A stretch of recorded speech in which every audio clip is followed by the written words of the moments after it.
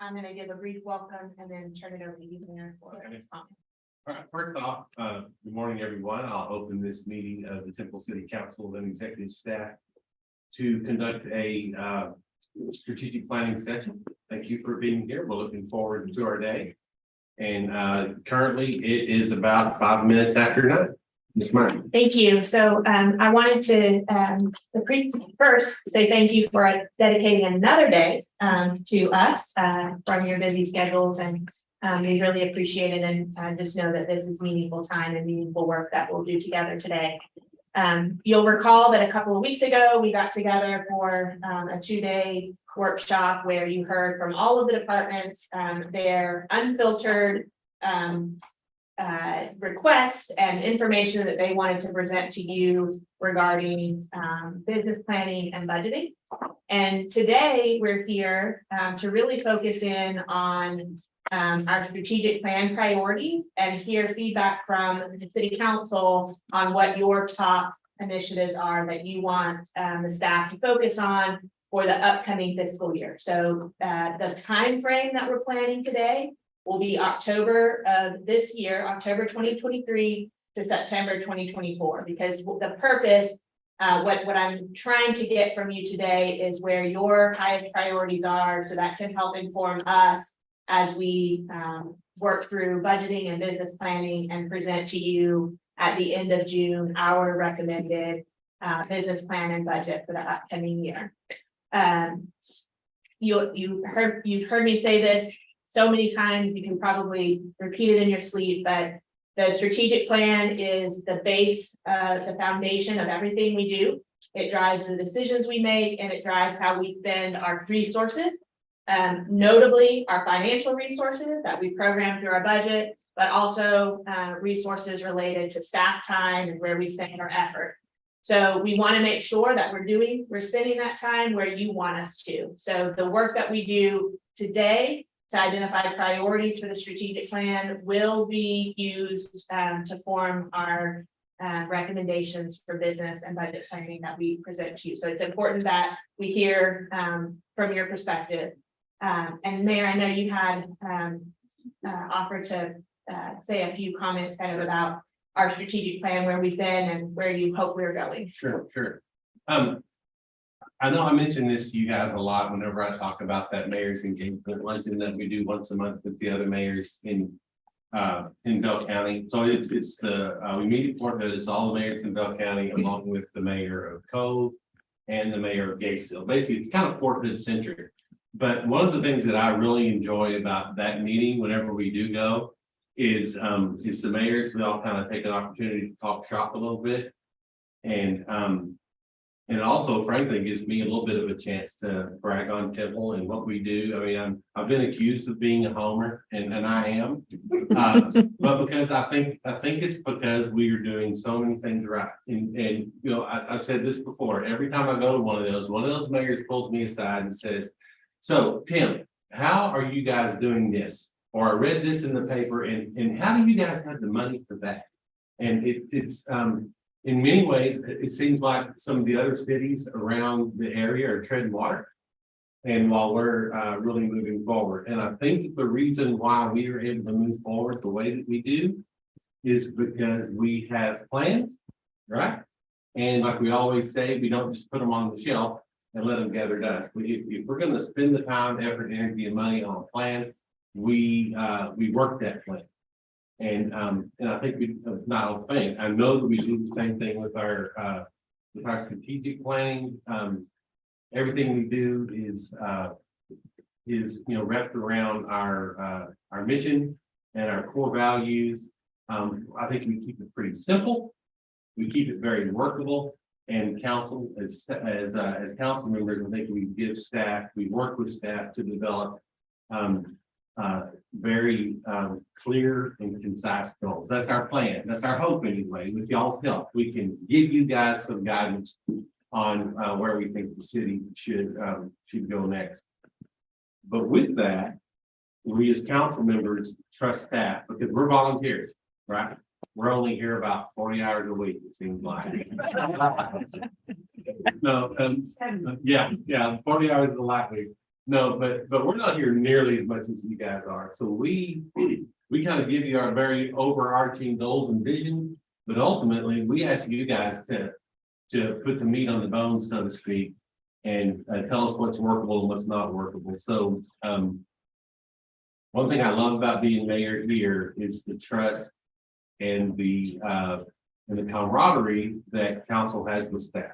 We've talked about other places where that's just not the case. And so you guys make it easy to work with you, and we appreciate that. And we want to help formulate a strategic plan to set the vision for you guys and your work plans, but also for the city. And as I hopped in my truck this morning to drive over here, I thought, there are 4 people that are gonna make big decisions, you know, set us on the path of making big decisions for all, what was it, bring 86,000, that we looked at yesterday, for 86,000 people, that's big. And we have to have a cohesive plan to pull those things off. So I'm excited about this. We haven't done this since 2018, right? So here we are, almost 5 years exactly, and it's time to recharge what we're doing. So on behalf of council staff, thank y'all for the forethought, and other council members, thanks for your time, and let's make it useful. Mayor, one other thing I would add is, obviously you all can take us in any direction you see as appropriate. The assumption we're working from and preparing for today was that, we talked at our last council meeting about doing a wholesale comprehensive update to the strategic plan through this coming year. So we'll have, but for today's purposes, we've made the assumption that we're working from the base of the plan that's been adopted and looking at what needs to be tweaked, added, changed, but not start over from scratch. But of course, We need more today if we're gonna do that. yes, yeah. But we do have some new initiatives and some tweaked initiatives that staff, will have, when we had a very similar workshop to this, to provide the professional department heads input to you as you do your work today. So it's certainly not off the table to add something. Just we're making the assumption that for the most part, what we have right now is in place is a solid document, and we're just looking to prioritize and refine. And then as we move into the next year, we'll do a more comprehensive update as we discussed last week. And when will that, the more comprehensive ballpark, at what point in the year does that fall? The schedule that we have proposed would be to appoint working group members in June. They would begin their work in July through the summer, fall, and then turn that the work that they do over to council in the early part of calendar year 2024. And so in the February, March, April timeframe, that's when council will engage, council and senior staff will engage in taking the feedback that working group has prepared and bringing it forward for your refinement and formalizing into the strategic plan. And is that working group just staff? The working group would be if you can kind of recall Christine Leal's proposal, Yes. it was a combination Okay, of that's key what I- department heads, board and commission members, and then a few at-large members who we know, who may have a particular interest in one of our focus areas, but aren't currently serving on a board or commission. I thought that you were referring to Christine's presentation. Yes, ma'am. I am, yes. Putting them together. And I know that was a lot of information to receive in Well, a short no, amount of but time. It's more than an hour ago. That's why Yes. That's what you Yes, meant. yes, ma'am. Good, thank you. I think we're ready to turn it over to you, Alicia. Great. Well, good morning, everyone. Good morning. Morning. Good to see some familiar faces and some new faces here today. My name is Alicia Cook. My company is Opportunity Strategies. We work in communities like yours all over the country doing 3 main things. First thing is training. We train city councils on economic development, community development. We train economic development boards, chamber boards, downtown boards on governance and how to govern your organization. Second thing we do is town hall meetings. We facilitate town hall meetings, public hearings, adult and youth leadership programming, and team building. And the third thing we do is strategic planning. So we help city councils, chambers, economic development organizations get their goals on paper, develop strategies for those goals, and then develop metrics so you can gauge your progress along the way. So quick overview about me. We met last month with your team, I think it was March 20th, with executive staff and department heads, management team. And they did an extraordinary amount of work, which we're going to go over today. So you can kind of see what their professional recommendations were. And so we'll talk about the process today in just a minute. Everyone should have an agenda there in front of you. If you would grab that, I'm going to kind of walk through the day with you. In just a moment, I'm going to ask you to introduce yourself. And if you came here today with a certain expectation, if there's something that's on your mind or on your heart, and you want to make sure that we cover a certain topic today, maybe if there's an elephant in the room, whatever it is, let me know and I will put it on the board and I'll make sure to build it in today. So my job is to make sure that your expectations are met by the end of the day. So if you came with some, tell me. If you didn't, that's okay too. So we'll do that first. Then we're going to review the SWOT analysis, strengths, weaknesses, opportunities, and threats. And thank you for doing your homework and sending that in to me. We compiled your comments with staff's comments. So we have one big SWOT document that we'll go through. Everything's aggregated, so no one knows who said what. So you can kind of have an idea of what other people feel like are the strengths and weaknesses and see if they measure up to the ones that you submitted to me. And then we will do mission. We'll take a look at the mission, vision, core values, just not to rewrite or revamp anything today, just to remind you what core values you have told your citizens that you agree to live behind or live up to. So we'll just take a moment to do that. Then we're going to go through the long-term strategic initiatives. So we're going to go through your big strategic plan, the one that goes from 23 to 28, and just kind of touch on your top priorities there. Then we're going to get into the, lunch will be brought in here today, and we'll take a quick break for lunch, kind of break for that. And then what we're going to do is I'm going to share with you all the professional recommendations from staff at the last retreat of what they feel like council should consider for the coming year, for that 12 months that Bren mentioned. And you will see they did an extraordinary amount of work. So what that means for you is that you're probably not going to be here till 5 o'clock today after all, because they did so much pre-work. So what we want to do, and then when we get to this process about 12:45, is just kind of walk through each of the strategies that they said are applicable for the coming year. And then ask you, is there anything that's on your main document that staff didn't put to the top that you feel like should rise to the top? And then the next thing we're going to do is walk through all their content and say, green light it, yellow light it, or red light it. So green light it today is going to mean, yes, we agree with this recommendation. We're going to put this in the budget, put this in the strategic plan, and, move ahead with this. Yellow means we love it, but only if we can afford it, if it fits in the budget, if it fits, if we can do it, we would like to move that to green lights if we can. And red light is going to be the things that you totally disagree with. Staff might want it, but you're not going to go forth with that. So that's what we're going to do. And so you can scratch out strategy development. You can scratch out metrics development because your staff already did all that for you. And what we're going to do is we're just going to take from 12:45 until we finish to just review all the work and do the red light, green light, yellow light. So any questions about what we're going to do today?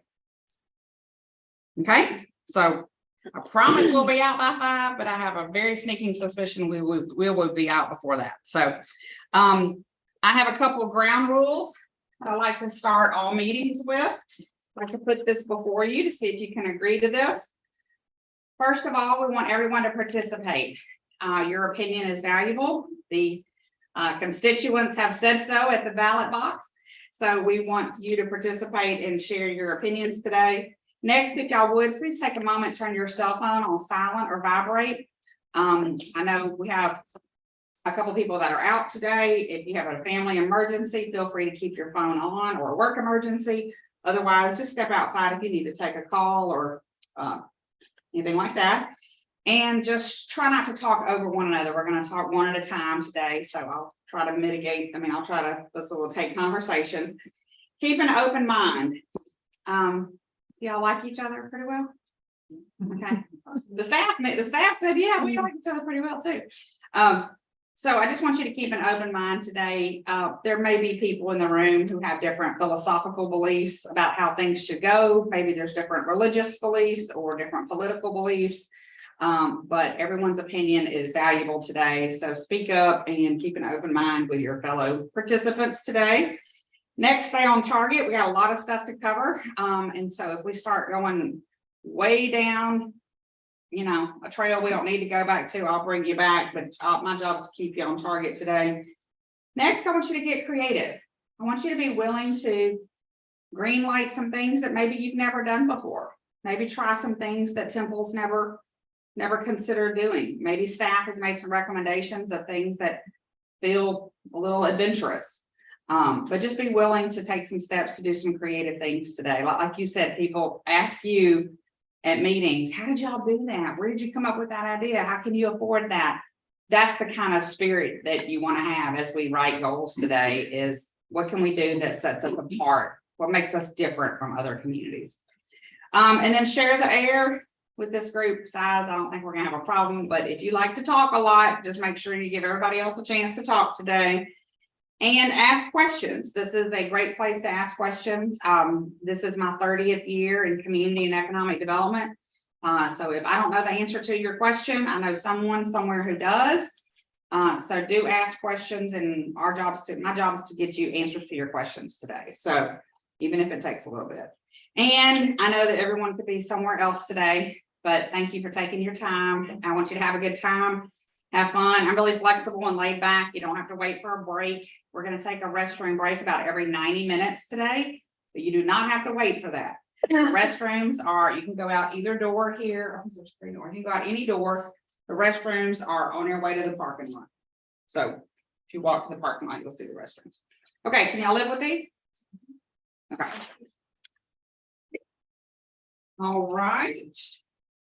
Everyone should have a candy bowl between every 2 seats. So that's candy for you to share with your partner. If you eat it all, I got more.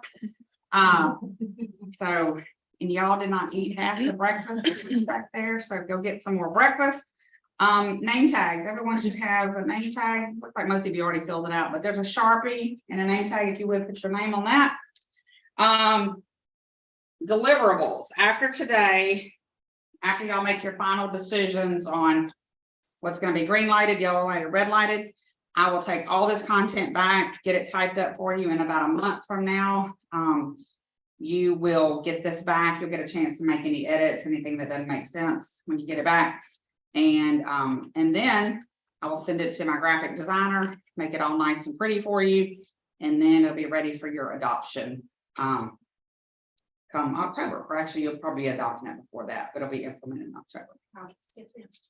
Or August. Okay. We are adopting in August. August, yeah. So you'll have plenty of time to make any changes or get it adopted. And then lastly, pipe cleaners. We're not doing any team building exercise today. But studies show that people are more creative when they have something tactile to do. So we see Susan's already got hers underway. David's already making art. Engineer is already.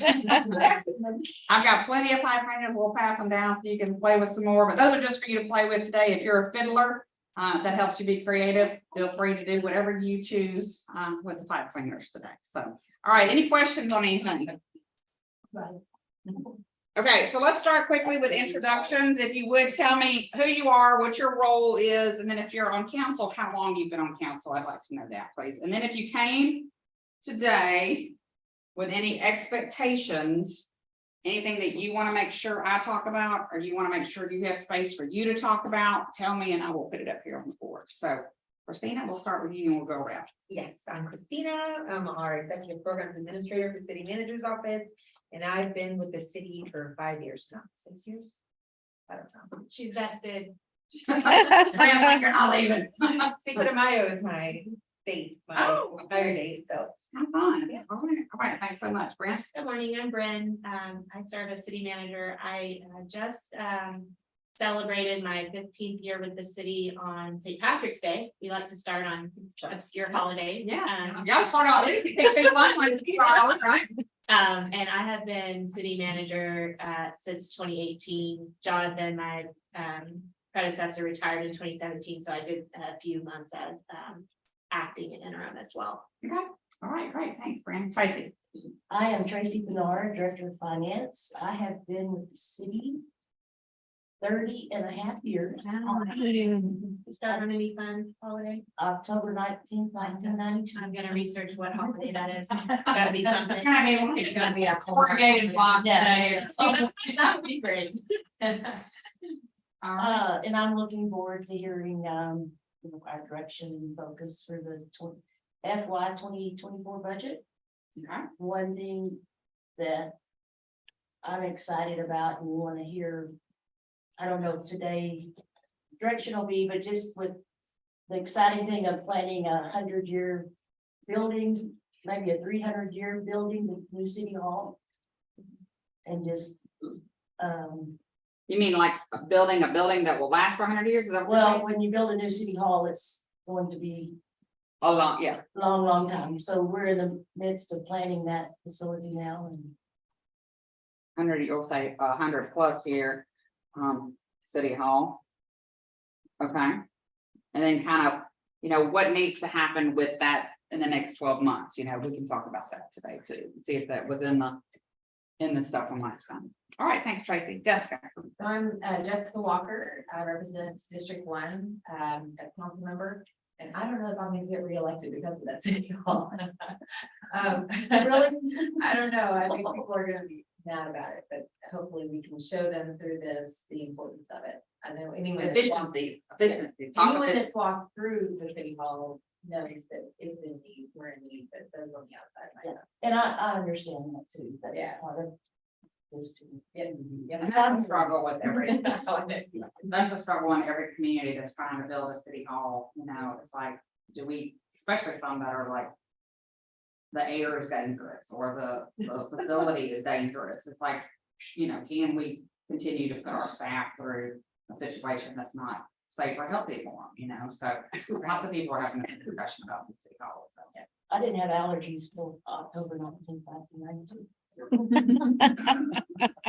And look at that, and that happens to be the day you started work. Okay, so anything specific, Jessica, that you want to make sure we talk about today? I don't think so. I'm just looking forward to it. Great, thanks, Mayor.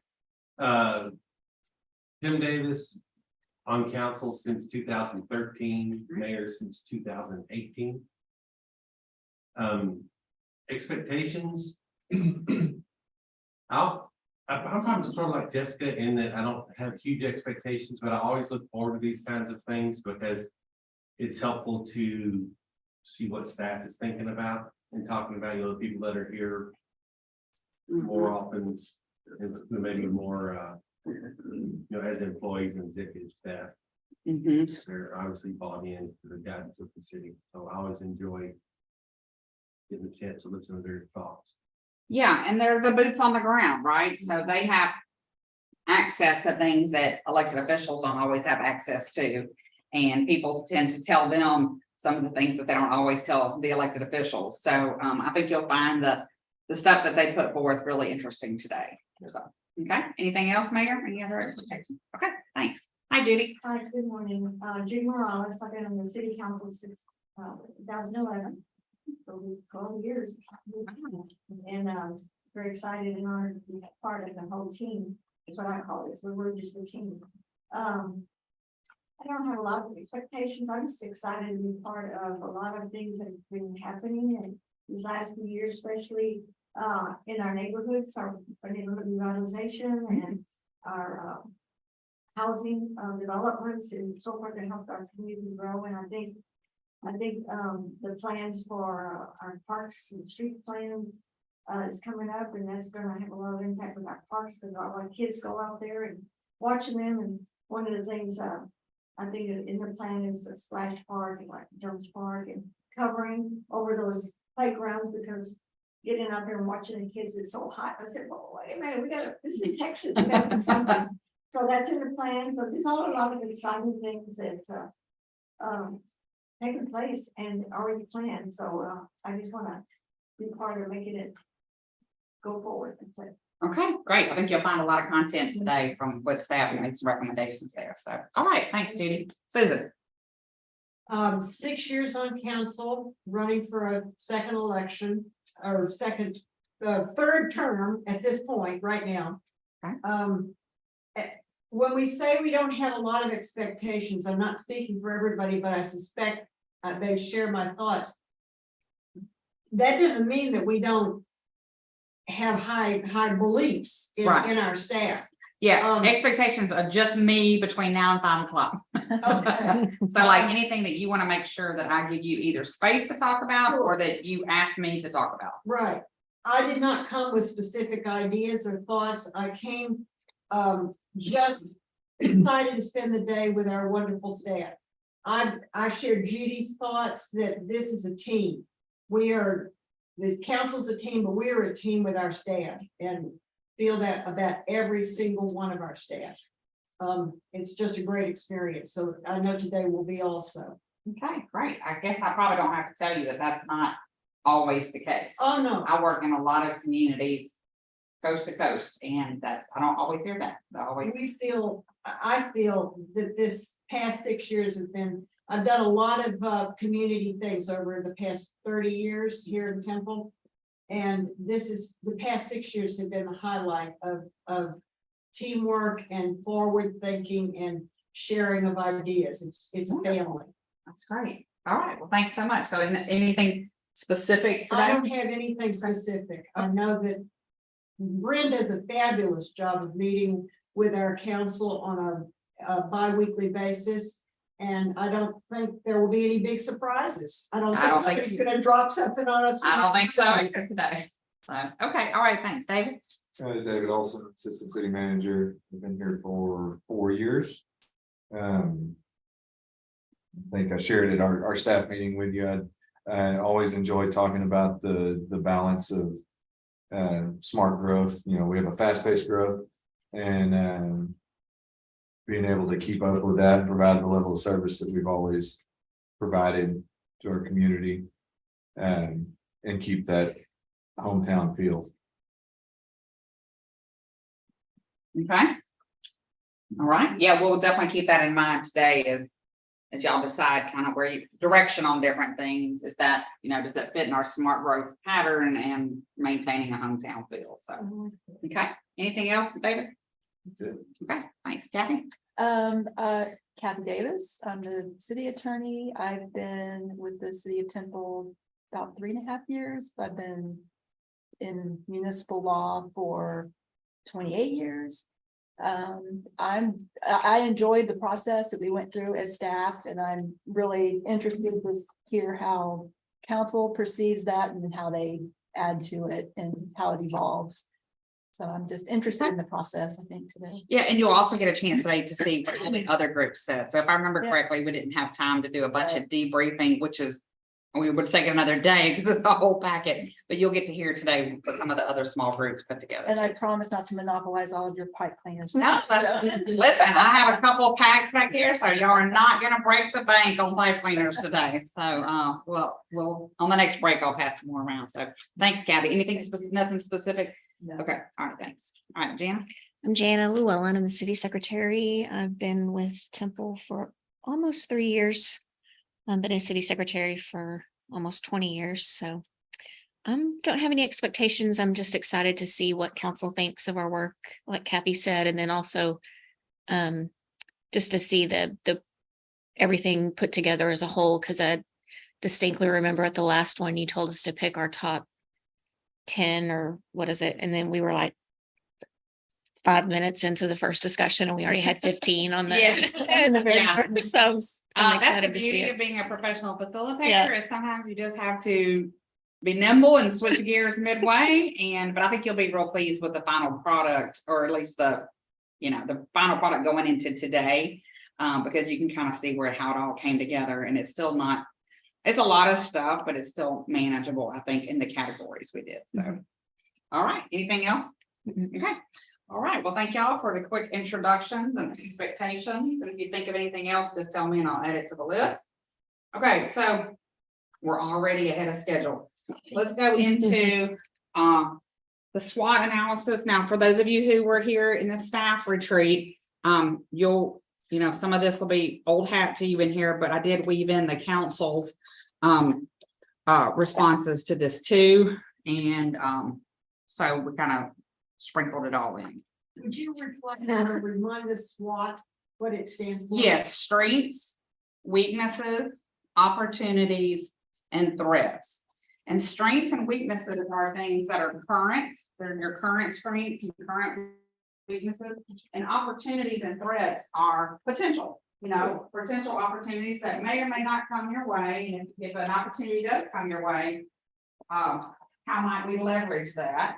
And the threats may or may not happen also, but if they were to happen, how do we consider those and mitigate those? I'll tell you a funny story, Susan. In 30 years of facilitating retreats and SWOT analyses, what do you think's the one thing that never ever in 30 years showed up on a threat list? 9/11? Well, that's one. No global pandemic. No one ever said Yes, of course. a pandemic could affect our strategic plan or our community's situation. The Pentagon has talked about it for many, many years. Right. But we don't take it. We don't think about that at the city level and county level so much. But as we all know, it changed a lot of things in our lives. So that just kind of goes to show you that all threats, we can't always see around that corner. So there may be things out there, opportunities and threats we don't even consider. Okay, so here's what we're gonna do. I'm not gonna read all of this to y'all. I'm gonna give you a couple of minutes to just peruse through the strengths. Let's just start with strengths. I know the council filled this out. I'm assuming that everyone else, is there anybody else, department head or anybody else that filled you out? This is all, It's not just people in this room. no, it's the people in this room plus all the department heads from March 20th. So this was, that group was probably 3 times this size, maybe twice or 3 times. 31 people plus everybody in this room, so. And we think there may have been some sharing of the login with some people who were not invited to participate. Oh, that's So right. there may be a few comments that are, there's a few comments that I wouldn't expect from the department head. So we may have had a little bit farther reaching Actually, participation yes, than we some- intended. I'm glad you mentioned that because that doesn't always happen, but at the last session, Mayor, someone said that they had forwarded to a couple of the department heads had forwarded to their staff. They had misunderstood that their staff wanted to fill it out too. So yes, I think it's everyone that was in that room, everyone that's in this room, plus probably, I don't know, a handful of other people too. Was there any damage done with that, with the major, just? No, it's not catastrophic. No, there was one comment that I can't remember now what it was. Brandon, we'll see it in a minute, but Yeah. it was something that just didn't sound like it came from a department head or Yeah. management team or whatever. But No sour grapes. Well, not terribly. A few. A few, nothing catastrophic. Something about you. That Mayor Davis did this. No, but we'll get to that. I think within weaknesses, but we'll get to that when we get there, but. It's threats, it's page 6. If accountability is not part of our culture and within departments, starting at leadership, departments will continue to go downhill. City management doesn't see everything that goes on within the departments at staff level. Page 6, Page 6, about 3/4 of the way down, the big one.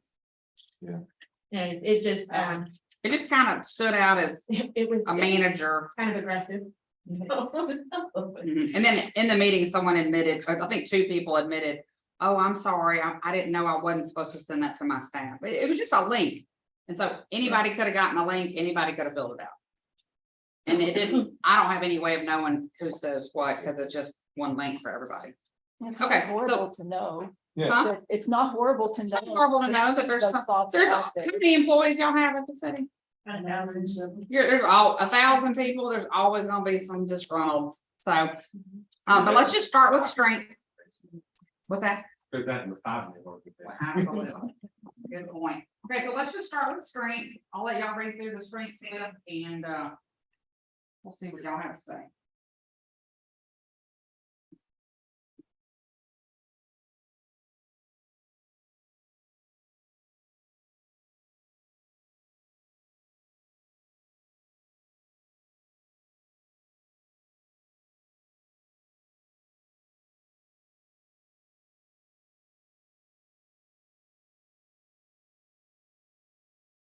Might be just spot on. With our strength. Mhm. That's all we need to do.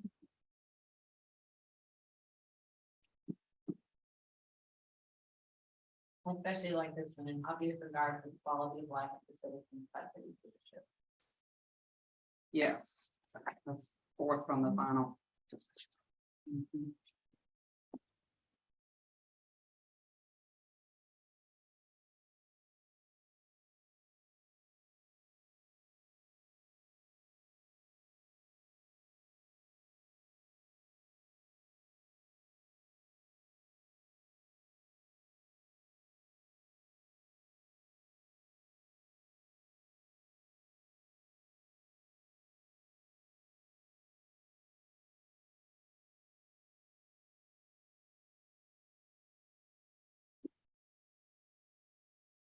What's the objective?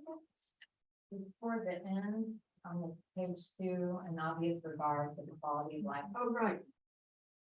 Yeah, that's nice. And we do feel it. Okay, so what stood out to y'all of the whole list of strengths? I think one thing I appreciate is on page 2. Resources that match the work. Mm-hmm. My wife's in the school system. And Mm, do they push stuff down and give them no resources, no, they'll give them time, money, people, anything. And it's just so frustrating. I can't imagine trying to work in that environment as a, even in my little business and in your business, you have to tool your people to, to carry out the jobs. And yeah, I think that's horrible that, I have friends that are teachers and they have to buy their own supplies. They Yeah. have to, well, I think, everything comes out of their pocket and it's just like, what other job does that? What other job is there where you're on your own and you have to buy everything out of your pocket? Yeah. And teaching our future. I know, it's the most important asset our community has, well, is our I future. think any entity that's taxpayer funded, many ignorant, and I mean that, I don't, I know what you mean. ignorant mean that they don't know. Right, Any ignorant tax-paying citizen has they think everything should be nonprofit, right? Mhm. And that everyone should just be getting by and you should be sharing office supplies, things like that. And they just have no idea. right, Yeah. everything's out of the pocket there, so. Yep. Okay, what else stands out? Happiness.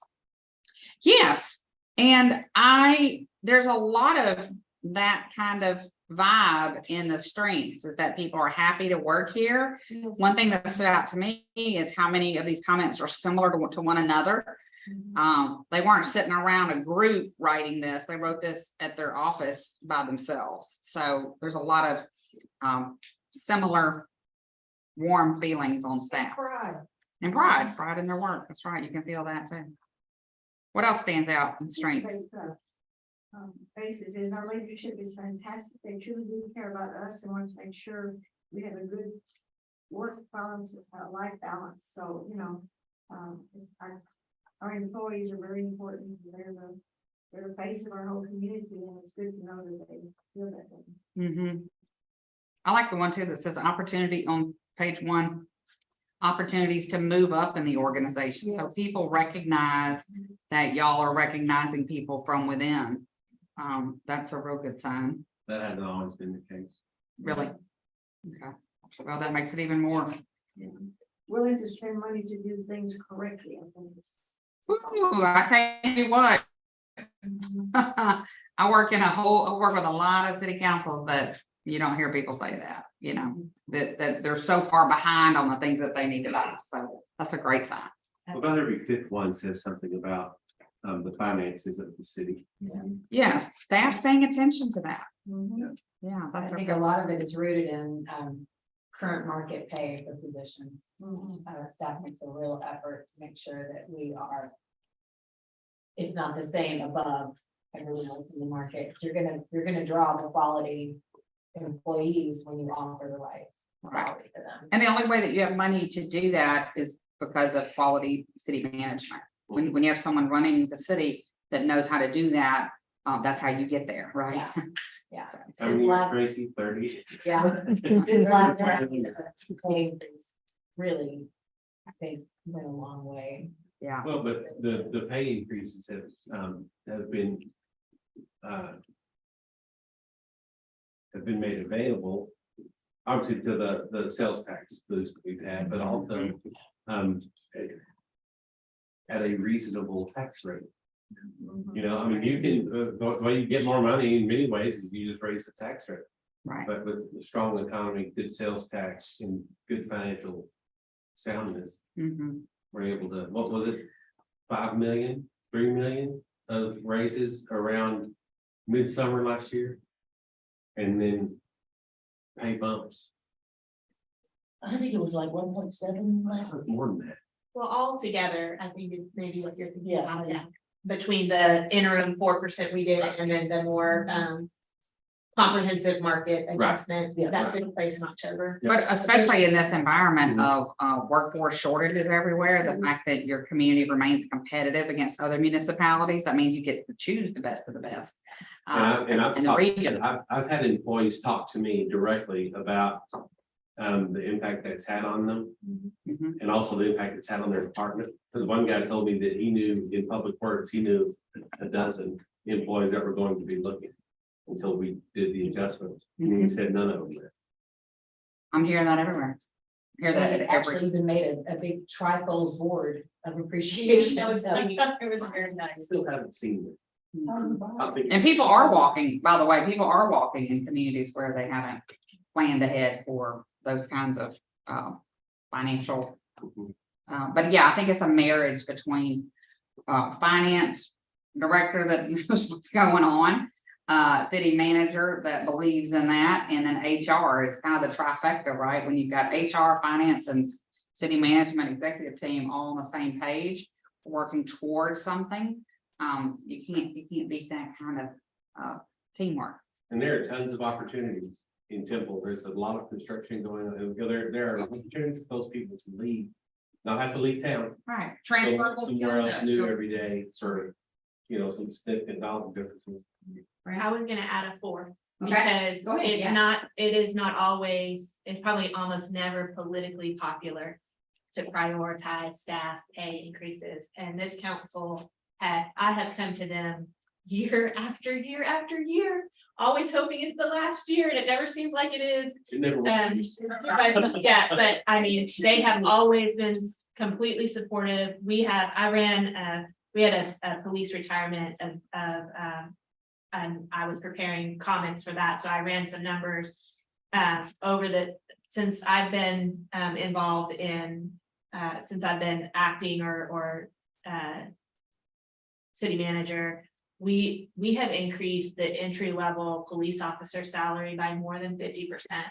And that's just, I mean, they're just really supportive of the wanting to make sure that we have the right compensation in place that really understand the fact that that we provide services to our employees. And so if we want exceptional services, we've got to have the right employees, and you get the right employees in part by making sure that the compensation plan is competitive, and they have never wavered from that commitment. So I would definitely put them at the top of that success story. And especially when it comes to law enforcement and safety, because nobody wants to live in a community where they don't feel safe. And so if you can have the best, you can have your pick of law enforcement officers because you pay a competitive rate.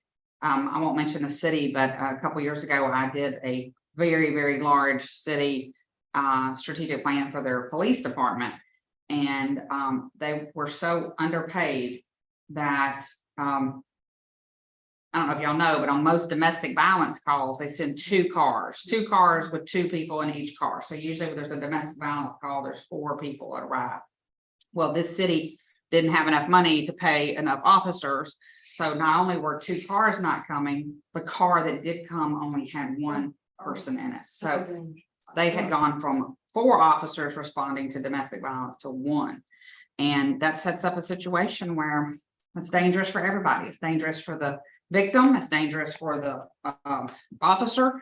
And so, you know, but they couldn't get out of that hole. They couldn't dig out of the pay hole. So that's a great thing that y'all have that. Anything else stand out on strengths? Can I just say something real quick? Yeah, Kathy, Y'all what you got? talked about while I had to step out. Sure. A lot of just individual words that I think are important about, like innovative, thinking outside the box, flexible. And to me, that's all necessary to respond to the changing conditions. Changed, you know, when the legislature throws wrenches at you every 2 Every day years. this Yeah, month, yes. pretty much. So, I mean, I just think that's really important that as a group, everyone knows that you need to be able to do things differently, look at things differently, think outside of that box and be flexible and always on the move. So those were just more individual words that I kept seeing over and over again that just kind of Imaginative. reflect back to that Yeah. need to be willing to do something different than what you've always done. Yeah, I think so too. Okay, great. All right, so I'm gonna give you a couple minutes, read through the weaknesses. And just, you know, circle or let me know what stands out to you on the weakness list. And remember, each one of these is just one individual opinion on that, so.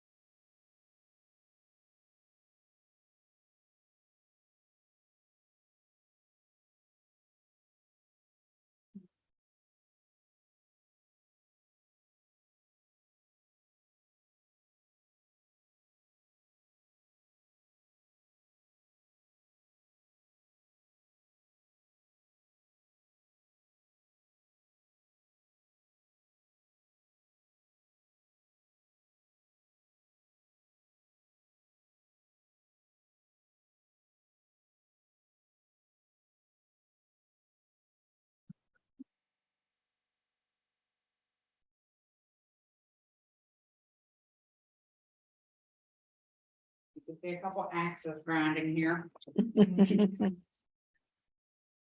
I just point out the lack of quality places the shop close. I agree with that. That one has just tickled me because of the stream of consciousness thought there.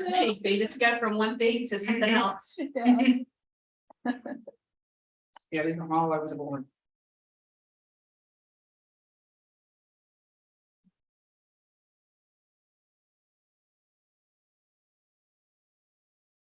Some of these are inward facing, some of these are outward facing.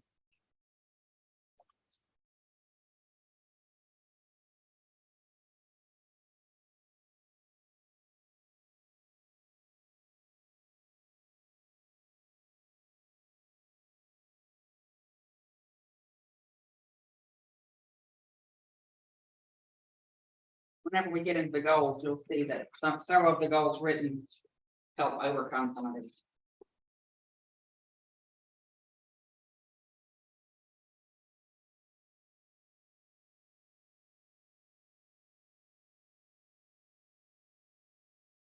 You want to follow a theme with aging infrastructure and they feel the lack of communication.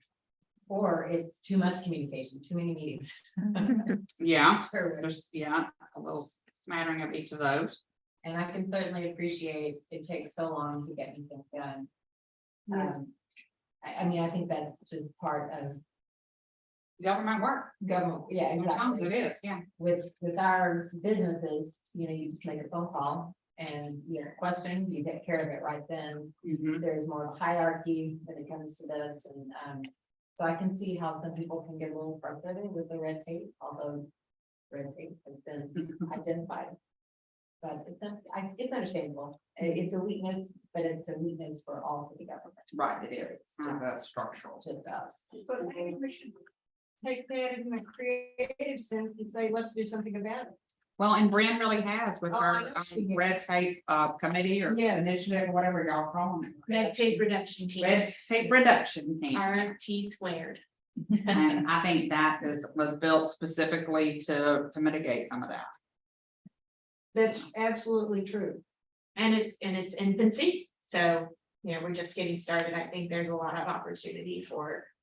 I mean, I don't disagree that it takes too long to get stuff done sometimes, and there's too much bureaucracy and. But some of it, so much of it is a posted meeting and gotta wait. Some of it's required. Because legally required. Yeah, Oh, true. And Brand, this is totally off subject, but I don't know anybody else. I don't know any other community city that's doing red tape reduction thing. I'm gonna put you on the spot and say, you might wanna speak at that at TML. yeah. I don't know if you ever. We have, presented yeah, TML. we have talked about presenting it at TML or so even submitting an award. We want to get something Yeah, I recognize. cut first so we can show some, but we have, I mean, I think we've had Got 3 two. meetings and we've probably had 4 or 5 fairly significant areas we've said, you know what? That doesn't need to be that way and we can change that. So Mhm. I so think there's a that- lot of good progress being made already. Yeah, I think just going to a Texas Municipal League conference and seeing the city manager stand up on stage and say, we recognize red tape and here's what we did about it. I think you would have a whole room full of people taking notes and trying to mimic your process. So for whatever that's worth. Mayor? In one of those meetings, didn't you say there was like a newcomer that came in and just kind of said, this makes no sense? And Yeah. I mean, you didn't flesh much of that out whenever you talked about it, but. Yeah, one of our newer planners, Christina, and I hadn't engaged with her, really at all. So, I mean, I don't think she's brand new, but she's, she's not someone that I've had the pleasure of working with for very long. And our topic was, so we started, I think y'all all know, we started with the planning and zoning process and we started at the very beginning. So we got through the zoning portion and then so this was the topic, was zoning. That's what we were working on this particular session. And she said something about, well, why does it have to take a month or 6 or I think it's a month, 2 weeks between P and Z. or it's a month right now Yeah. between P and Z and council. Why does it have to take a month after the P and Z? Here's the zoning case for it to go to council, and it had to do, as we peeled back, the onion and, okay, what is that? It had to do with how we were posting the public notices in the newspaper. And we talked through that and determined that in probably most cases, we could carve out 2 weeks off of that process by changing the way that we post for the public hearing and cut our public hearing notices that we have to pay for in half. So it was kind of a neat, and it's, the other thing I like about the process is that, you've got I'm trying to think of the correct word, but, people from different perspectives coming in and everybody, kind of to share the air, like be creative. Everybody's willing to welcome to ask questions, and sometimes you just get rooted in like, well, that's, even if you don't want to be that way. Your natural thing is, well, that's the way we've always done it. So someone coming in kind of from the outside, that's not super involved in that part of the organization or the process. Can come in with some fresh perspective and, then it kind of makes you feel like, oh yeah, why do we do that? So. Well, So that was- he had the thought in he was comfortable with, Mhm. if you started, right, that the cultures around that meeting at least was that she was free to speak. Right, she was gonna be punished in some way. Yeah. Well, and that reminds me of the meritocracy discussion that Ray Dalio has. I don't know if y'all read, Ray Dalio is the biggest hedge fund owner or manager in the world. And he wrote a book called Principles. And one of the principles by which he manages people in the hedge fund is the idea of meritocracy. That the janitor can bring forth a suggestion to the organization, and that person gets the same airtime as a VP. Now, and he says, now, if your idea is stupid, we're going to tear it apart and, it's going to not have merit, and we'll make sure you know that. But if your idea has merit, I don't care whose mouth it comes out of. And I think more cities have to get to that mindset of not all the good ideas come from just upper management. Sometimes a good idea comes from constituent or the janitor or anybody, The person At any doing level. the work usually has, The the boots on the best ground. idea about how that work, Right. can be expedited or made better. And so that, I think, that something else that is important to me is to go, because it can just be, you can't expect employees to just come to you, there is just a trepidation about, I can't just walk up to the city manager and, suggest an idea. So you've got to set up an environment that's welcoming to that. And that's why I found, and I want to do more of it, is just, let's go right around, let me come to your job with you, and then we can talk. And then even doing that, then opens up for other instances, like just last night, as I was leaving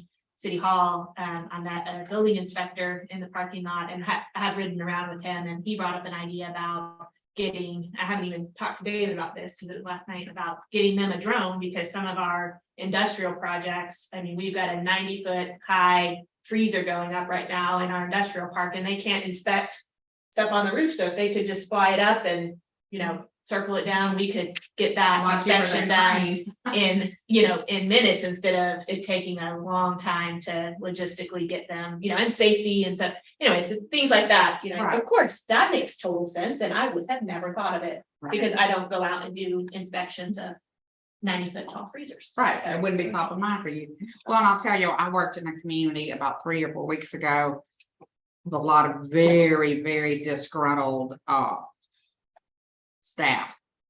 And one of the things that they said that would make a big difference in that community was if the city management team and council would just stop by the job site sometime. If you see us working on the side of the road and we're filling a pothole, or we're doing a job, just pull over and give us some attaboys. Tell us we're doing a good job. Tell us how much you appreciate it, because nobody ever tells us thank you. Nobody recognizes us.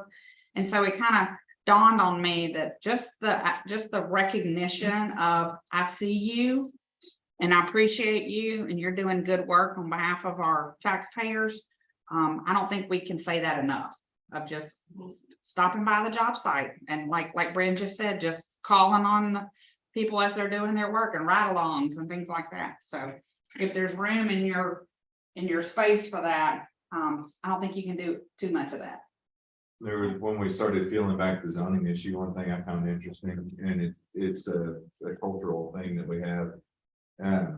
When we talk about why it became the way it did, it used to be, it took 8 weeks for a zoning case.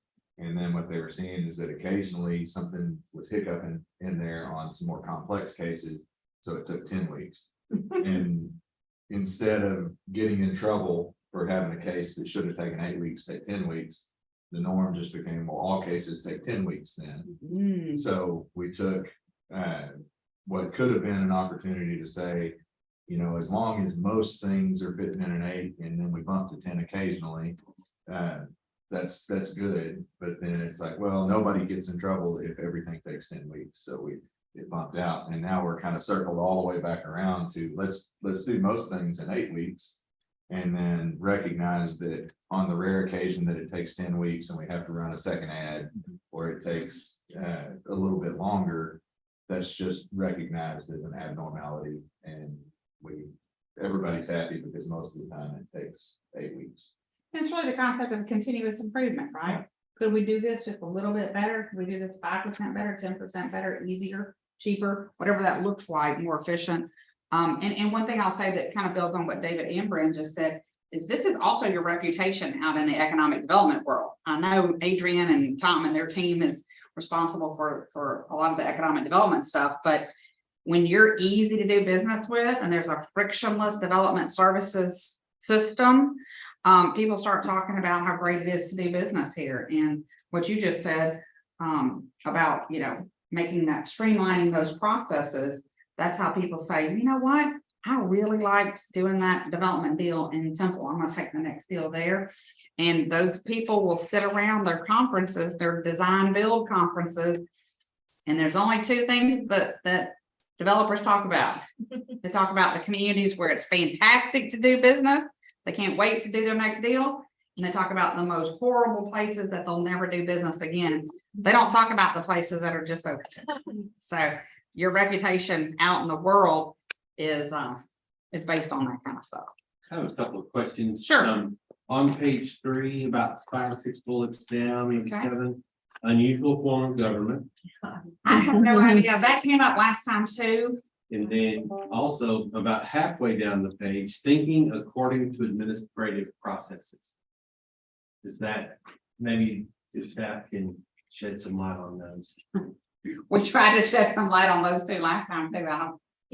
The only thing I can think of regarding unusual form of government. And I don't even know why this would have been listed. I mean, the only thing that comes to mind is that usually the finance director isn't a direct report to council, but that doesn't present as a weakness to me, so I don't know. Right. But I don't even think a lot of I don't know. team members will even know that. So Yeah. comment on it. Not But, I unless mean, you in terms can. of the council manager form of government, that's the most common form of government, especially in Texas, but I mean, so there's nothing. I don't know. Yeah, We okay. couldn't figure it out. Yeah, I was kind of scratching my head on that. too. I feel about inability to hold contractors accountable. Is there a specific issue? Yeah, what we kind of, Trees at Deerfield. we talked about that a little bit and I remember that. the sentiment was that some developers are shown favor than others and that some people get deals easier or do more work or whatever, which is just, you know, kind of common. But Brandy, you want to add anything to that? I think that was the discussion last time that, you know, if you're so-and-so developer and you've done a whole bunch of business here, we let some things slide. Without saying too much, maybe just thinking about wastewater treatment plant. Gotcha. So need diversity in city staff, I mean, what, too many women? Maybe. Too many men?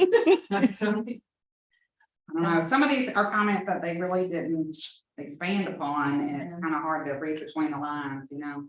Any thoughts on overcomplicated citizen facing processes? I don't, that doesn't compute for me. I mean, I do think we have some areas, I mean, in kind of going back to red tape reduction, I think there's probably some areas that we could streamline. I mean, I know there are, you know, I can't, I'll have to think about, to give an example, but, I'm sure there's areas to improve. It's not just citizen facing, that's development, you know, developers and builders facing. This, maybe it's just the way it's phrased. It could be paying a traffic ticket or turning on my water or turning on my utilities or filing public information, a FOIA or something. Information, I bet. It could be something along those. We do know a couple of community folks who complain about that here. And this could be some worker whose, you know, family says it's hard to do something. Okay, anything else?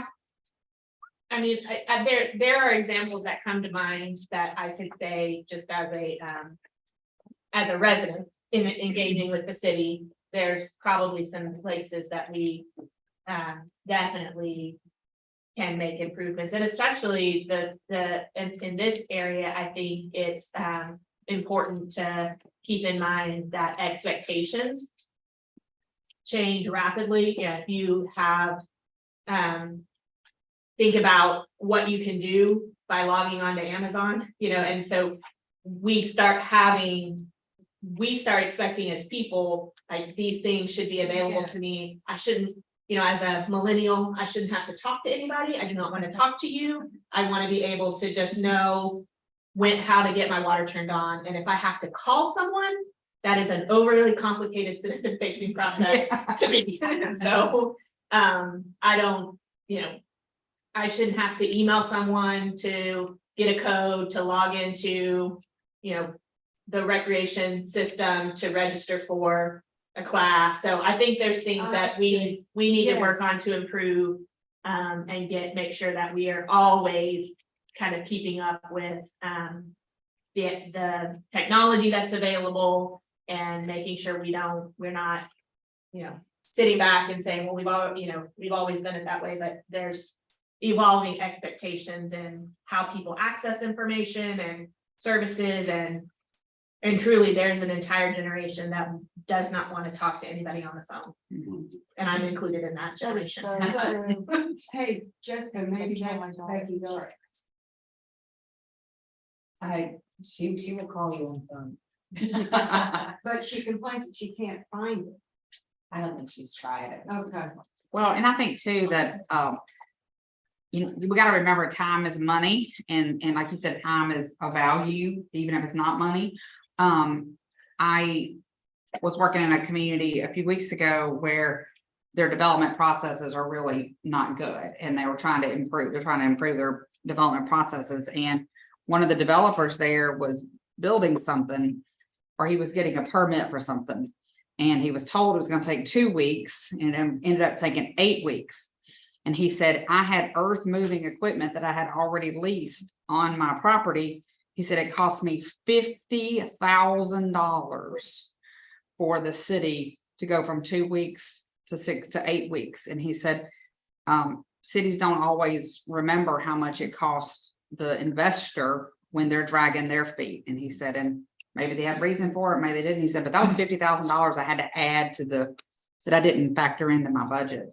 So time is money for a lot of people. David does a really good job with our planning and development staff and anybody involved in the process of quantifying what a day delay is on a project, and it's significant. So it is important to keep that perspective that while we need to make sure we're protecting the public interest, we need to do whatever the thing is as fast as we can. Right.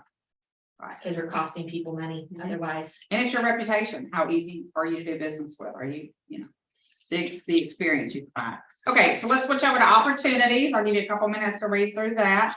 Actually, you know what? Let's skip opportunities. Go to threats first, because I want to end on a positive note. So let's go to threats. And now remember, these are potential threats. They're not necessarily existing threats. They're things that could in the future damage something.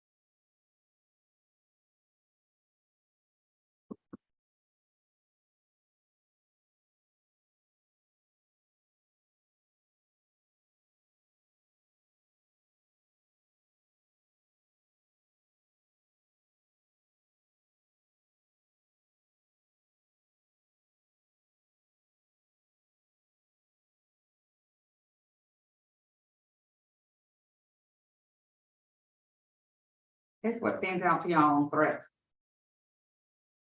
State legislature. Yes, What'd you say? state legislature, Oh. unfunded mandates, decisions at the Capitol. I didn't see a lot of this, but what stood out to me was negative publicity. I think that our relationship with our Telegram is. I don't know, it just seems to kind of seesaw back and forth, sort of a love-hate thing. And that can be a threat if your media at some point decide to only run negative stories. Yeah, it's certainly been an issue for our ISD. Okay. I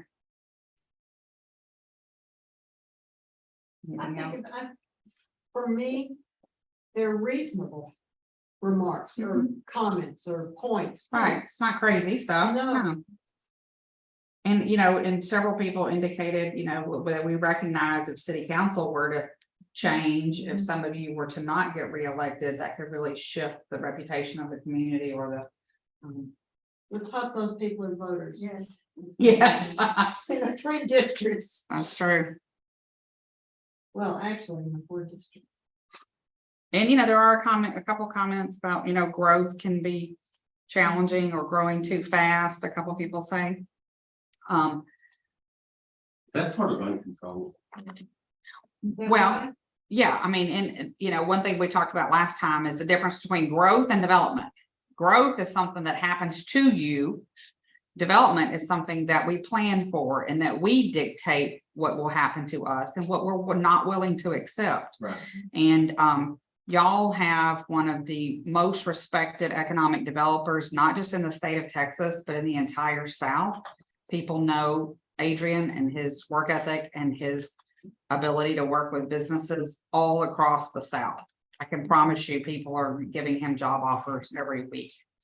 And the fact that, y'all have grown at a speed and a pace that makes sense, but it's not too crazy. It's not too, like, it's contributing to your tax base. So I think there's a lot of communities that don't have an Adrian.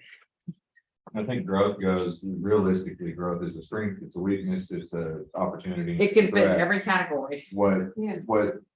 really characterizes that is what you put after it.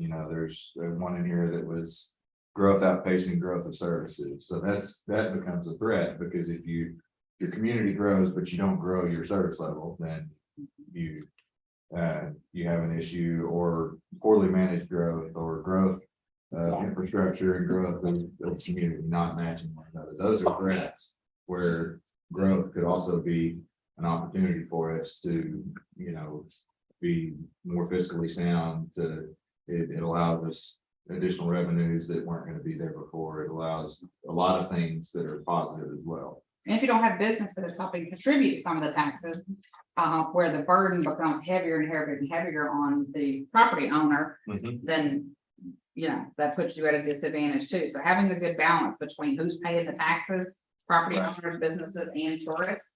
So you get a triangle to consider that makes sense. Well, our current strategic plan calls it smart growth. That's right. And that is one of my biggest fears, is that at some point, and I don't think it'll happen with this council or this staff, but at some point, we begin to allow to accommodate growth, substandard roads, substandard infrastructure, substandard You housing. can't afford to do that. And then you just begin circling the drain. Then you start looking like every other community, right? Well, that is because, whatever you put on the ground today Right. is there 25 years from now. That's a legit fear Yeah. and a legit And, concern. That's one thing I think is very important to me, is that we hold the line on some standards. Mhm. Um, Right. And just keep that in mind, development is what y'all say you want to happen, and your line in the sand of what we will not accept here in Temple. That's development. Growth can run you over. Right? So, Well, but right now, in this climate, we hear so much about affordable housing. I still don't know what that definition is. I think, okay, I I have an think opinion on HUD that. has one, right? But I don't know what affordable housing means in Temple, Texas. When, our cost of housing, Brent and I were talking yesterday, I've got a few rentals, and And I'm, in the last 3 years, I've gone up 25% Mhm. on my rental. You have to, Because that's what the market will be, that's right, right? And with tax increases and property tax, I'm saying, costs. right, Costs, to be a landlord increase, you have to pass that on. that's right. We have to do the same thing at some level at the city, but at the same time maintaining quality. Okay, well, That's my biggest fear is that at some point, someone else lets that. slip. I'll share my opinion on that with you. First, I don't even like to use the word affordable housing because for some people, affordable housing means Section 8 government housing. Right. And for other people, affordable housing means starter homes or what I call workforce housing. And so I just call it workforce housing or attainable housing. And I think that we have to consider that the buying power of young people today is not the same buying power as it was 10, 20, 30, 40, 50 years ago. I can't buy the same kind of house that my parents could buy in the 70s. My salary, my income buys me fewer and fewer groceries, fewer and fewer houses, fewer and fewer car, less and less car. And so we have a whole range of young people today that are, let's say, age 21 to 35 that can't afford the house that is on the market in your community. And so fewer younger people are buying houses, they want rental properties. And so maybe that's an apartment, multi-housing, multi-family housing, maybe that's a rental house or a garden home, townhome, duplex, quadplex, whatever that looks like. But if we've always been a property owner, it's hard for us to imagine that that really is the way these days. I mean, I don't know a lot of 25-year-olds that can go get a $350,000 house. And I don't know anybody that's building a house for under $200,000 right now. I mean, I talk to builders and developers all the time. I don't know where you can even buy a house under 200,000. So construction costs and, like you said, increasing costs. And so we have to really think about if we're going to be a community where young people want to live, we have to open the door to rentals. We have to be welcoming and have some diverse housing that looks different than maybe what we have thought of as housing the last 30 years. It's just a different mindset. Excuse me. We have a developer in this community and it's a blessing to have him on one level because he is building housing for exactly that group and in a variety of areas. But there's no creativity, visual creativity in what he's putting on the ground. So that people who can afford more money or more housing don't like it and are against him because he's just building the da. Well, y'all can control that. I know, well, it was too late. We can from now on, Not yet, But- though, right? pardon? We're in the process of getting to the point where we can. Yes, but we're also we're limited by land. And what the cost of land for developers if they haven't already got it. If developers would just do some curving streets and slightly different exteriors. Then the wealthier community would not be up in arms over what this developer has done and. He's filling a need of a huge need. Lots of people, young people at the hospital are very happy. Right, well, that's great because that's not happening in a lot of other communities It around is, here. exactly. So yeah, I think y'all just have to decide, where you're gonna draw the line in the sand and say the next development, we're not gonna approve any more development that looks like this. We're gonna have to, whatever your planning standards changes have to be to get to that look. Because I think that's the only way to do it. If you're meeting that need, but everybody hates it, that's not gonna, Well, everybody doesn't, but Yeah. people who can afford more do. right. And that's a hard balance. It is, it's a huge balance. Yeah, especially when you bought your house in the 70s or the 60s or the 80s, and you have a lot more house now than somebody can just go out and buy today. I think part of the problem with the development that you're talking about is that we really need to have a mixed development standard, I guess. So we shouldn't have 400 acres of for rent duplexes. We need to have a mix of townhomes, duplexes, single family apartments, different levels of density. The challenge is when it's just kind of a sea of all the same, Yes, but, but we're getting there. I mean, look And at what- Shelford is gonna be that mix. we're, Walkable, spend a pedestrian. lot of time on that over the next 18 months as we. I mean, truly the UDC, and I think it's on the list Yes. today for us to talk about is. That's what makes the.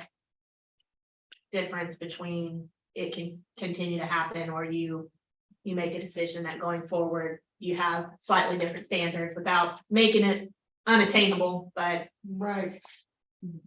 And how do we put mixed use in with that, like walkable grocery store or market and dry cleaners and that kind of stuff, where people can, restaurants and bars and stuff they can walk to. Is there a general rule of thumb about how much of your community should be, how much of your housing should be rental versus? I don't know that number, but I think the last number I saw, I don't know if you'd know this or not, is we're at like 42%.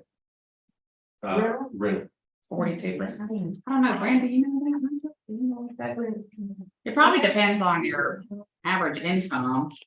And your average, not just income, but type of employment. Okay. I would think. And whether you have kids at home. True. So I don't know, that's probably something that, Your demographics in general too, because.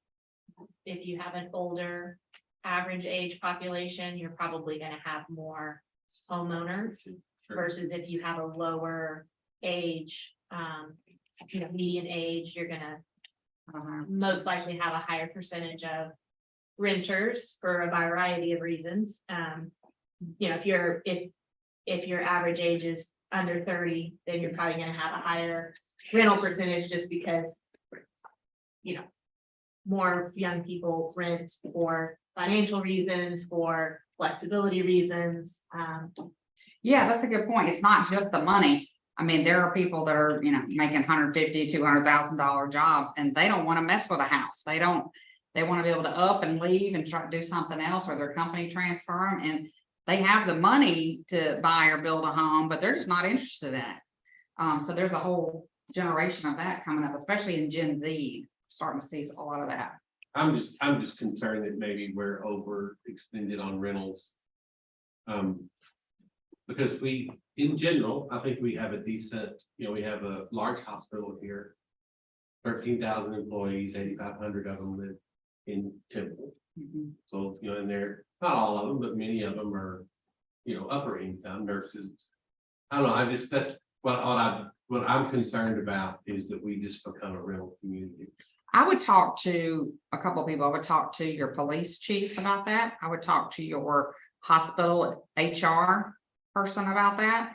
And your school superintendent HR, who's the HR at the school, that person, and just say, do your teachers, your brand new teachers, do they have a place to live? What about your tenured teachers? What about the people at the hospital? Back that we needed. Yes. And that was, when Well- you think about rental balance, I think the question, depending on the question that you ask,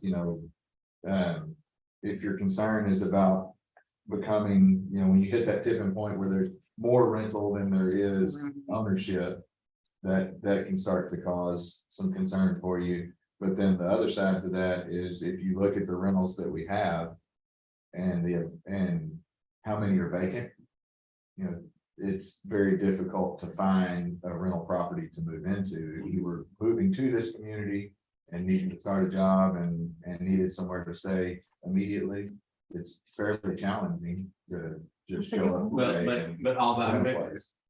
but and I agree with all of that, but is that good for the community? And that's, That's the my, I question. guess that's my overarching question is what sort of mix do you need between rentals and owned? That's good for the community that brings stable citizens, people that make this their home versus somewhere that people are just bouncing through, sort of like we have over in Killeen with Fort Hood. Right? The military that's what they do. They come and Right. stay 2 to 4 years and then They're gone. they're gone. Yeah. One of the things to consider, I guess maybe in addition to, whether it's owned or rented, is maybe it is perhaps even the more important focus is the mix. You know, because I think when you have a neighborhood that is has higher end houses, whether they're, you know, with, and those are most likely gonna be owned in more cases than not, mixed in with some middle income and some more affordable options, usually based on density, you know, so you larger and then maybe some more dense townhome type development, even traditional apartment complexes. I think where you get the most problematic development is when you congregate housing where this is where your low income housing is. Right, right. And that, it's not so much that it's rental, it is rental in many cases, but the bigger challenge is the fact that you have concentrated a type of housing in one place versus having Integrated. the most successful communities are the ones that have the mixed opportunities for different types of housing in one development. It helps everybody. It helps the folks that are on the, you know, currently lower income to see opportunities for advancement. You know, it gives hope. It gives higher pride of ownership of community, yeah, whether, you know, just the way you take care of your property. So I mean, I think you can do rental in a good way. But the concentration of a single housing type, especially if that single housing type is low income, is really causes a lot of problems, I think. I think that's a real good point. And I remember a home seller at Lennar told me years ago when the boom was happening, you know, I guess it was like 2004, 5, 6, before the housing crisis. And he said Lennar would only sell 40%, like if they built a brand new neighborhood, they know who they're selling their house to, whether it's gonna be a homeowner occupant or, you know, they would sell 5 houses to a California investor. And he said, we would sell no more than 40% of a neighborhood to one person who was buying, you know, 10 houses to rent. So I was at an event last night and we had some developers there and they were, and I kind of got in on the, you know, halfway through the conversation. So I don't remember exactly where it was, but it was a neighborhood in Temple, I think, being built, 200 plus houses by D.R. Horton. They're gonna build them all, rent them, package them up and sell That's the one buyer, by the industrial park, the one buyer. by the industrial, by our business. I think that whole. Okay. I think that's what Yep. the plan is. them. They're gonna package them up. Well, y'all can dictate that. Y'all can dictate what percentages they sell to that. Is it too late for us to take that for this? That's what I Yeah. thought. And that's happening in other places too. My understanding is the neighborhood that's developing around the First Baptist Church campus is also designed to be I think that's what they were talking. all rental. Yeah. So single family homes, Right. but there are none for sale to actual homeowners. So, you know, it's not just happening in one area of the community. So food for thought on that. Okay, we're at a restroom break, so let's take, you'll do with 10 minutes? Yep. Okay, let's take a 10-minute break and then we'll come back and do opportunities and then we'll get into the goals.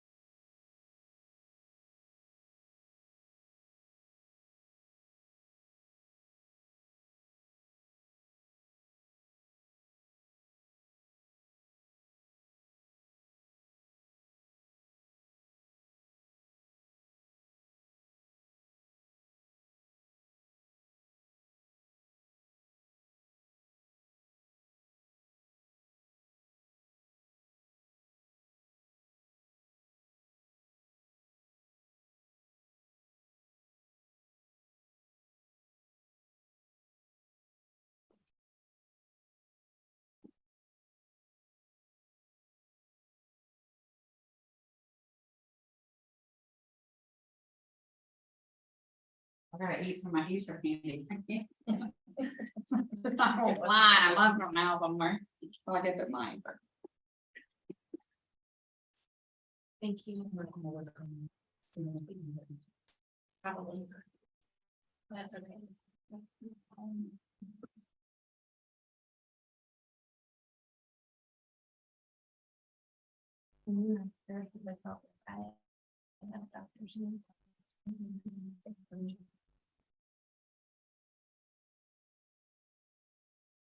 Lots of opportunity.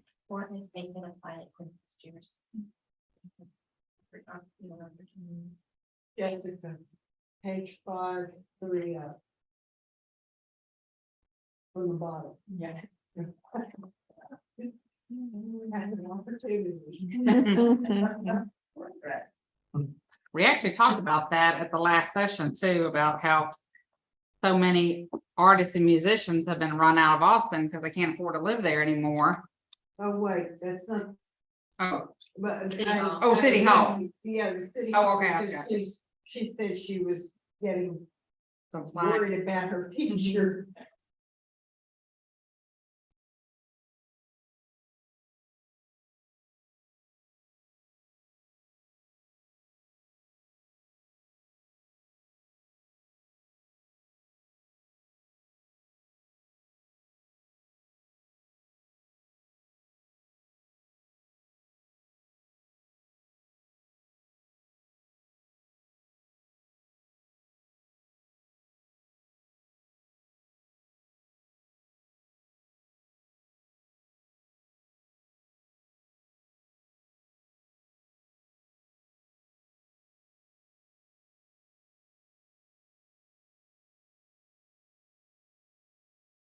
Okay, so what stands out to y'all on these? Feeling of positivity. Mhm. It just feels. Optimism lives within the opportunities, yeah. I think business friendly is. Yeah, that's good to see.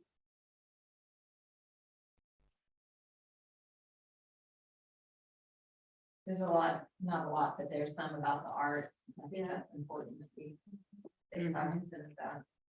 Yeah, I think so, especially in this day and age where people can live anywhere. A lot of people working from home. Now they're choosing where they want to live rather than, you know, it's a workers market. Right. That people can live anywhere where they want quality of life and high-speed internet and quality education for their kids. And those are kind of the trifecta of Yeah. people don't have to move somewhere for a job anymore.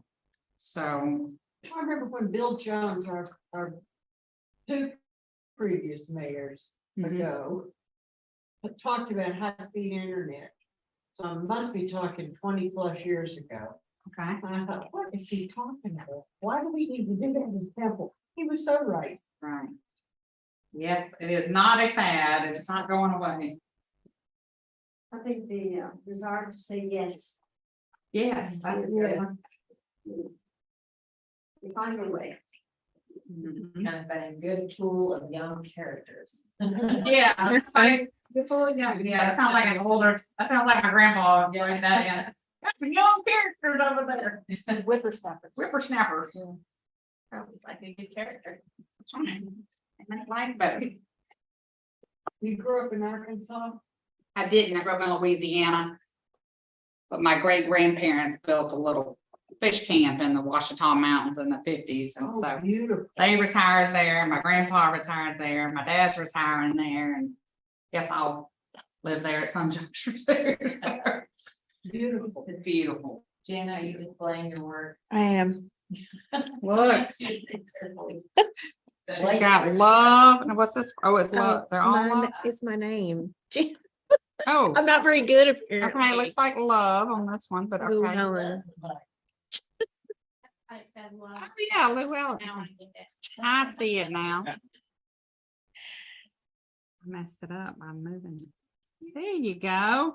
Yes, Jana Lou Helen. I thought it said Jana Love something. That too. Oh, yeah, there you go. Okay, anything else stand out to you on that? They're all good. Mhm. I think,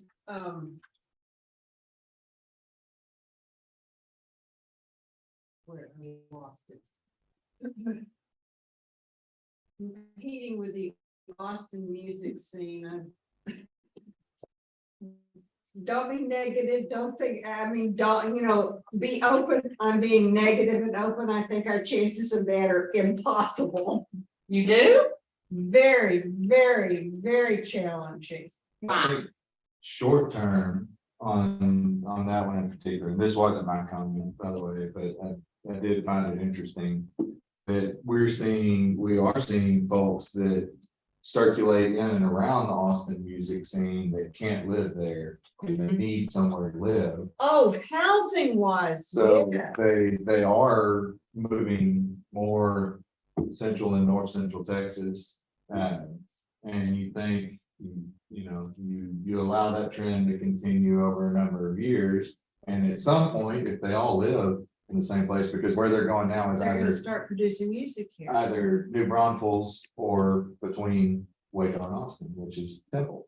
And if they live in that area long enough, then they start to do their music venue. They get tired of traveling, they want to do it right here in their hometown. And just driving in here today, Radney Foster's name's on that door over there at your Performing Arts Center. Saturday night, Tomorrow night. really, today's Friday. Today's Friday. Yeah. Today's tomorrow night. Friday. Yeah, so, Yeah, I know. It is. people like that, I drove in, I'm like, Radney Foster's here tomorrow, or, I didn't see the date, but I'm like, wow, that's impressive. So, Yeah, our CAC does a good job with their music series. And Christina, I think I sent to you, I know. Yes. That city friendly, music friendly community or something would be a nice. I like that. he writes for like George Strait and, he just got inducted, Radney Foster just got inducted a couple weeks ago in the Texas Songwriters Hall of Fame. Along Alejandro Escaveda and, And he was here too. Now, see. oh yeah, that's the kind of stuff like y'all already are part of the music scene. And these are big Austin names. Prefaced my statement by, where do you put it up there? Don't be narrow and think out of the box. Clearly, I need to have my eyes open there. There's a lot of, and I'm working in Luling, Lockhart, Smithville, Bastrop. All those towns are getting musicians Sure. moving to their communities because they can't afford to live in Austin. Bastrop just landed, Paul Oakenfold, who's a DJ electronic. He produced Madonna. He produces this Rolling Stones. He's done a lot of big name. He produces U2. And he's And he- moving to Bastrop. He already has moved to Bastrop. Yeah, and bought a big property and then Amy's Ice Cream, the lady that owns Amy Ice Cream, she's got a house in Smithville now and opened up a pizza place. And Austin musicians have just moved into Lockhart and Luling, so they're leaving Austin, so why not come here? And when they went to Austin, they were leaving Nashville. And everybody said, well, what are you doing in Austin? You're not gonna, Nothing. that's no music city. Huh. And then, that's relatively near term past. That was the This is a good story conversation there. for me. Yeah, I it's learned, interesting. definitely learned. In my previous life, I was an auditor and we audited Smithville, city of Smithville, city of Bastrop, city of Elgin, Uh-huh. all the little cities. They're booming. If you haven't been to downtown Elgin lately, This was in. the you should late stop 80s. in there sometime if you haven't been to downtown. With Samsung coming to Taylor. Oh, yeah. Mhm. And Maynard's really stepped it up since Tesla. So, yeah, there's just a lot of opportunity, I think, to leverage all this money that's coming into the Austin area, into the Central Texas area. Maybe dismiss that case against George Strait. Yeah. His girlfriend that has our police looking for him. We could get him. Tell Chief Reynolds that, he'll be happy. But maybe this is something, this conversation is really good. Maybe we need to partner with the CAC, the Temple Symphony people in terms of marketing reach out along in this area. You could. Okay, so let's switch gears now. Does anybody else have anything they want to highlight on opportunities? Okay, anything else? Okay, So let's switch gears into the vision, mission, and core values. Y'all know these already, I think, but I just want to give you a reminder. We should have a quick pop quiz before you get it out, see who can quote it. Yeah, get this tattooed on your arm.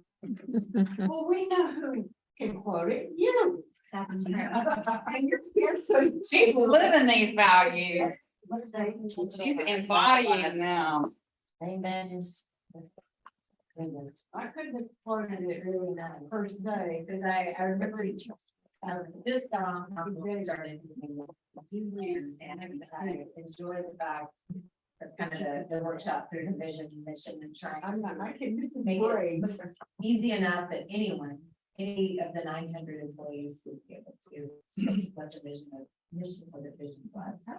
Yeah, but you like the, is that the core values? The core values are on the back of the employee badges.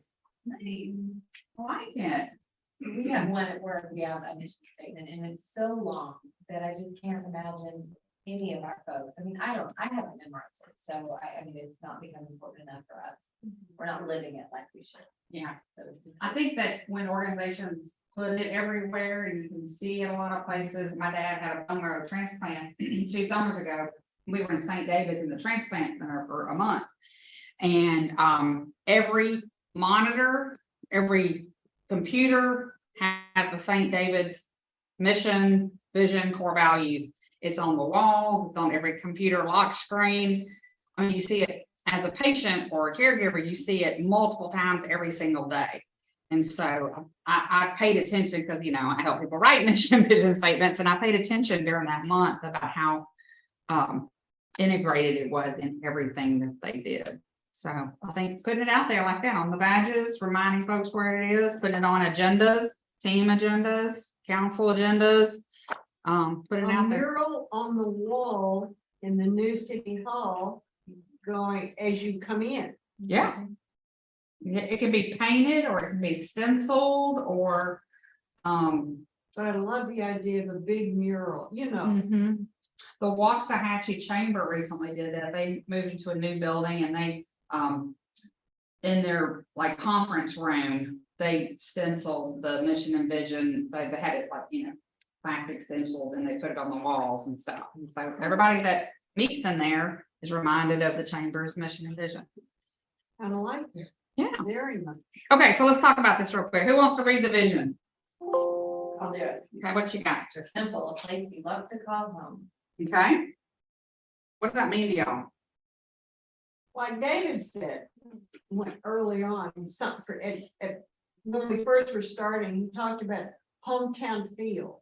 I really like, I wrote it down, because I like that Mhm. phraseology. Mhm, it's got warm and fuzzy. Yes. Love and home. Keeping our people here, having people that drive by and come by or fly in because Fort Hood is so close, keeping them here. Yeah.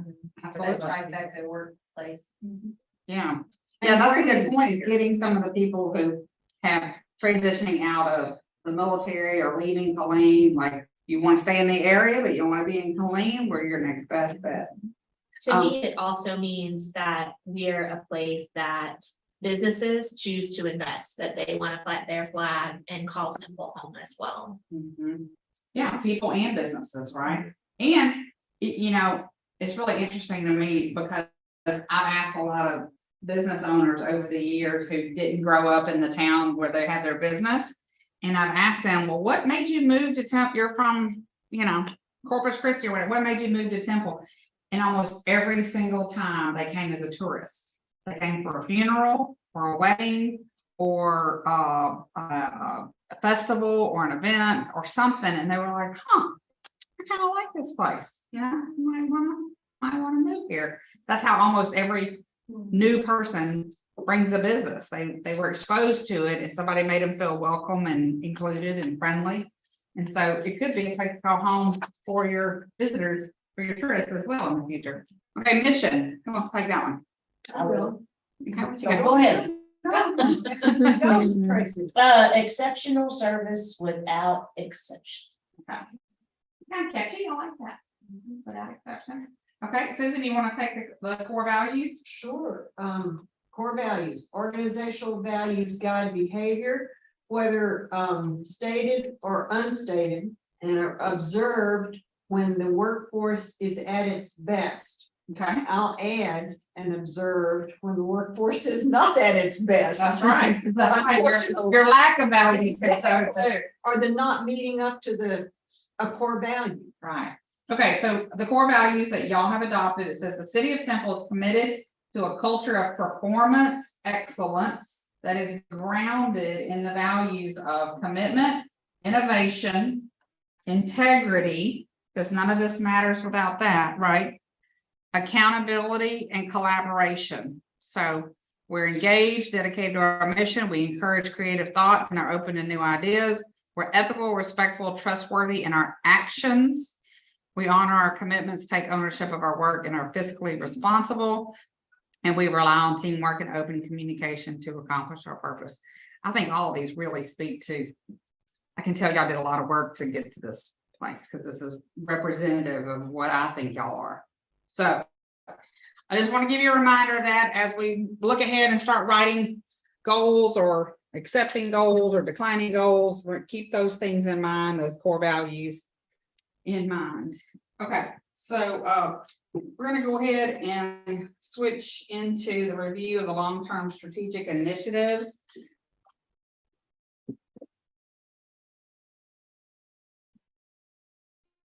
No, what's not here? Oh, there it is. I was like, oh my gosh, did I forget to print that? There it is. Okay. Okay, so what I want to do is give everyone a reminder of your big strategic plan. Now, this was like 20 columns out, so I couldn't print the whole thing without having it be huge. But this is the same document that we used last time, but I just wanted you to have as a reference. So we're not going to read through this whole thing, but it's going to be a reference that you can look back from the sheet I'm going to give you you can see on this document, you can see kind of who the lead is for each one of these things. I know all you have a copy of your strategic plan, but this is condensed. I think you missed David. Thank you. Thank you. Take the village.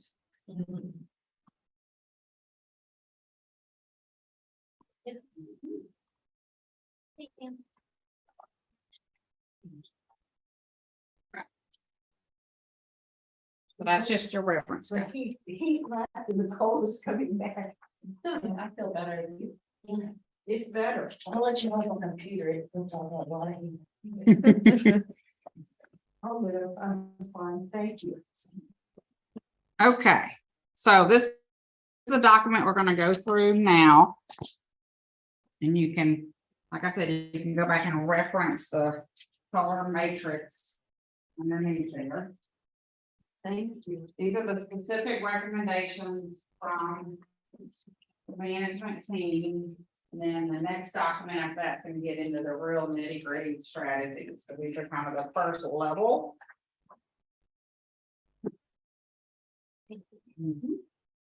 So Mayor, underneath what I just gave you is the colored reference guides. You can reference back and forth if you want to see like who's the lead on certain things. Okay, so if y'all remember, now it's not printed on this document, but on this document, y'all have 10 goals from 2003 to 20, or y'all call it strategic initiatives, okay? You have 10 strategic initiatives in your, is this 5-year? 5-year plan. 6-year plan. Yeah. Yeah, I can count, right? 6 columns, Alicia. Okay. Yeah, 6-year plan. So this is just a reference if you need to go back to that. So let's kind of go through strategic initiative 1. So as we walk through these, you can see the reference number on the left.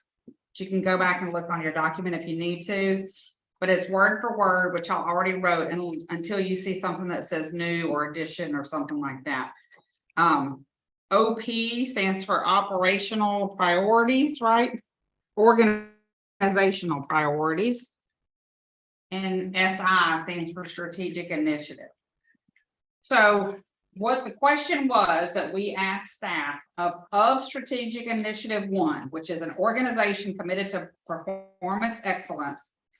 Looking through the full list on the colored document, we asked them what's been completed, what's no longer relevant, and what needs to move forward for the fiscal year 24 strategic plan. So the 3 items that they listed are the ones here. So staff said, from the strategic plan, we need to be working on implementing the fixed base operations strategic business plan to include the establishment of an enhanced professional level customer service program. The second one was we need to implement a new police department digital records management system and implement a contract management software. So those were things that were already written, but they said rise to the level of importance here. So what I want us to do is just have a discussion about these items and see which of these rise to the level of, we're gonna green light this. This is important to us as council as well. We wanna approve this, and then in the strategic plan. Or yellow is, it's a nice to have. If we have enough money, we'll do it. And red was, we disagree.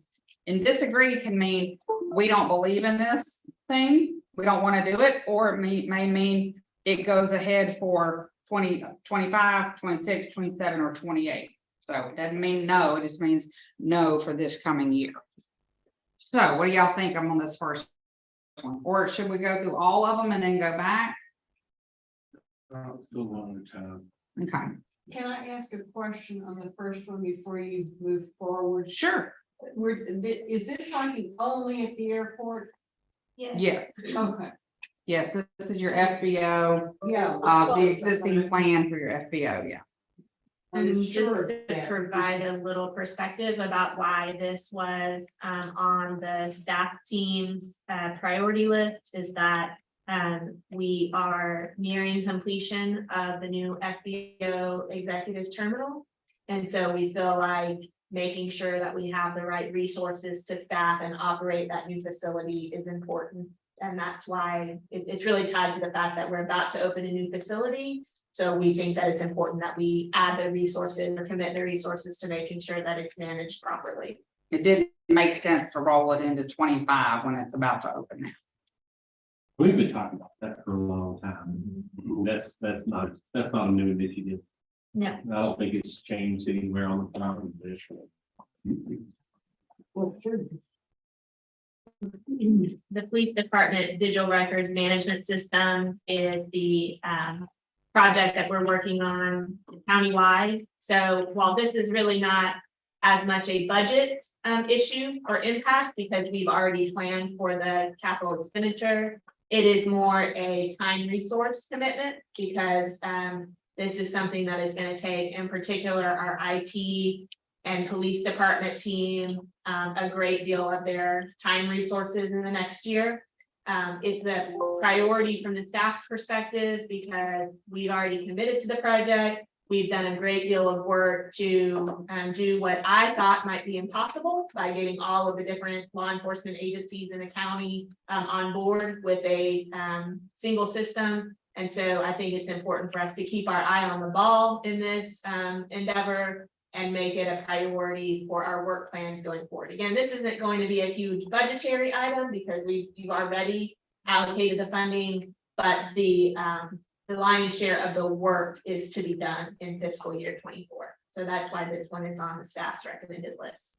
How big a budgetary or item is the first one? Just one quick question on that. Yes, ma'am. That involves the several positions, some of which are funded in this already funded in our current plan.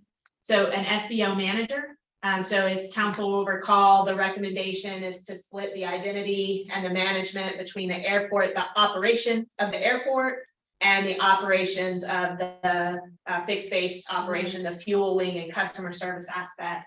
And then underneath that fixed base, that FBO manager position would be, I believe it's 3 3 full-time and 1 part-time. I might need to double check that to make sure that I'm saying that correctly. Customer service agents. And then the existing fueling technicians and they have a dual role of fueling technicians, and they also serve as our firefighters would in their fueling capacity would report to the FBO manager. So financially, you're really talking about adding the position for customer service technicians at the airport. Sean talked about that. He did. Gonna make it easier. That might be correct. Yeah. Yes. We'll double check that while. Well, Well, and y'all have kind your of along conversation. Susan's question, You're smart. it says to include the establishment of an enhanced professional level customer service program. I know that, I think Sean mentioned that. well, so what's meant by enhanced professional level? And adding dedicated customer service positions. So it's not, it's about adding positions, not about somehow enhancing the level. You see what I'm saying? That, to me, that verbiage is kind of strange. Enhanced professional level customer service. Does that mean that we're not currently offering Like more professional level education? customer service? That's what I'm saying, like more education, more. Yeah, I mean, what does that mean? Well, we are, I think enhanced implies that you're offering some level of it, but it needs to be brought up to a different level, and I think that is true. Currently, we don't have any dedicated customer service personnel at the airport. The guys that fuel the airplanes and fight the fires also serve at the front desk to help pilots and passengers arrange rental cars, food delivery, flight services, so. The enhanced level will be handled by the additional employees. Yes. That's the enhancement. The what you want is an enhanced customer. In my mind, the what is an enhanced customer service provision at the airport. The how we do that, the budget impact of it, the resources we need to do that are adding personnel Okay, to provide that program. that's all I wanted. And the strategic plan tries to focus on the what you're trying to accomplish, not the how you get it. The budget document then brings in to do this. These are the resources that need to be added in order to accomplish that thing. So in all this language that's written on this sheet was language that y'all wrote and approved back in 2019. 19. So all we're doing is taking from your existing plan and cutting and pasting the things that staff said were relevant for this coming year. So the document I just gave you, I figured it's just better to go ahead and give it to you now. This document references this document. So if you look at page 1, strategic initiative 1, staff said we recommend 1.2 point strategic initiative 3. You can see here their breakdown. So Bren just recited everything that's on this document in reference to that. So this was the part where we asked staff, if council approves 1.2 SI 3, what goes into that? And like she just said, approval for staff for full-time, 1 part-time, approval of funding for staff expenses that goes into the FBO. So this is a little further breakdown. And we can either, this is up to y'all, we can either green, yellow, red light this document or all the items on this document. So everything you see here references this. I'm missing something. What difference does it make where we green light it or whatever? Because this, you know, there's 3 lists, there's 3 here, and there's 2 and 2 and 4 here. Yes, I get it. So everything on this page references this, which references the color coded big strategic 6-year plan. So we try to make it all streamlined. So the next one, Did it a lot of work. An Yes. unbelievable amount of work. I know, when I was putting all this. Yeah, so all we need y'all to do is say yes, no, if we have the money on these things, so. And if there's any, and then when we get to the end of this, if there's anything we need to add, we can too. But okay, so the next one is implement a new police department digital records management system. You'll see it right here. Training of IT, police department, fire department, city attorney, municipal court on how to use the new digital management system, and then onboarding other agencies. With the onboarding of other agencies, how involved are we expected to be? I know we take the lead on it, but are we gonna send our IT folks to help their IT folks learn the system? Our role is to serve as the host agency. So we will have a more enhanced level of interaction with the other agencies than any other participant.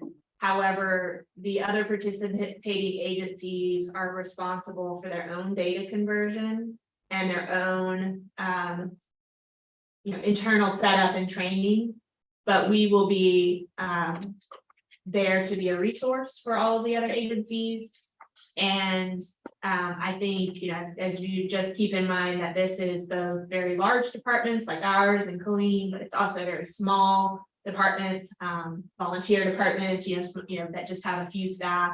So we will probably be more hands-on with some of our smaller partners than just to be, to bring it on for a successful conclusion. But each entity, each participating law enforcement agency is responsible for their own internal work. But realistically, we will be involved in some of that. Again, involved, will we participate? It's every law enforcement agency in the county as well as the city of Copperscope. So it will be Colleen, Belton, Harker Heights, Nolandale, Morgan's Point Resort, Colleen ISD. I believe that the UNHV might have some police.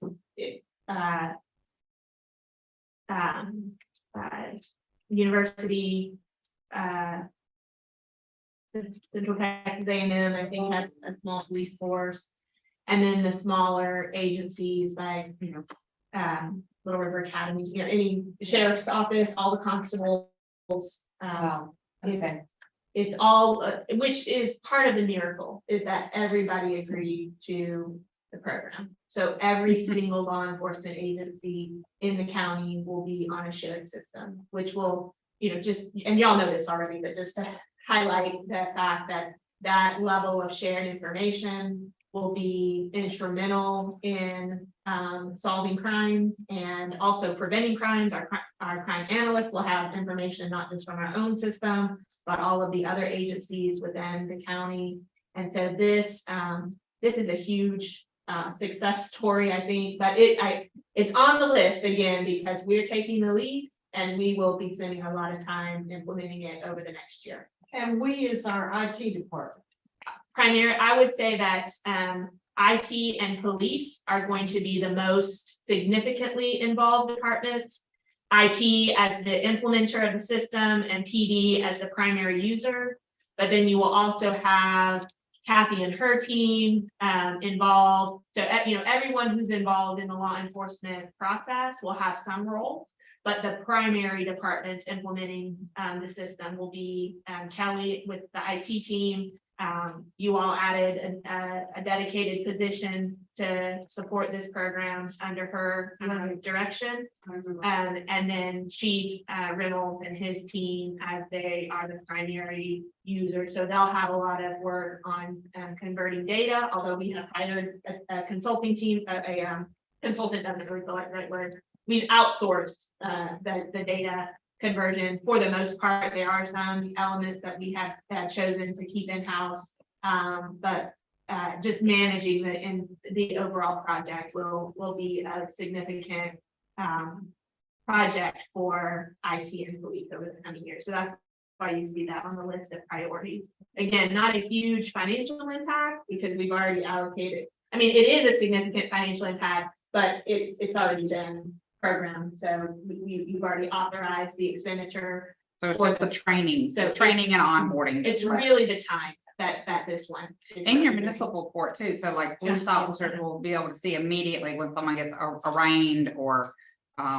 what their sentence is and that kind of, it'll all be instantaneous. And fire marshal's office would also be part of the process as well, because they'll be on. Okay, There's And then- 13 entities, there are 13 different PDs. I think one you did mention Salado and Troy. Toledo and Troy. Yes. and then the third one the third initiative under initiative 1 is implement a contract management software. And you can go to this document and see, staff said we need to determine our needs, we need to identify product and funding approval, implement and configure the system, and then train people how to use it.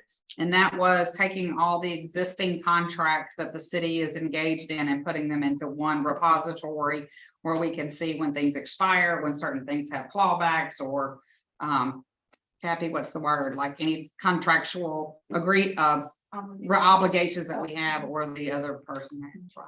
What's the current system? None? None. That's what it looks like on here. Nothing. Yes, So- it's not upgrade, it's So, create one. How are you handling that now? I mean, you just, Every department has a piece of it. Jana has a chunk of it, my office has a chunk of it, purchasing has a chunk of it, finance has a chunk of it. And so that's what we're trying to do, is just find a way to integrate it, so that way we have one system. It works for everyone, where nothing falls through the cracks. We don't miss our opportunity to cancel a contract that we didn't want to renew, or our opportunity to renew one that we did want. even go down to like purchasing contracts and things like Absolutely. that. Procurement, all that. It's a huge Everything. Equipment, vehicles, It everything. touches virtually every department, and that's why, we thought that it belonged on this list. It's not just, one type of software that's going to help, Jana's department or my department. It literally will help every How department. much does something like that cost per month?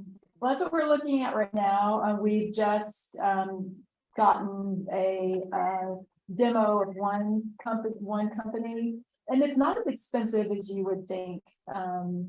Tracy, do you recall?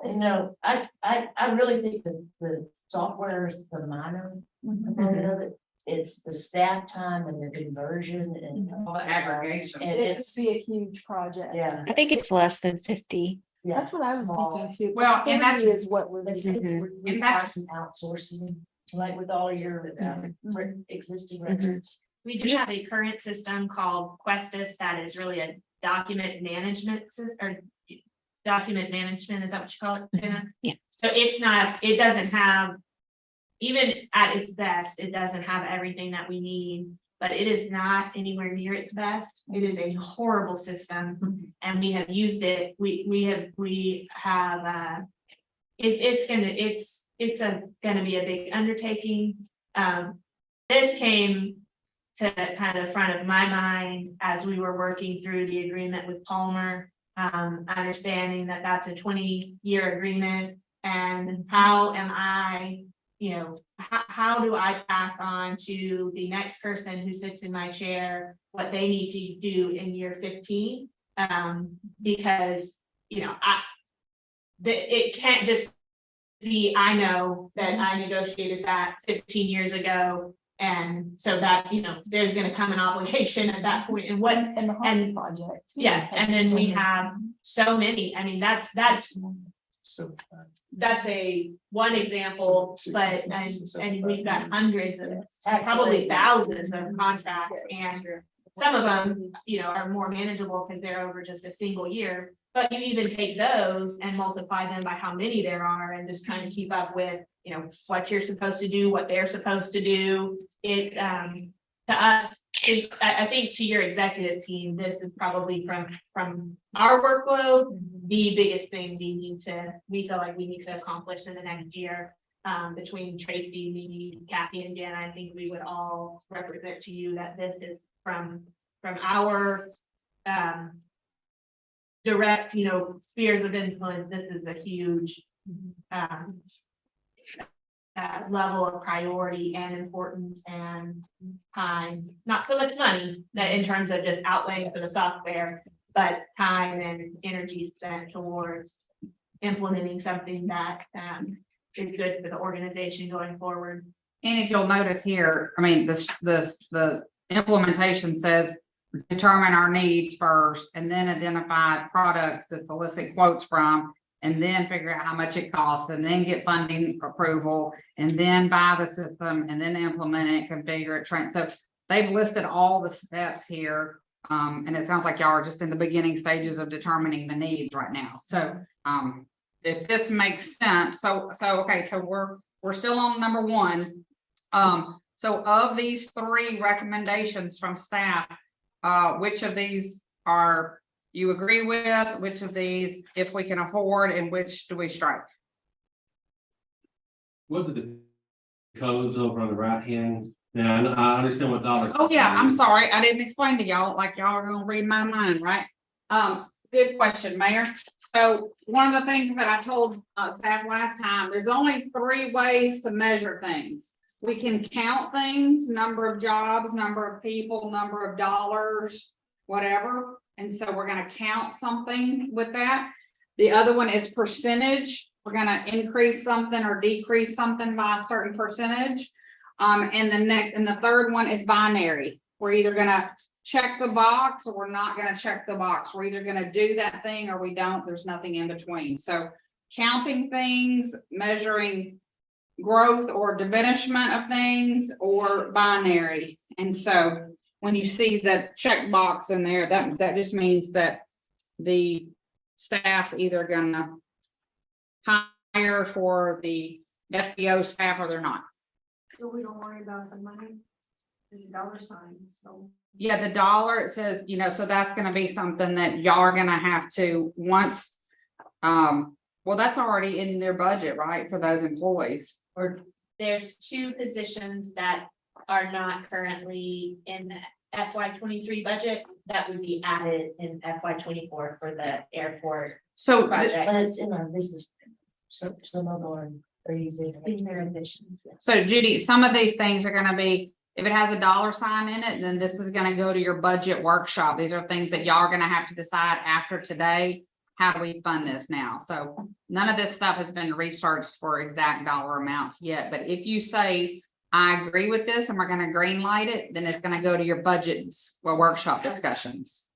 Well, it seems like the airport, the staffing at the airport will touch fewer people and wouldn't be as important as the system that would integrate, for everybody, for the CSR, The one we were just talking about, the contract management software, yeah. Okay, so let's start with the first one. Is the fixed base operations that a green light?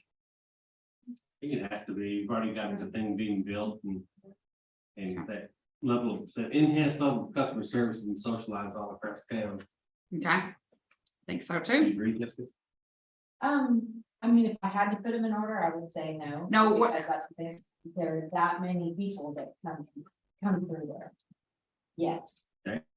Okay, so we're not really gonna rank anything today. I just want, they built the facility. Do you believe that it should be staffed? Yes. So Okay. all 3 can be approved. It's not like you All had to pick one out of the group. No, we're asking you, Taking each one on do its own these, merit. do you agree that F, like 1, 2, F5, 3, we built the thing at the airport. Now it's time to add a couple more staff than what's in the current budget. Are you gonna Okay. staff it? Okay. Okay, and so we need consensus on each one of these. So number 2, do you agree that the police department should have a digital records management system? Yeah. Okay, and then the third one, a contract, On the tracks, that train's already on the tracks. right? Okay, so, yet if we need to derail anything, tell me that. So, and the last one, contract management software. Yes. Okay. Clearly, the contract management software thing is horrifying with this explanation. What if our senior team was all run over by a bus on the same day? There's no institutional knowledge. Yeah, let's hope all your laptops are protected. That you have quality management. It's not even, Right. Okay, so everybody getting the flow of what we're doing now? Yeah. Okay, so let's move on to number 2. Staff said that strategic initiative number 2, that from your big 6-year strategic plan is an efficient, transparent, and accountable government. Staff said for the coming year, we need to focus on only one item in the strategic plan, and that's 2.2 SI3. Conduct a cost of service study for all rates and fees. So what goes into that impact fees? Okay, sorry, I didn't mean to open a can of worms. Okay, let me reword that. What fees and rates go into here? Yeah, and I just want, before I answer that question, I wanted to say, Alicia, that it's not that this is the only thing that we think we can accomplish under this goal for the coming year. We're trying to just highlight what are the priorities. So it doesn't mean we won't do anything else in this area, but we just wanted to give you the things that are the highest priorities. And if you want to see what else is in number 2, just go to this document and you can see, you know, what all. So number 2 starts at the middle of these pages aren't numbered, but The one you handed out. yeah. It starts at Oh, the is it? middle of page 2. Oh, that's right, because I picked, oh yeah, I see it, okay, page 2. So you can kind of see some of it, and a lot of these things have already been done. You can see in the left-hand column, on track, they're currently being done, they're already funded, staff's already implementing. So we're looking at things that are either, you know, delayed or haven't been started or things like that. Some are ongoing every year. We didn't want to take up all y'all's time today by showing you everything that's been accomplished. Y'all, I can do that another time, but So how does the city currently do that? I know that we adopt new fees. We talk about it here in budget, we adopt new fees, et cetera. What's the process now for determining what those new fees are going to be? Well, to my knowledge, we've never done a comprehensive cost of service for all of our fees. We've done solid waste and we do water and wastewater fees. Yep. This one excludes, the study we're underway right now excludes Parks and Rec, but it excludes Parks and Rec fees, solid waste fees, and utilities fees. And it excludes those, but that's something that y'all work. Those on. are And solid, those are the big ones. yeah, solid waste and utilities are big ones individually. Parks was really big itself, and with timing and stuff, we were gonna maybe do it on its own. But Is one it of the part areas, Of waiting for master plans partially. no, they look at theirs more often than maybe some other areas. But one of the big focus of this other set of fees is building and permitting, The ability what? building and permit Oh, fees. right. We're going in and really calculating what is the true cost of that service that we're providing. And then come back and workshop at what level do y'all wanna collect 100%? Right. Of what it costs, or, you know, a lower level, it's a policy decision of what you collect, but we're wanting to determine what the true cost is. The other to help reason, them make that. the policy decision, the other reason that this is important is there's a lot of focus at the legislative level on setting fees based on the cost of service. So we want to be able to, I mean, I think the city of Temple, you probably, I would venture to say, we're probably not gonna find a fee that is over recovered. But some other cities, you know, there's a perception at the state level that some cities are overcharging for fees, you know, beyond what it actually costs the city to provide that service. I don't think that's the case for us. I think it's the opposite. But I think there is going to be a push over the next few years that that fees are set based on the cost of service, and you have the ability to document and kind of defend the level that, you know, so you could charge less than the cost of service, but not more than the cost of what it takes. And that's just a policy decision. So having this data, I think, will help us respond to that focus at the state level as well. I think it's a good discussion for your constituents, to build, you know, to be able to turn to your constituents and say, here's proof that we're not overcharging you for the services. Brenda, did you just say that you cannot charge more? I mean, you said those words, but That- does that mean it's against the law to charge more? I don't think it is currently, but Okay. that's the What- direction that I Yeah. think they'll, at least in certain areas, that will probably see some legislation that introduces that. They limit what tax you can charge, and they limit what you can charge for services, and they limit, and they limit, and they limit. Yes. But. And call it small government. Yeah. Yeah. Okay, so much- so, For more with less at all times. and do we know what this study costs? Yes, it's underway right now, and I think it's a $35,000 study. Okay, and it's already approved to Yes. be funded, okay. But what will be So- coming to the council during the budget process is that policy discussion and workshop of where they want to set the fees, and then adoption of any of changes to fees. Okay, I'm gonna put one before on the bullet point on the second page. I'm gonna put Right, Brent? council to consider and approve. Not for the area I just talked about. I think it would be new or New suggestion. updated, Fees that are set. not just new fees, right? It could be Right. raising or increasing. the Suggested current rates. fees. That's the existing fee. Yeah, I mean, Well, it makes sense, but there's no reason to do that work. We didn't. It wasn't brought to. Right, council. right. So that's all this is just saying, the work that we're doing to, bring it to council and say, which of these fees do you wanna recoup at what percentages? Creepy, how far along are you guys in that process? We just had a kickoff meeting this week, Okay, but it's think it's like July. Maybe coming, bringing that back. It's July, I think so. Okay, so is this green lighted? Yeah. Okay, now look back on this other, is there anything else under 2 that, this is the only thing on on, number 2 that is past due, is something that, y'all, we're gonna try to work on earlier, but it's coming to the surface now. Everything else is either ongoing or completed. I have any questions on anything in number 2? Didn't we say also that these are really more the strategic initiatives and not the organizational priorities? Yes, we're focused. There are a couple in here, but yeah, most of it is just the FI language and not the OP language.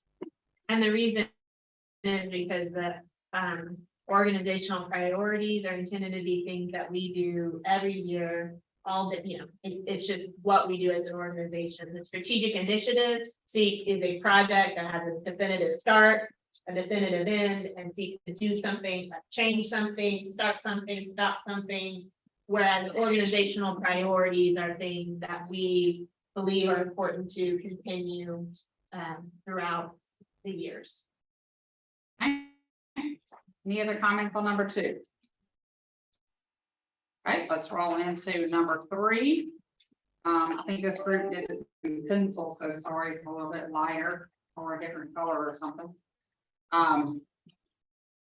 So back to this form, strategic priority number 3 strategic initiative number 3 says talented and dedicated employees who have a heart for service. Here is one that they did list that was an OP, but they just wanted to bring it to your attention that it's important to continue investing in training, licensing, and certification opportunities to support performance excellence. And one of the strategic initiative underneath that is FI 1, create a leadership development and mentorship program. And that's all that was listed in your big plan. And so the staff added these other words: identify tools and content for supervisor training, new employee training, customer service excellence, data analytics, and project management. And now these are things that staff put together. This is not Bryn saying I agree with any of these things. Okay, so you may or may, Bryn may or may not agree with everything here. So if there's any of these that you feel like aren't important, we don't have to put them on the final plan. But if you look back on the strategy sheet, you'll see the same things: new employee training, mentor program, internship was another one they added. And then they wrote write curriculum for the training programs and develop program policies, like, you know, the thing, the content we're gonna teach in supervisor training or new employee onboarding.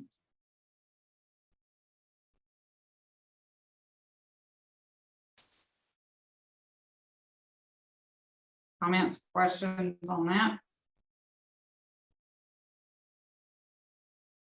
Council, you may recall that at your budget workshop earlier, Stacy gave a presentation on kind of a little bit more meat on what this would look like. The organizational development team is now moving into the HR department, so it will be under Tara's leadership. But the ideas that were presented are the types of things that we're looking at implementing under this program. Okay, and I just saw a typo. So, I didn't catch this when I was typing this up. So they want to change the word leadership. They take out the word leadership and change it to employee development. So it's not just leadership, and remove and mentorship. So scratch that out on your sheet. It should read create an employee development program. Missed that earlier. This obviously has a lot of moving parts. So, The other thing I would mention is that when you look at some of the weaknesses that were identified in the SWOT analysis, several of them were around training, onboarding. So, I think we've identified as a team that that's an area that we need to have some additional enhanced focus on.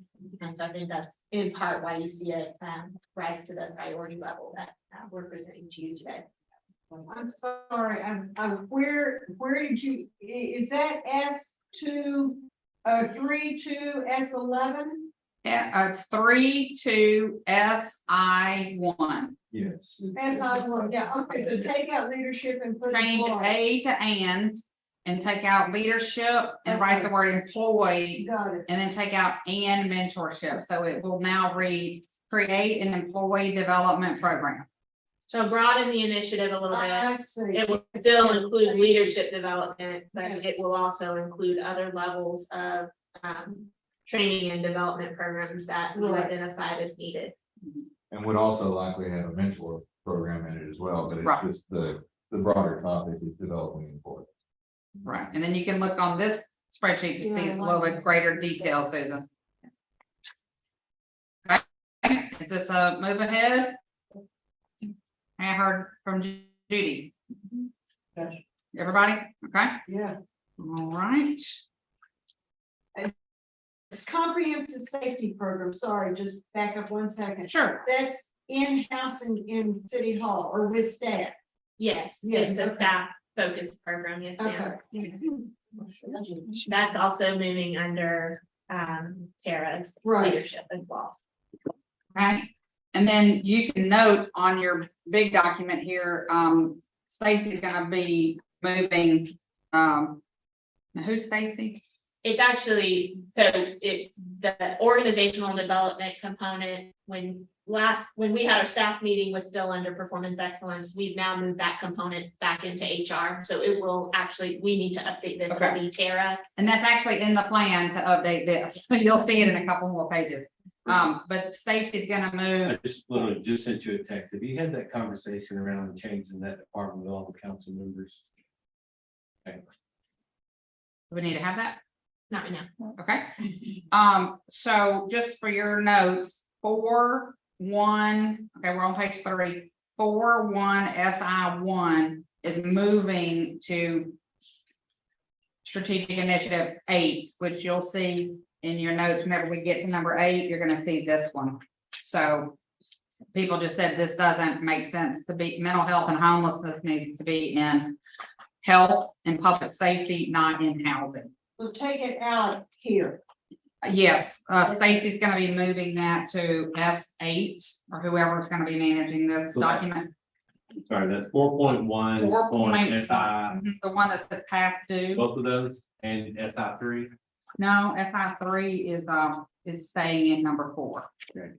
Only 4.1 FI1. 'Cause when we got to this, we're like, why is mental health in housing?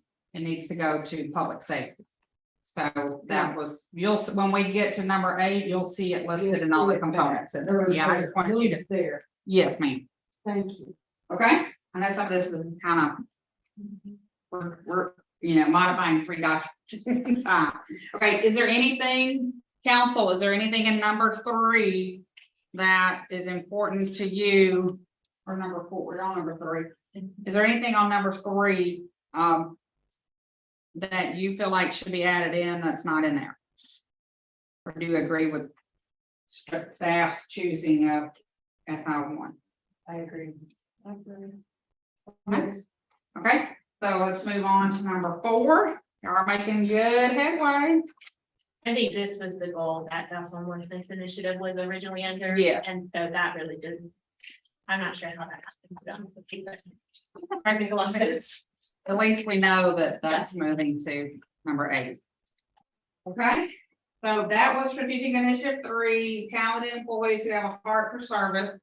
Okay, so now we're moving on to strategic initiative number 4. Oh, I jumped the gun. I see what you're saying. Okay. Number 4. Empowered community leaders who foster collaboration, engagement, and participation. So at this point, we had made so many modifications to the strategic plan. That's when someone said, okay, so let's add an item that says we need to update the 6-year plan, and that's how that department moves. So something else, right, friend? Yeah, and Precipitated that. we gave a more detailed presentation to council at their last meeting. Because we're coming up on the 5-year anniversary of this plan, we feel it's appropriate to do a more comprehensive update next year. So, and I'm sorry, I think this should actually be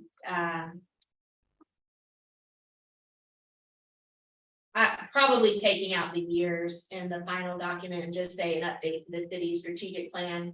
Because under our proposal, it would go into effect in fiscal year 2025. Okay, so we can call this document the strategic work plan if you'd like, and we can call that big thing the strategic plan instead of the years. Does that make sense? That does, Okay. thank you. Okay, so scratch off those numbers at, Scratch off 2023 through 2028. at the bottom of page 1 there. By the time we do all the work, it's actually gonna be 2025 Right. through 2030. And that way y'all can remember that the big strategic plan is just called the strategic plan, and each year's implementation guide will be the strategic work plan. Or y'all call it whatever you want, but that's what I would call it. Okay, so, are y'all in agreement with that? The specifics are listed here in the big document. It says, in order to update the strategic plan, we'll need to establish working groups, develop communications plan and execute, develop working group recommendations and submit to council. Council has a strategic planning retreat to actually go through the recommendations from the staff, strategic plan development, like y'all adopting the goals for the next 6-year or multi-year plan, and then adopt it. So those seem like reasonable steps to me as a strategic planner. Okay, is this something we're gonna green light, that we're going to update the big strategic plan in the next 12 months? Yes. Yeah. Okay. Okay, is there anything else? And like I said, that's gonna be. We're moving the mental health and homelessness to number 8. Is there anything else in number 4? Yes. The last one, establish a regional legislative task force. Okay, Clearly, legislative task force are extremely important with this current legislature. But with region, because we then run into the city versus rural headbutting if it's regional. I've lost you. Where are you? Page She's on this big, she's on your big strategic plan, One SI 3. Okay. Very the last final one. item on page 3. Depends on what day you ask me about the legislative program. No, I'm all in favor of the legislative program. I think that's like number one on page one in some ways. I'm asking the word regional. Do we headbutt city and rural? I think the original intent behind that initiative was to identify areas of joint, things that we could, agree were priorities. And you know, what is regional? I think that's to be defined. If we move forward with that initiative, does that mean Bell County? Does that mean more than Bell County? And I think the idea there was to try to find some common initiatives that could be broadly supported. We are certainly going to have differences in, each city has it could be counter, a position, or it could just be one thing that's, of significant importance to one entity or one city or organization. Public entity might be less important to another. They don't want to spend their energy or political capital. So it's really about defining if there's any kind of joint things we could all rally around that would help us have an amplified voice at the through the legislative process. I think we did that last time with the chamber and the ISD, property taxes. Yes. And it's really, there's just really no formal, if it's, there's no formal program right now that has us reaching out, and is Temple the right entity to take the lead on that? Should that be our project, or no one else is doing it in a consistent basis, but I kind of go back and forth on, is that really our role, or It's in our self-interest. or how, to Make it our role. how much time and energy do we spend on the legislative process? Again, you're hitting me at a moment where I'm very discouraged about the legislative process, and it feels in a lot of ways like a waste of time and energy, because it's not that, it doesn't seem like whatever we do is particularly impactful. That's not a good reason not to keep trying, but at this exact moment, I'm barely beaten down. So Q beat me down last night over exactly this topic.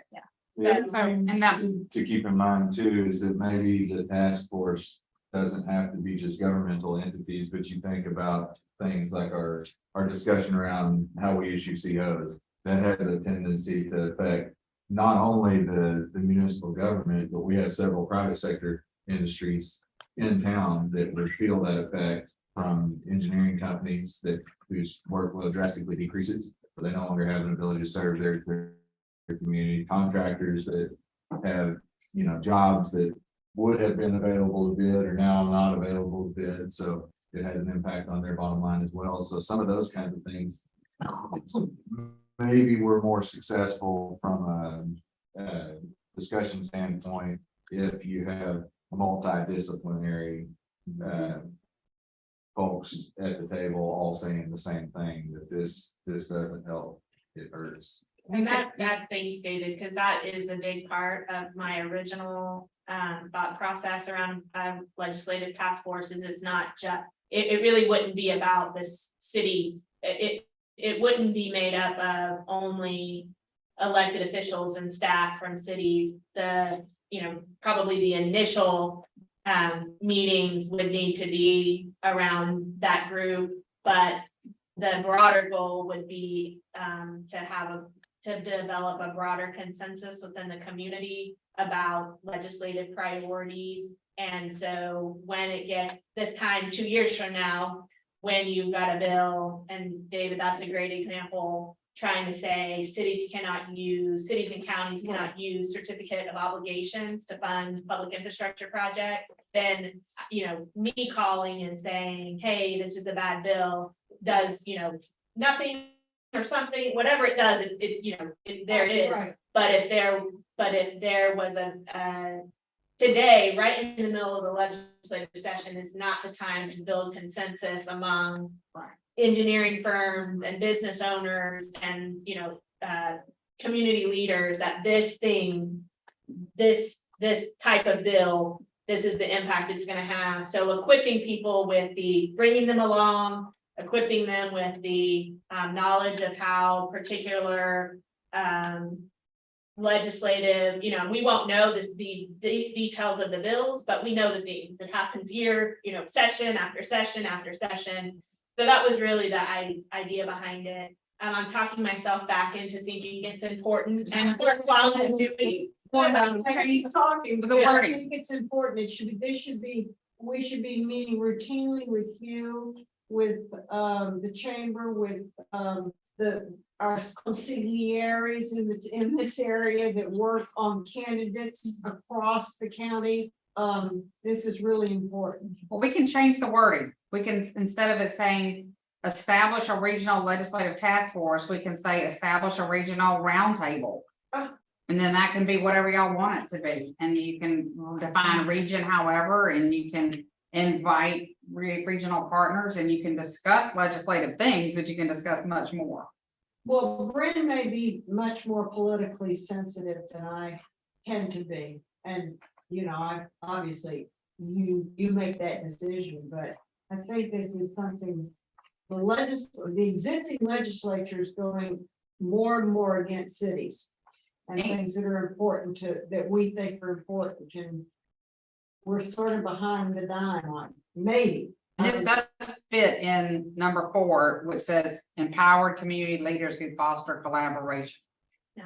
And again, from the perspective of regional, you know, if we keep it just at the city or even at the county, we're talking about impacting 2 House members and 1 senator. Right, but If we are able to build some common ground on a larger basis, then you're impacting more people who have an ability to cast a vote in Austin. absolutely. And so I think it's nuanced in that, like, we're not gonna agree on everything, but there are certain things that I think we can lockstep on that we can agree are bad for all communities, no matter what size. And a lot of what happens from my perspective at the legislative session against cities is what it feels like. This may not be the best word to use, but I'll just say punishing cities.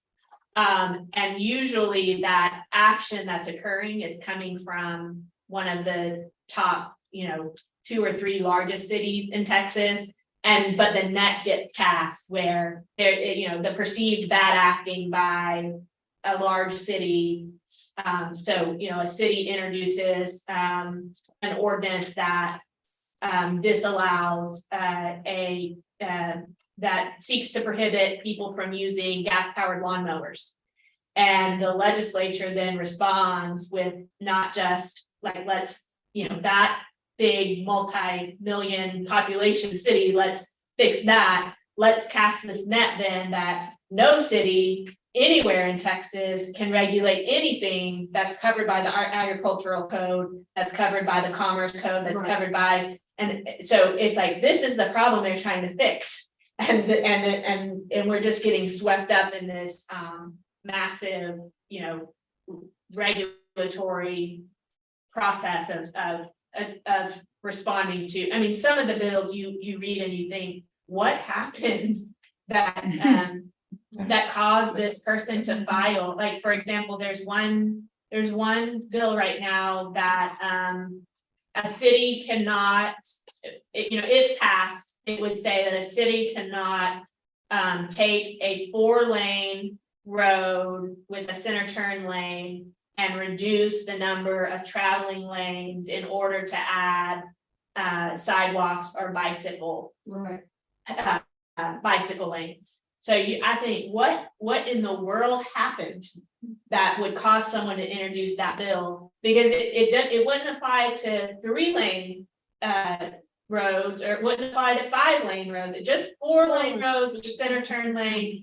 And how could you possibly know that in any case, for any city in Texas, from now to the end of time, that there would never be a situation where people would want a 4-lane road with the center turn lane reduced to add, like, what, you know, I'm Why sorry. is that up to the city? No, you I mean, it's Still not crazy, there. Kate. Crazy, Kate. somebody donated to somebody's campaign, so somebody proposed the bill. I mean, it's, something happened that ticked somebody off, Yes. right?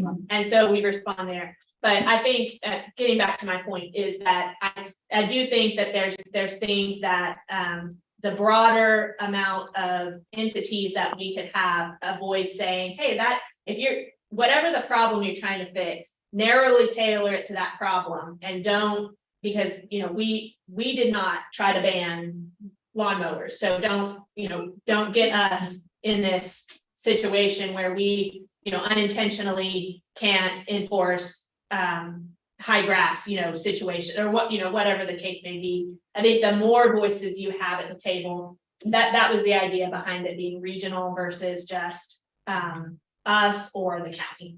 So two things here, and then we'll break for lunch. Number one, do we want to roll this 4-1 SI3 into the next year's plan? And do we want to change legislative task force to regional roundtable, or any better word y'all can come up with? So do we change the wording, and do we add it to the goals for next year? I think. Based on what Bryn said, I agree with, is that, can we really make an impact at the state level whenever we can only influence 2 reps and 1 senator? To me, something like this needs to be, Squeaky wheel always gets more attention than yeah, more but is the people. wheel big enough in Bell Right. County to make a difference? And to me, in many ways, I think that maybe we've figured out a coalition and then bump that to TML or something, to someone larger that maybe has more influence. All right, so you want to call this a coalition instead of a roundtable? I don't care what you call it. I just. Well, tell me the language, because I'm gonna modify it for you, so tell me. TML, though, you have to keep in mind, represents cities of all sizes. Well, but So they're not- somebody, they're- somebody, But you gotta start somewhere. But I think the real question is, do y'all want to establish a regional discussion anywhere from next October to the following September? I think with the way the legislature's going and its aggression toward cities, I think we have to do something. Okay, so I hear And two to do that would yeses. Be too late. Yeah. Right. Just gonna make your yes. I agree, and I think task force sounds more proactive than roundtable. Okay, I mean, if you want to get something done, not just talk about it. okay. And then if you call it, if you call it a task force, you need to be tasked with something. Rather than, if you're gonna have a task force, you need to be tasked with something for the group, rather than just a place where we gather and start conversing. So So what's an alternate to TML? Directly through the reps. I think that's what this needs to do, is say that, EML serves a great purpose, but it's not going to be the only answer. And in some ways, in some circumstances, they can actually be harmful. I can see that. And they're not gonna take a position on any legislation that affects any of their members, so, No position. well, no, like, for example, I know. if we said, y'all are focusing on this city that tried to ban lawnmowers, go just focus on them. TML is not gonna carry that, because the city who focused on lawnmowers is a member. So you go to your rep and ask them to carve that out for Bell County? The more reps that come and say, not mine, focus on the person that you're, or the entity you're focused on, then I think more what's usually more effective is not bracketing cities out, but bracketing cities in. So if you're only trying to do it to one entity, like the bracket isn't taking Bell County out, it's putting just the city or the county, Flavor. whoever, you know, is the problem in. Makes sense. And if you went out to Williamson County or Glennon County, you could get with their reps, is that the region you want to ever collaborate with? Yeah, I think that would all be determined if you said, Bryn, this is important and work on it, then we would have to start. This is, you know, this is a bottom, from the bottom, bring it all up. I don't have, other than some of the opportunities and challenges that we face, I don't have a proposed program to develop. It would have to be you. If this is important, then that would be something that we would start working on in earnest. Okay, Well, so our plate is more than full already with very important broad things. And I'm apologize for having keyed in on this. but No, I it's got a great beat up last conversation. night and scared. I mean, I already, all you have to do is pick up a paper and look at what's happening in Austin, and we've got to be concerned and try to make changes. Maybe we just make changes at the voting level. I don't know, but something. And I don't know what the answer is. So I heard consensus that, yes, that's a discussion for next year, right? Okay, and then y'all just pick the word, regional what? Coalition, roundtable, task force, or any mixture of those words, or any other word? Establish a regional coalition, okay. All right, you got it. All right, we got through number 4. Okay, so let's break for lunch. It sounds like lunch is here. Right, okay, so, y'all can go grab your lunch. We'll come back here. We'll take a little eating break and then we'll start back on number 5. You can turn the page and start looking at it if you'd like. Number 5 is open and responsive communication with our community. So go ahead and get your lunch. And we'll start back in a minute.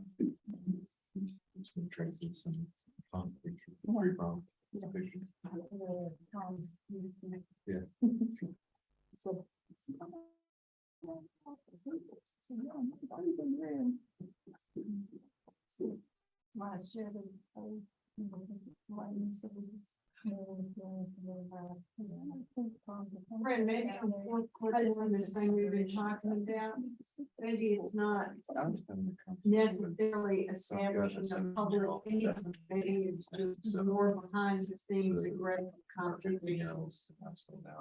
Some of this. That would lead us clearly where, how we establish something. But that's also just kind of saying, we'll deal with it someday.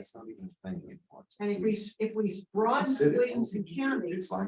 but yeah, conflict between Bell County and Williamson County are just rolling in the water. Car and go. That is not, when I was thinking, That is not- I mean, again, I need to do more work on it, but that's not the county that comes to mind to me as the Comfort of. marriage with Bell County. You know, Not right now. And I think I need to look at the district maps. I mean, you need to be very strategic about it. Just to throw in the mix, Existing. if Richard runs for you shine states. That's not how it works. I think it's a little vague personally. I think we're gonna do this as a you're in the video one world that it's. That's like Where they are, they have their headsets on, they're all talking. two things that might occur. Yeah.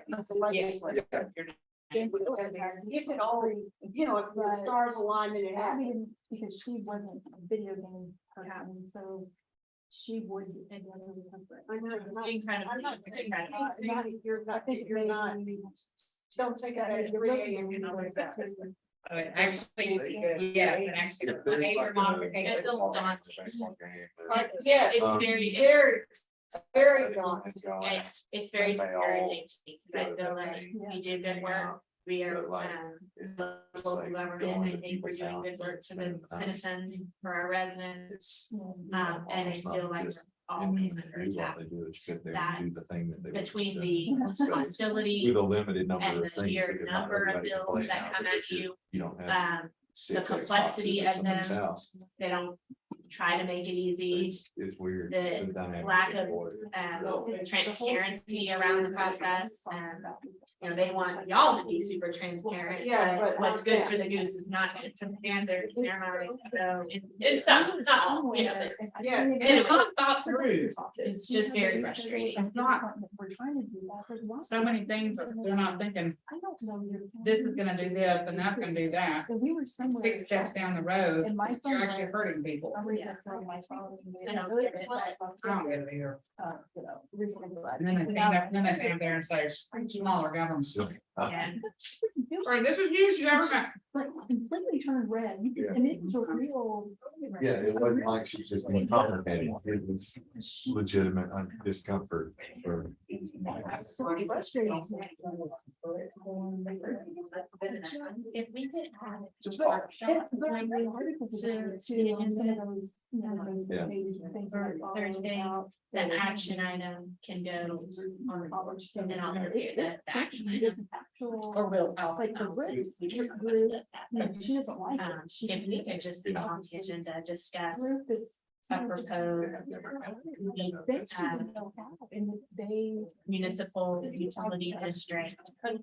She has the plan, she can do it, but she has to know she can do it, plan it out, think about it, and be prepared. When you think about Period. the Just that. dynamics of. If that's enough, period. Sorry. I know, even if she posted on, do we do it on our state? You ask somebody out in person, or you call the house, and at that point, you run the risk that you might talk to them. You might have to talk to their mom or their dad or a brother or sister, whoever answers the phone, you got to have an initial conversation. And then get to the second level conversation, and you have that anxiety and stress that you work through as a kid.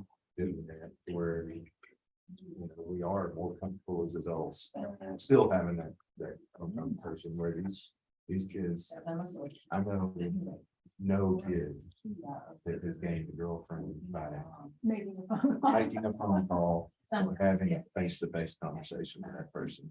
Hey, let's go out and do this. It's all things expensive. And then half of the time, it's a text message with their friends on their behalf. You know, they grab their phone, you're not gonna do anything, I'm gonna do it for you. Or an Instagram message or Snapchat or.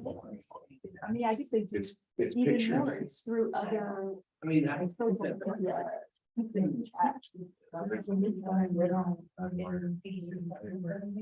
you're interested in dating, you can a picture of your face where you're making eye contact, then that means you're interested in that person.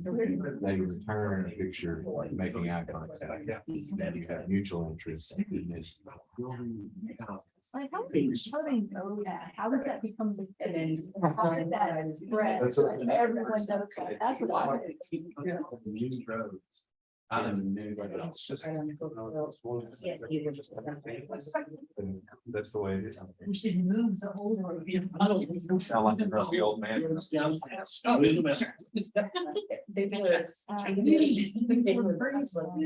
It's weird. Uh-huh. Probably other guys are in the- I don't know. Look back, well, how about you, with those people? Just with. we moved on to the- Oh. I mean, it's just not- Yeah, hello, and that's the. That's the hope. Right? That's the between the two is,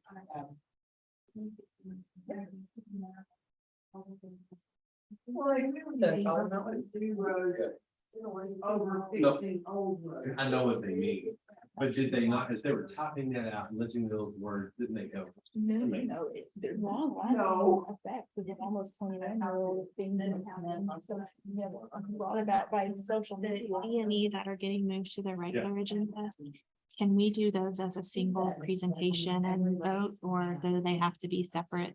No, because And we had them on consent and I didn't just want to pull the one down. Yeah, It was that an makes million sense, that yeah. other, but I think one presentation and one, Last time we ran, he said. I mean, it should be on consent. Yeah, anyway. okay, thank Almost you. like. I And promise then you that. if we can, and His- Christina's probably already his, emailed you, but if we reason could for just running get, again was we around- could start at 3:30 and just add to the workshop a discussion on the proposed municipal utility district.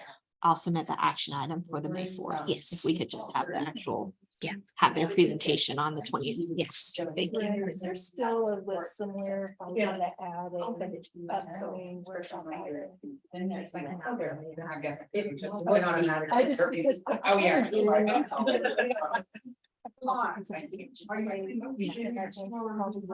And I know it's probably takes not an hour.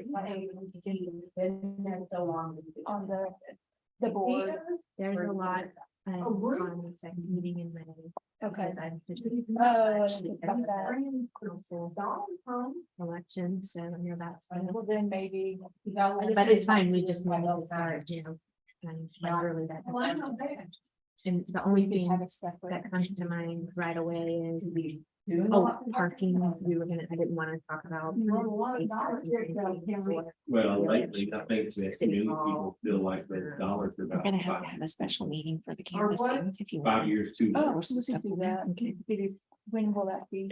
Well, it can be Yeah, 3 I mean, that days ended up after the being election, Open but it field that- probably won't be. because we have to And see a the whole bunch ballots. of meetings. I may be ready by then. because that It would be You know, Bell County who Like the. around the 10th or get elected 11th. every time. Maybe. it- Especially now that we've lost that. Plan on the second meeting in Oh. May and. I'm not married to that. The money- I just not. Because of COVID, Because there probably was, would've come I know in. I'm going Yeah. to need, Okay.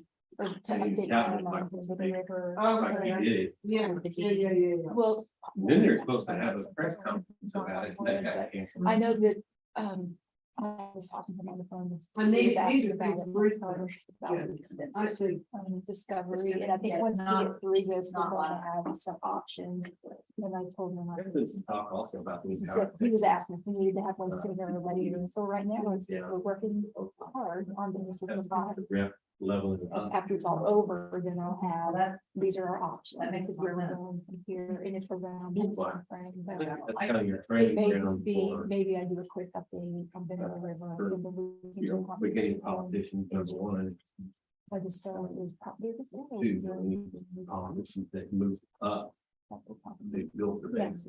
Probably. At the lowest I had a level. conversation with Colin. By the time they get to the ref level. She was going our really well taxes until get it involved, they've wasn't, already and I got don't know what it was that said. I was able to explain everything, you know, one of the things in the agreement. The names wrong. And so I told him. It's clearly. clearly- Yes, I'll bring it back. No, I've done that. That's right. Because it's a reinvestment zone, we're the only Elm Creek with the hospital. Disagreement, so it's. Error, it's a typographical error, which means we can fix it anytime. So we're getting with the company and fix it. He says, okay, that makes sense. We don't need the other digits of the plot. I just have this, I started writing it down. Everything is reasonable, and then he said, okay, well, after y'all did the name change. Let me know and then I'll figure. I've only been there. I need it. And that's good. So then, you know, I can give you advice. Okay, you wanna go I try? know you. Some of this past your attorney, about maybe Melody, can you know, talk to your attorney For about next this week? and maybe they can. Yes. feel comfortable No. bringing it. If you understand that that's not the typographical error, that would set him off. And so he just started, so I wrote it down, and it says it's completed. It's disrespectful. And I'm thinking he's talking about that group and I'm forgetting his name. And they said, for the city temple to shove things in front of us. So a couple of And people towards went us to the drinks that and first blah. day, they said it's fantastic. And so I tried They to had brunch there. respond, and this isn't the city of Temple agreement, it's not ours, you know, it's we didn't exactly. We kept talking, so. It's always good to have another option. And then we kept going, and then he started, and I just kind of waited and said a second, and then just, hello. And then I'm sure you were. He said that-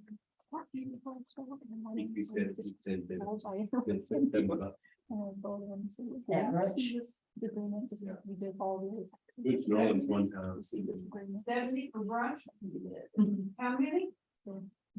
He said, but they both had the drink, and they each had their own appetizer also. Bloody Marys. I'll start paying $50 these days, so. I went last night and bought a shake for dinner, for us, 2 shakes, $10. And he was. I can't. And the head of the girl was I said, wow. My phone, for whatever reason, is not accepting voicemails. They keep saying that my voicemail box is full, even though it's not. Yeah, I don't know.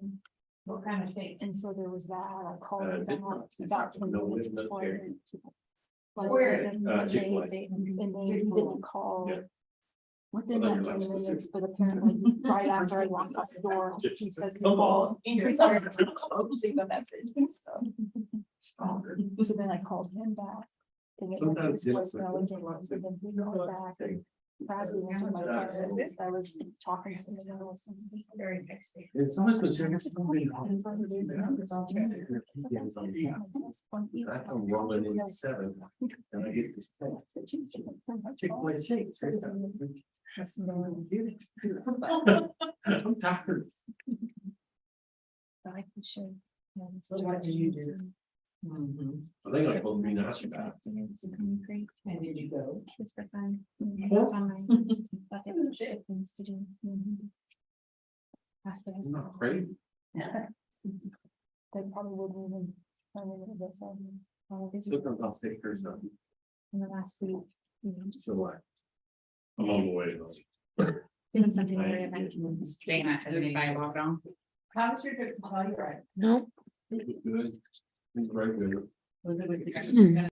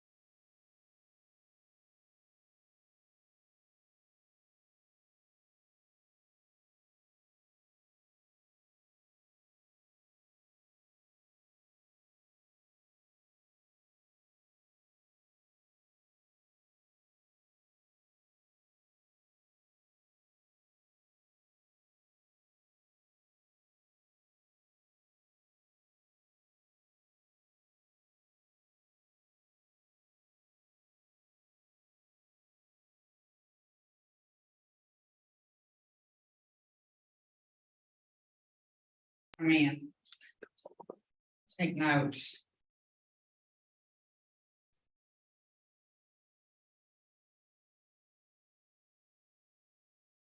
Okay, so we are on strategic initiative 5. Which is open and responsive communication with our community. And there were no items. There were no items from the strategic plan that they wanted to roll over. But they did add several new things. Maybe I'll take that back. Let's see here. Alicia, in looking at this, I think,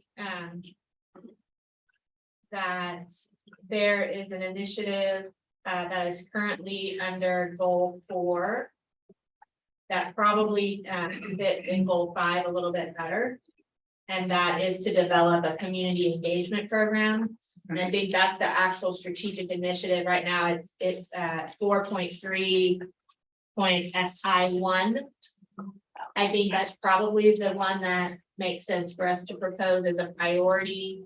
And what's on the implementation sheet is examples of what, Okay, tell me what it is, 4.1 what? 4.3 Oh, 4.3. SI1, develop a community engagement program, Okay, probably belongs under open and responsive communication with our community instead of empowered leaders.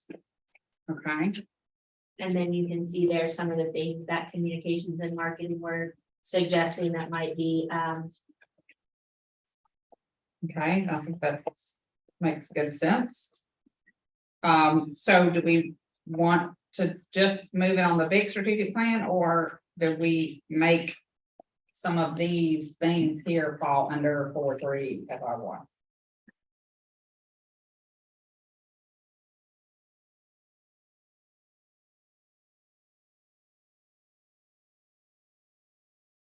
We don't have to accept everything that was one team's recommendations.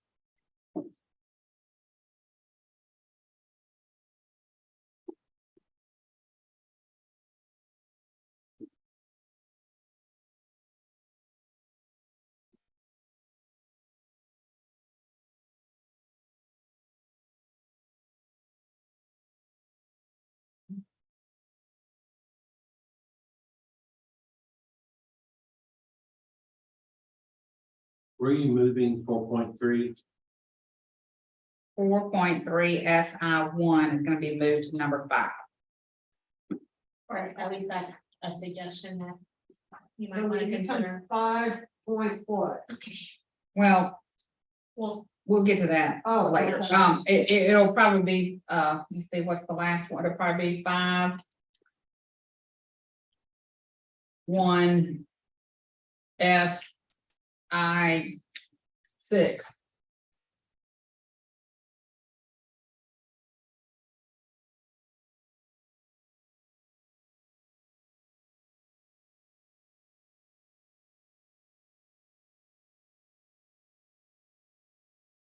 Lisa, I think you asked, I don't know that it was answered, are all 3 points, are the organizational priorities 1 and 2 also being moved?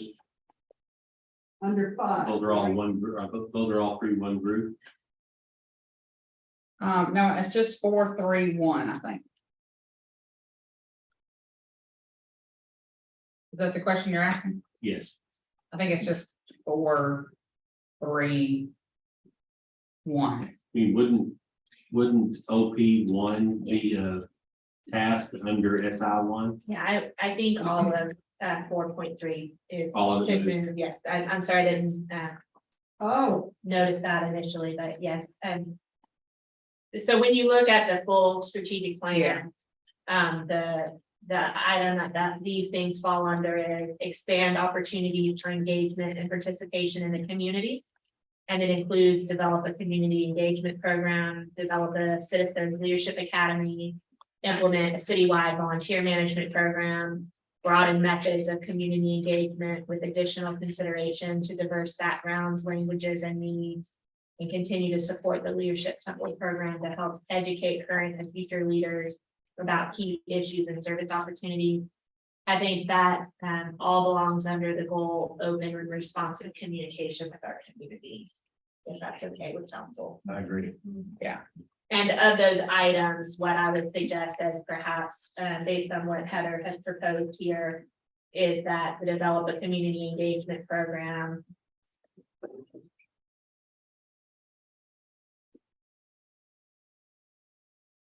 And.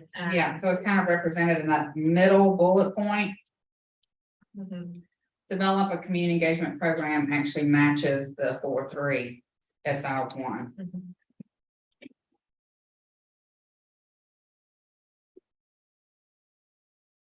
And then she recommended. Adding an engagement program with our local school districts. And develop a community engagement program calendar. That has at least quarterly events on it. And then. Strategy for employer brand, isn't that on here? Did I see that on there somewhere? Yeah, I mean, I think she's giving a little bit broader than. I think we may have asked for initially, so to me, I think the item for council's consideration is, do we want to make developing a community engagement program for the upcoming year a priority, which could include things like working more closely with school districts, having a program calendar, those types of areas. Do we want to work on a community engagement program for the upcoming year? I think it's important. What would be wrong with it? Why not? I think it's time to rephrase that. Yeah, I don't think there's anything wrong with it, just is it a priority, I think is the question. Is it something that y'all wanna expect staff to do in the next year? Is our current engagement program lacking? I mean, when I say that, I'm thinking about boards and commissions, I'm thinking about Parks and Rec, I mean, is there an obvious weakness in there somewhere that needs to be addressed?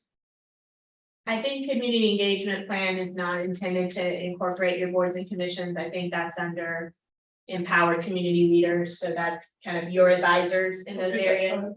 I think community engagement is more just a broader general residents, and having town halls, having more opportunities for our residents to interact with, receiving our information and provide feedback on city services and program.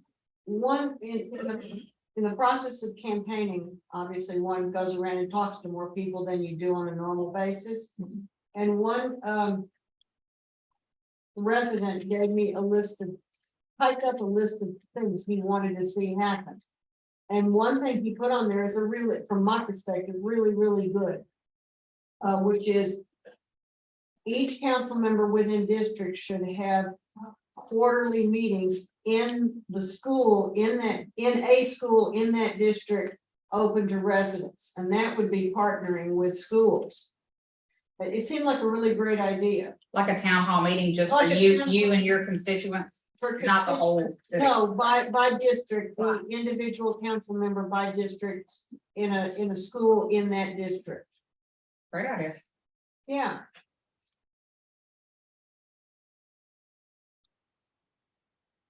He does that a lot. Like a lot. Yeah. And I think it's pretty helpful. I'm sure. We you do quarterly, Not quarterly. quarterly might be a little much. Is there staff assistants, Judy, or you just kind of pull it off yourself? Oh, no, we coordinate with our city and bring, and the whole team comes out and gives presentations on. Oh, okay. So it's not just you and a microphone, No. okay. Yeah, and that was the focus of this Right here. particular resident, that, if some staff could come at the same time. Right. I think in our recently adopted governing standards, we did set a me just check this really quickly, to make sure that we weren't overwhelming city resources. So right now we say that the mayor and each council member may hold up to 3 mayor, council member sponsored meetings that are supported by city resources. So three is what we've, established right now. Not that you have to have 3, but that 3, we can handle 3 per district within our city resources. Of course, you as an individual can have as many as you want to, but with staff, planning it, advertising it, setting it up, providing the program in consultation with what you want. That's what we currently have right now. But then there's also a cutoff period if it's for a council member who's running for reelection too, so that comes into it. 6 months before the election. So basically the first half of the year that district's running, the filing period to the election, you wouldn't have a city sponsored forum just to prevent any perception or accusations that you were using city resources for campaign purposes. I think unless. But if council members did it more frequently, if you will, it would be even harder to have that perception fairly, that you were using city resources for, I'm presuming that we would have if one was to do it in the schools, that the school system is going to be open to something like that, but it means they have to have staff longer and building has to be open and blah, blah, blah, blah, blah. It's something that has to be worked out if it comes to that. But we've had it at Wheatley, and that's worked out real well. Seems like you should use a city sponsored. Unless you do it in conjunction with whatever trustee is also in that same district. If you're trying to join together, maybe. Oh, that's a good idea. And Good idea.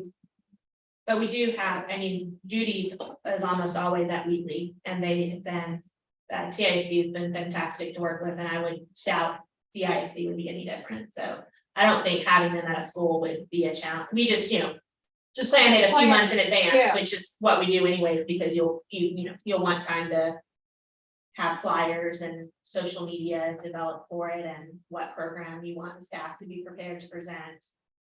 So I think we have the framework for that in Yeah. place.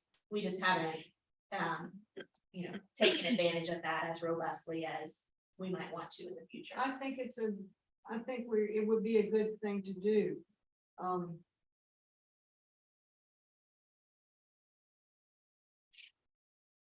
No, Bill Jones did when he called Monday with the mayor or something like that. I don't remember if it was every Monday. Where did you do it? I think he did it at council chambers. I think. Which would also be fine rather than going, but I was looking at the idea of partnering with the schools and getting resident, working with TISD also, which is nice. I've seen some communities do coffee with a council member. And so just on periodic times, it doesn't have to be all of you, but it could just be one council person, and then you just provide coffee and anybody can show up and visit with you about anything they want. Coffee with the cop. I think that was today. That's a cool one, Des. Okay, so getting back to this number 5, I'm just trying to make out here what. So we're gonna be moving that to 4.3 as our 1 to this. So I think the new things on here is the first bullet point. To develop an internal communications, broad-based communication strategy that includes an employee newsletter and an employee like intranet, or where employees can go to get information on their employment, and then a newsletter. Is that something we want to green light? Is there a need for that employee communication strategy? Do the employees have access to their information, anything helpful in Dayforce? Or is that mostly just an internal HR? Could Dayforce be a hub for that? Or is that not really how it's designed? It's more They do have a login today for us. I would say probably we have a SharePoint site that functions as our intranet. That it probably is the most helpful hub for employees. So it had a link to Dayforce for like things like if they want to pull their W-2 or their paycheck stubs. But it also has a link to a page that shows local businesses that offer discounts to city employees. Well, I said Dayforce, because that's the Employee- one yeah. that I was, but is there, I guess, the better question, is there something already that's set up that could maybe be tweaked some, or some resources pointing toward that could stand something up like that without a whole nother program? Yes. And this work was done after we met, because we didn't have something identified in list number 5, open and responsive communication with our community. So Yeah, from my perspective, when I look at this list, what I would consider putting on the not that these other things aren't good things to do and we can, talk through them. But what I would rise to the top as a priority is either being, saying something broad, like develop a community engagement program. Or if you even want to get specific about if what you're really looking for is to develop a council forum program, something like that, that would be maybe the priority you set and let, to me, the rest of the things on this list, again, they're not bad things to work on, but I don't know that they would come to our, top of the list priorities. and let me just point out something here. I'm not sure how this team got to this, but the first bullet, the first the first line that says an organization committed to performance excellence. This is actually the wording for number 1, not number 5. Yeah, they've added So- in goals here that we've already vetted in 1 and didn't select. I as the know, top I one, don't so- understand why that was submitted as a number 5, but I'm making a note to myself to move that language in the middle bullet point. Try to develop a community I'm sorry, the engagement first- program isn't under, Right, is not under goal 1. I'm not sure what they were doing the here. first bullet and the third bullet need to go to number 1 if y'all agree that, if y'all agree that employees need a newsletter and a broad-based communication strategy, we'll move it to 1, or we can scratch it, or Brent, what's your recommendation on this from a management standpoint? Do you feel like employees need this, or is this just one person's Well, opinion? yeah, I think that's what we're trying to figure out here is, has there already been an established request or need identified? Or are we throwing things on a page? Well, I think on the weakness that was allowed, Hmm? on the weakness thing in the comments about. The staff. So who's gonna produce a newsletter? Is it another staff member or just more work for Heather? These items I think came primarily from Heather's team. So the idea is, my recommendation again would be, these are all things that are good things for us to work on, but in terms of rising to being put on the paper as a council priority, I would focus only on the community engagement plan. Or a subset to that, if you even want to get more specific about what you need when you say community engagement plan. The rest of it, I would suggest you. To me, that doesn't rise to the level of a council priority. Yeah. Okay. But, that's why I was asking about the Dayforce, was talk about an employee newsletter, and that didn't come from out of the blue. That's what I was thinking about whenever I saw that. Okay, so that doesn't mean that Heather can't do it, but just that, I don't think it comes to our top okay. list. Okay, so I hear, what I hear you saying is red on the first bullet. She's just asking for the change of a word in the third one, but so no to the first bullet and yes to the second bullet, is that correct?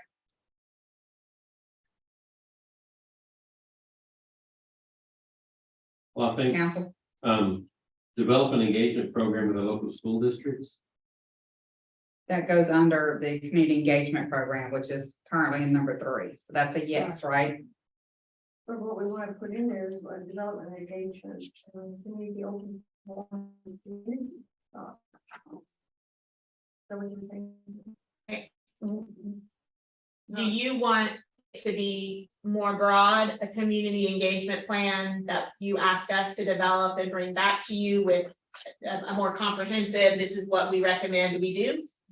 Or are you prepared today to say what we want you to focus on is council forums, you know? My recommendation would be to ask for us to develop a community engagement program. We develop that, bring that back to you for your approval, and then that's what we implement after you have had your input and approval of the recommendation. But that what gets put on the priority list today is to develop a community engagement program. Sorry. That sound good to y'all? And can we then mark off with our local school districts? I mean, why is that on? I think the only thing you write as your priority, you take everything else on this sheet off, and the only thing that stays is develop a community engagement program. That's what you're tasking us with. Develop the bullets. We'll develop it, bring it back to you, and you'll say yes or no to the specific. But what you're saying yes today to is yes, develop a framework for how we can have more avenues for engaging with the community. But bring those back specifically back to council for more input and final determination on what looks like. Okay, so that helps me type that up that way. And that third bullet. How to attract and strategy to employ the brand. Yeah, Heather's- Also. Heather's recommending that, see, in your big 6-year plan, y'all said to develop a talent attraction strategy. It's already been developed. So she'd like to change the word to now implement it, now that we've built it, let's implement it. But I think that's just a change to the language in the main plan. Right, Brown? Yes, Okay. that's my understanding, yes. And then what about this next one, open and responsive communication with our community? That it does belong in number 5. Do we need to include this line item or any of these bullet points in the goals for next year? To me, these are specific things that might be included in a community engagement program that we would bring back for consideration instead of calling them out specifically today. When we put the sports marketing stuff under in with developing a strategic plan for Parks and Rec. Yeah, that doesn't, you're correct, that doesn't really fit in that. So it goes. under Apologies, this could be 6.1. better organized. Hmm. This is a little bit all over the place. Yeah, this one's a little, it's very different. And every team did a little different things. So, okay, so this language, open and responsive communication with our community, that's the actual goal language. So I guess my question is, do any of these, what was the wording you just said after community engagement program, Brent? To me, that's it, that the only thing that we Oh, list as okay. a priority under open and responsive communication with our community is develop a community engagement program. And then let's do some more work on what that looks like and bring it back to council. Okay, so. So kind of it may include an engagement app, it may include a code red communications plan, it may include a hometown hero banner program, but let's flesh that out better at the staff level and then bring that back to council for So- more input and decision. Remind me before you leave today, and I'll give you a clean copy of this, because once I replace this in the document, I mean, I'll probably still have a copy, I'll probably make another copy, but I can keep my copy here. so, yeah, I'm just saying, I'll give you a clean copy too, if that helps you, but, so I'll just take out all of that. Yes, that's my recommendation. Okay, council. Okay with that, Yes. okay. Okay, is there anything on number 5 that, staff did not include that's important to you?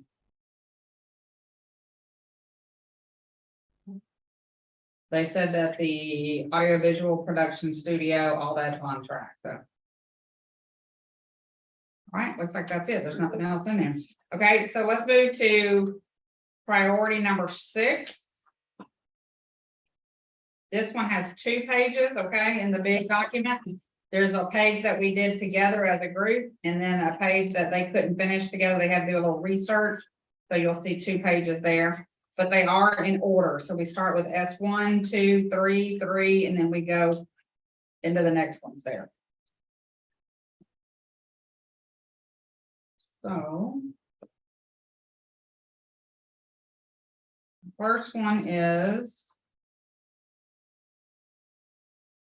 Parks and Rec, develop a strategic, okay, so we're going back to this document, okay, y'all, this document here, number 6. Beautiful spaces and unique experiences is the initiative. So the first thing. Although they didn't make it, the first thing. Was to select a site and architectural design for new library branch. I don't see, Not there.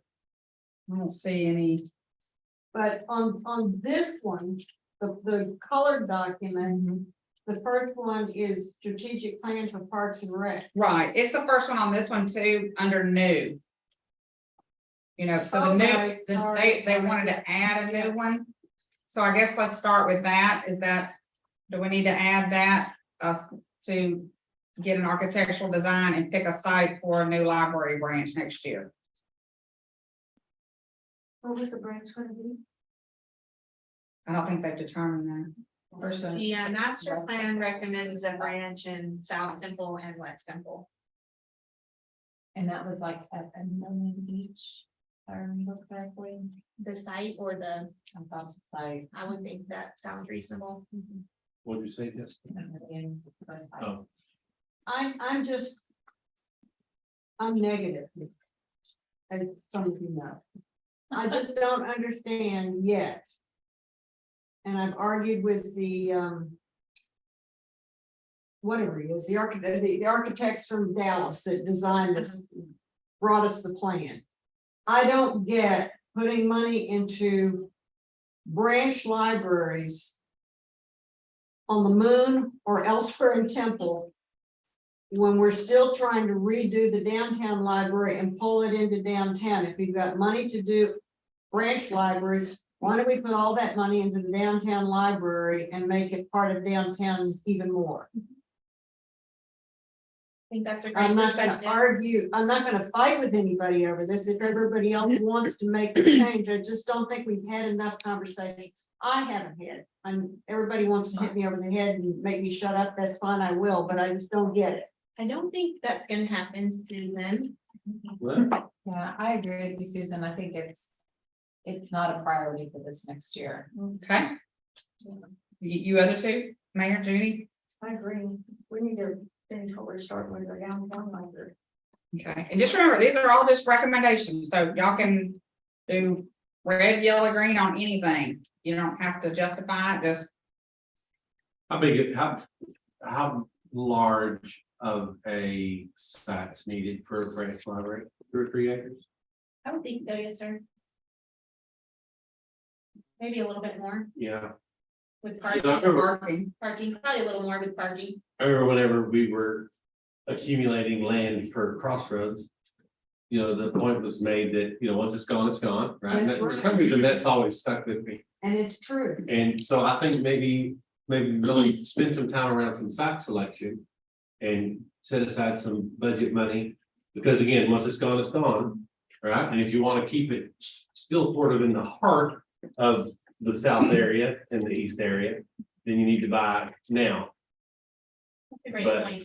but And similar to what we've done with fire stations. yeah, You've allocated some money Yeah. to buy the land we need for the next few stations, not saying we're building those next year, because we're not, well, it's but got an we, inventory.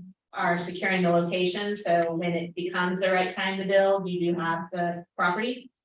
So that's a good point, you could strike an architectural design, and you could just focus on site selection. For the next year, if that's something that.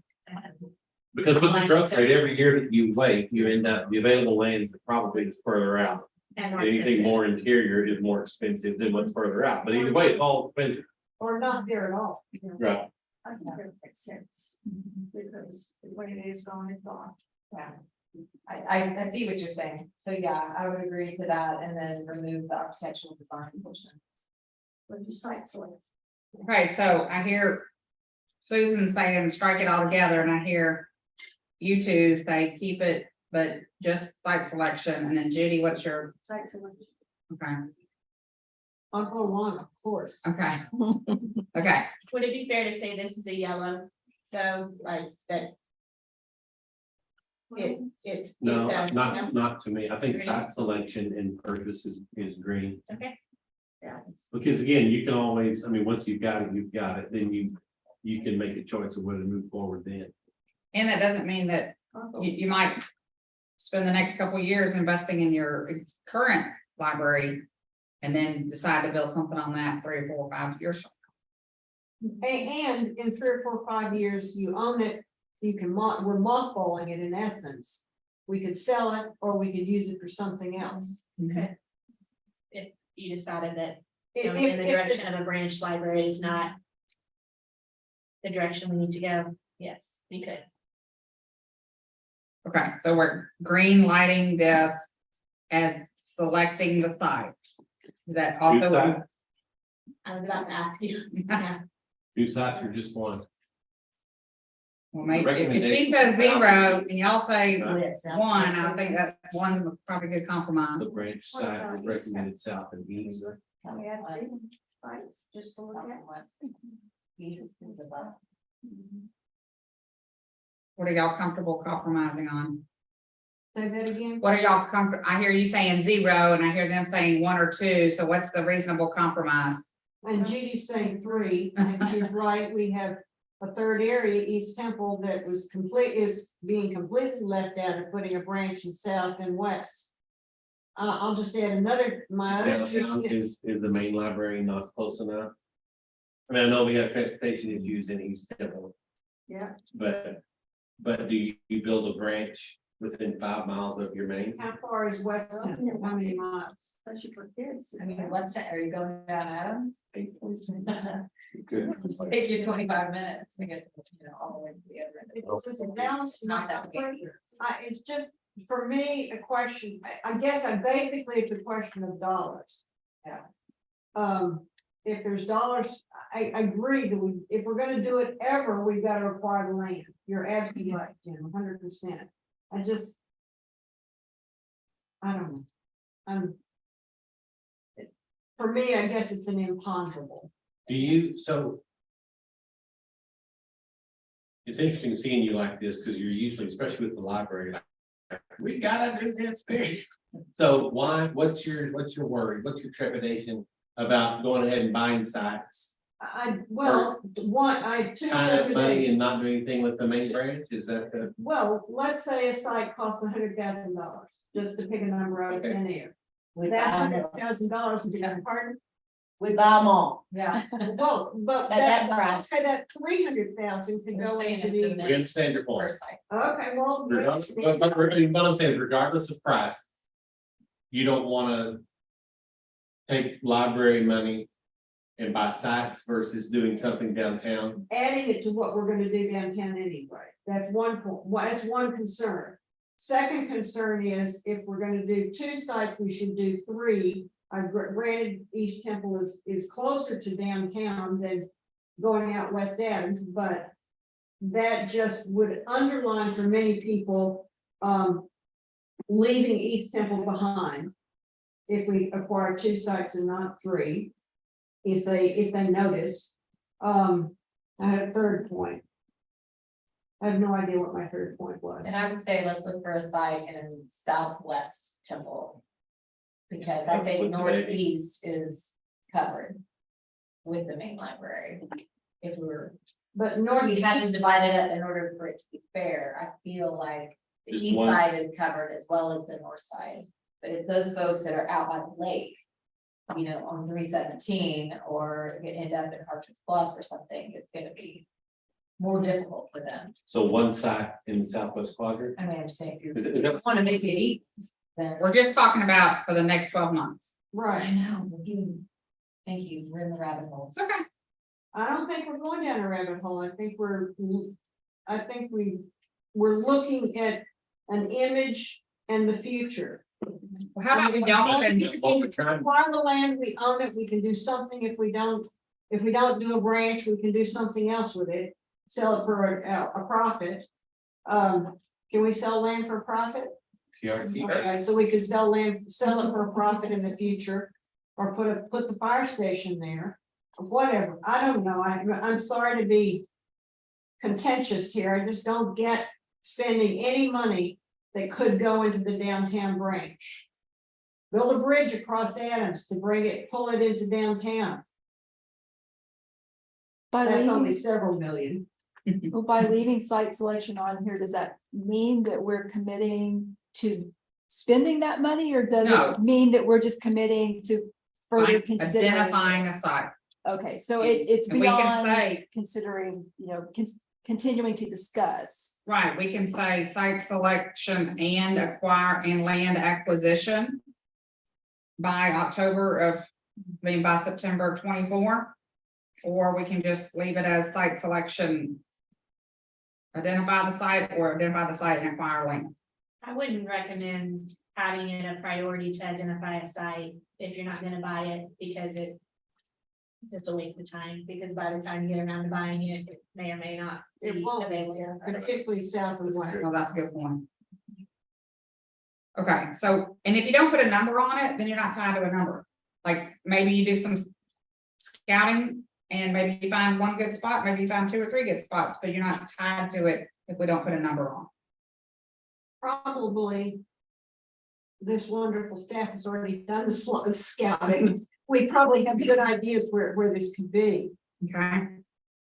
All right, So so, what I need to do is just back off. I've made my thoughts and I'm not at all sure that I'm correct. I know that if we don't acquire it, we will have more and more trouble or pay more and more money. So from that perspective, if we're gonna put site selection on there, we probably ought to put and acquire. okay, so it sounds like everybody's in agreement on that, so 2 or 3 sites, or 1 in Southwest. or we can put a number on it if y'all want.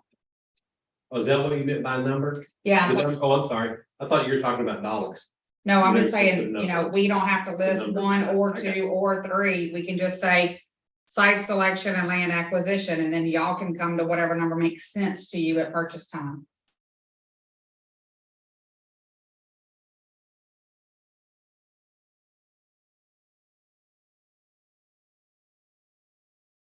Do you have enough information today to even say 1, 2, or 3? 1 for 3. We can do less, right? I mean, if it's determined that only 2 are viable or whatever.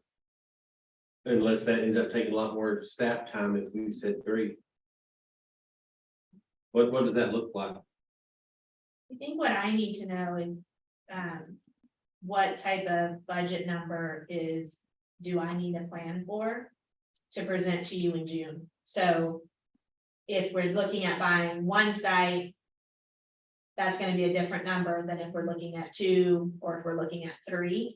Because that's the kind of direction I need, not necessarily that, we are absolutely gonna do it or not.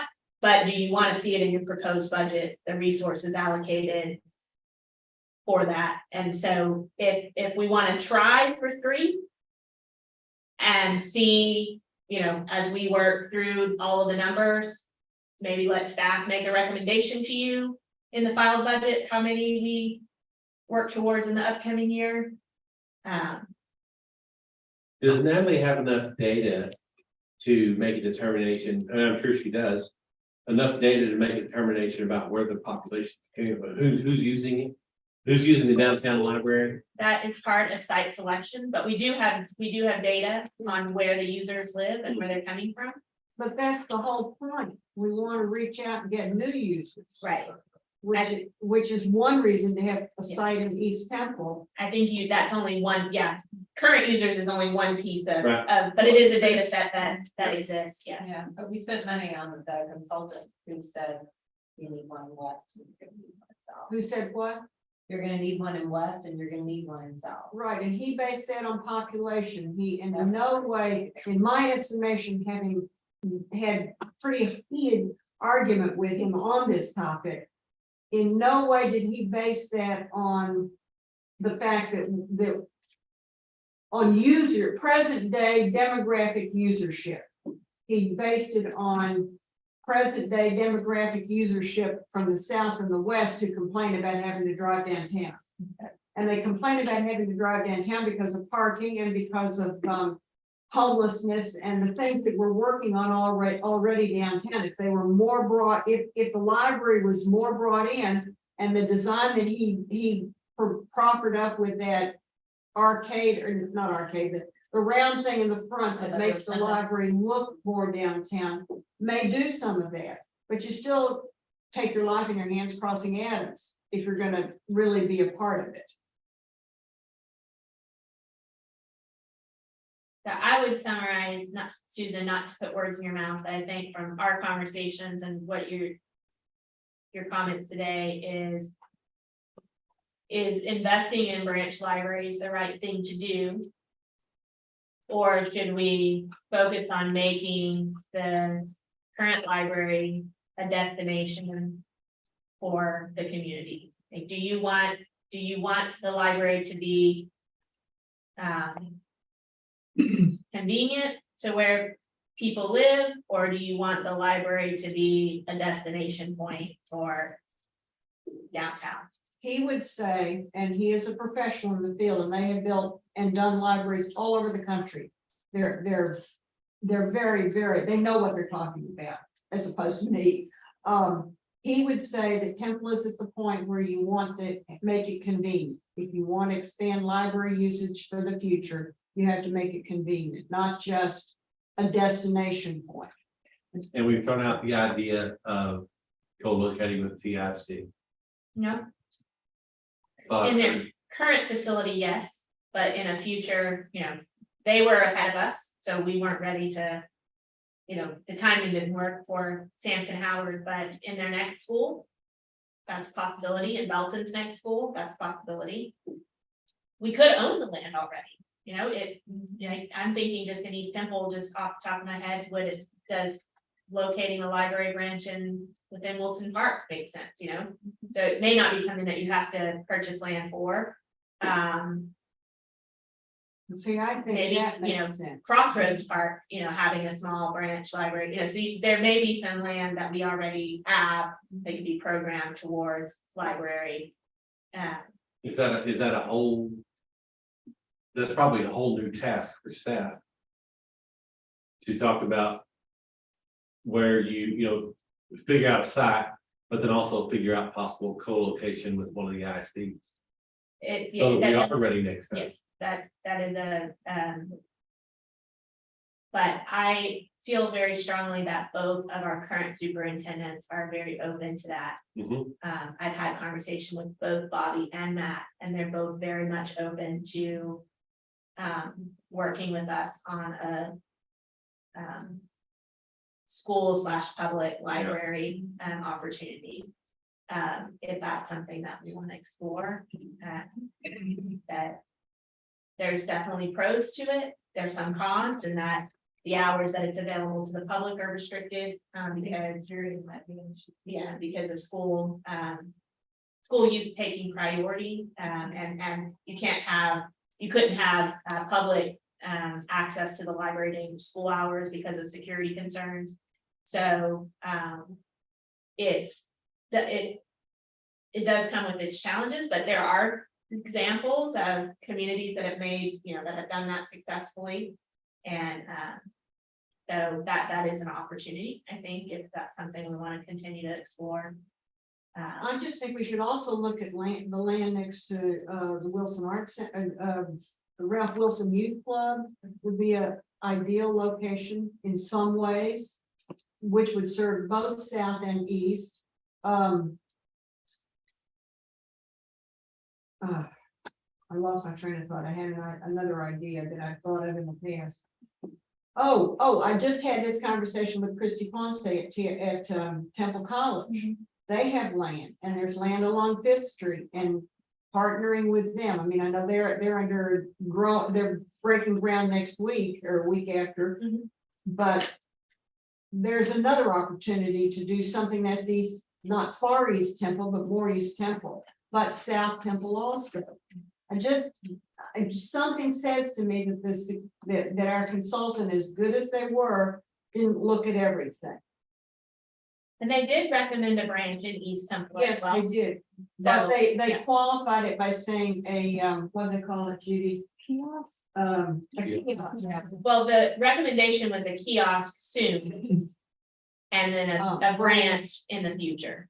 But I like the Well, I idea. think, I think our answer is yes. Okay.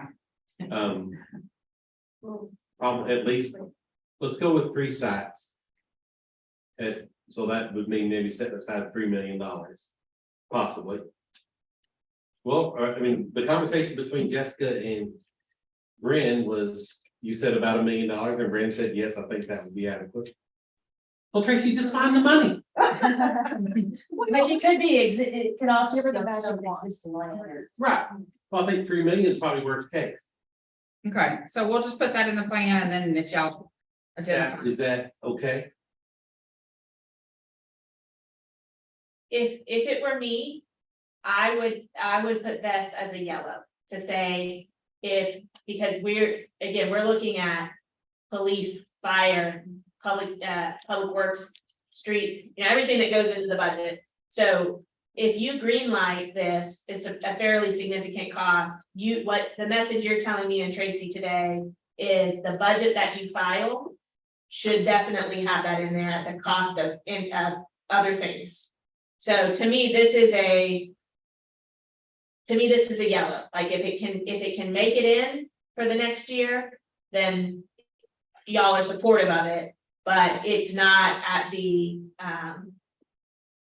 level that it's gonna come as a Like a maybe. priority over other items. Like a maybe if you can afford it, and we've already been through multiple things and y'all haven't yellow lighted anything, everything's either been green or red. We're very bad at color. That's okay.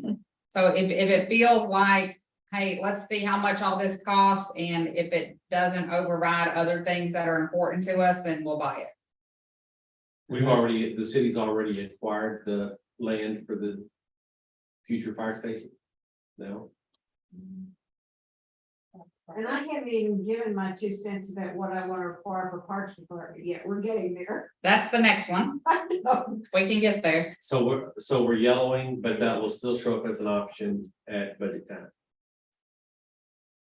You're giving me feedback by saying yellow today, if you choose to do that this is something that's important to you, but there may be other things that It's not, it's a top. it's not I don't know exactly how to say it, but green, to me, the green would be the things that you don't want to see a budget filed without those things in it. If you say green to 40 things, I'm not gonna be able to give you a proposed budget that has all of those things potentially. So the green needs to be the things that it would be unacceptable to you that there would be a proposed budget filed without those things included. When you look at the end of fiscal year 24, if this thing has not been accomplished, do you feel that it was an unsuccessful year? Or would you feel comfortable if it rolled to a future fiscal year? I think that's a good way to think about it too, is what things need to be accomplished next year for you to feel like it's been a successful year.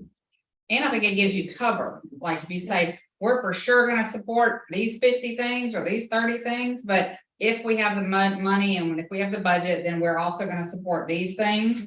But we're not gonna support these things if we don't have the money to do it. I think that shows the public that you're prioritizing their dollars too. Well, I can live with yellow. We can still be. And we're only talking about 12 months. We're just talking about, October through September too. Clearly, the land in south and west is going to be harder to acquire and disappear faster than the east. It's called spade a spade. And the idea of putting a branch library in East Temple at Wilson, Rec Center, there's land to build there, it could be done. We already own it. That's no dollars, except obviously the building eventually, pardon? Could read the free clinic. That's not vacating, that's. Exactly, and they're vacating within the next year. Okay, y'all, we've got to move on. We've spent an Yes. extraordinary amount of time on this one Yeah. item. Are we good with yellow lighting this for now, Mayor? Yes, I'm fine with that. Okay, you are too. Okay. Okay, so let's move on. This one is, we've got a lot of stuff on number 6, y'all. Number 6, 1, SI2, develop a strategic plan for the Parks and Recreation Department. And then if you look on the goal sheets here, it says issue an RFP for consultant, award the contract, community engagement, plan and develop, and budget. And this group said we want to be 50% through with this by the end of the year.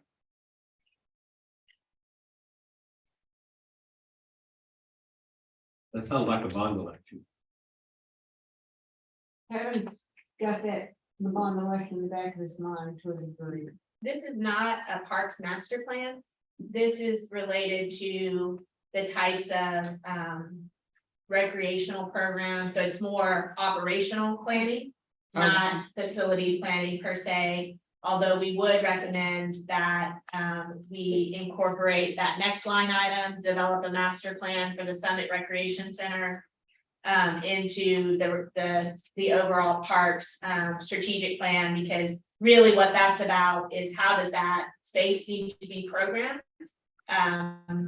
What types of services, what types of programs need to be offered out of that center, which then could drive potential future capital investments there. But the main idea behind the strategic plan is more operational, programmatic, not that, we just very recently updated our parks master plan for the physical, built environment of the park. So I wouldn't say that this would likely drive a bond election. It's more how are we providing the best services and programs that the community wants. So is that a green light, red light, yellow light?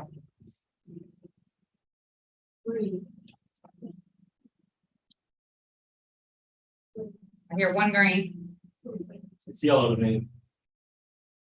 right? Green, yellow, what's your green? So we're going with green. Does the mayor have any extra weight? Okay. Well, yes, that's personal. If it Not that matters, kind of way. if it matters at all, the strategic plan you actually funded in fiscal year 23.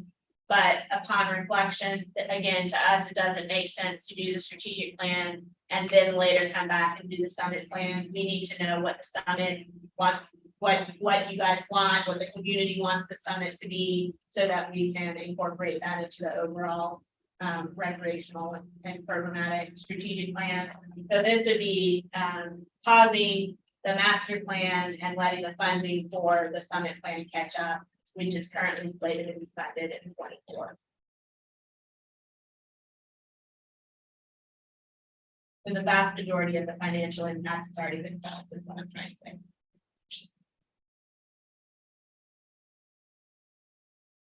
Everybody's still there? Green, okay. Okay, let's move on to SI4. And the staff recommended combining that with SI8. So develop a North Arts District plan and evaluate the potential for establishing an arts commission. And that, the way they, Now, we should also recommend we strike the north, from the North Arts District plan. I think that at this point, there's the original thought process was that the land around this facility become the North Arts District. And that most of the land in question has been sold and is not being proposed as an arts district.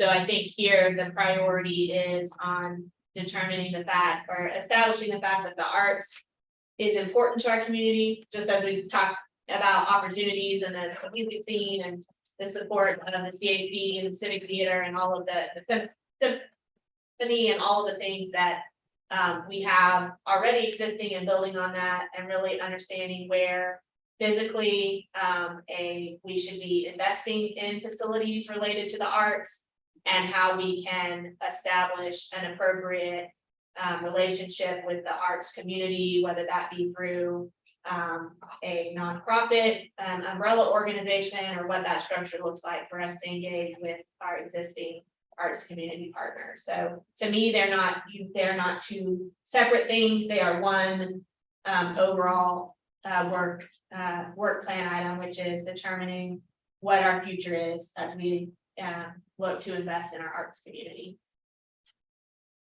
So both the physical investment as well as the organizational structure of how we fund and work together. Oh, yeah, and I see your notes here, it says scrap but no work. Okay, so, is that a green light? It's green for Yeah, me. yellow? Green, for sure. And then You too. evaluate the potential for establishing an arts commission. Yes. That's something we need to explore, but. Mayor and Judy, y'all both green too? I'm a yellow.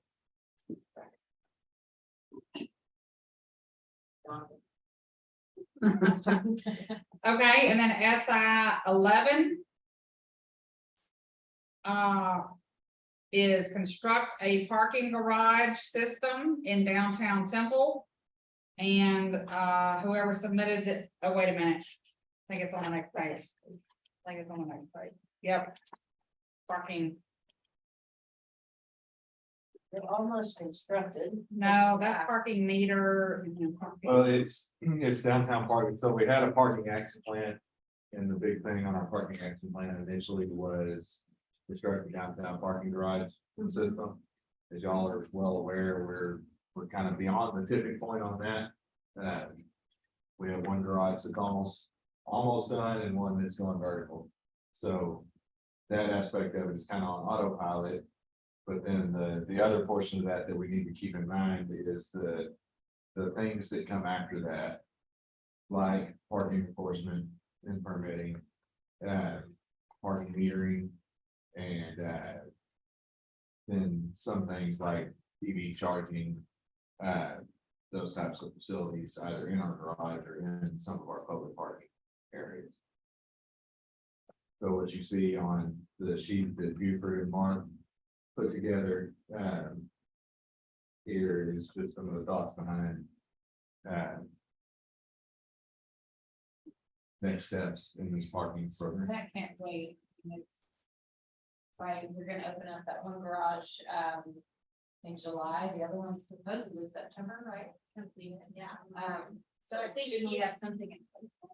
I think the recommendation here, which didn't get. I think we need to make some tweaks here is really, we've probably accomplished, we will have accomplished the construct a parking garage system in downtown Temple, so we mark that as accomplished.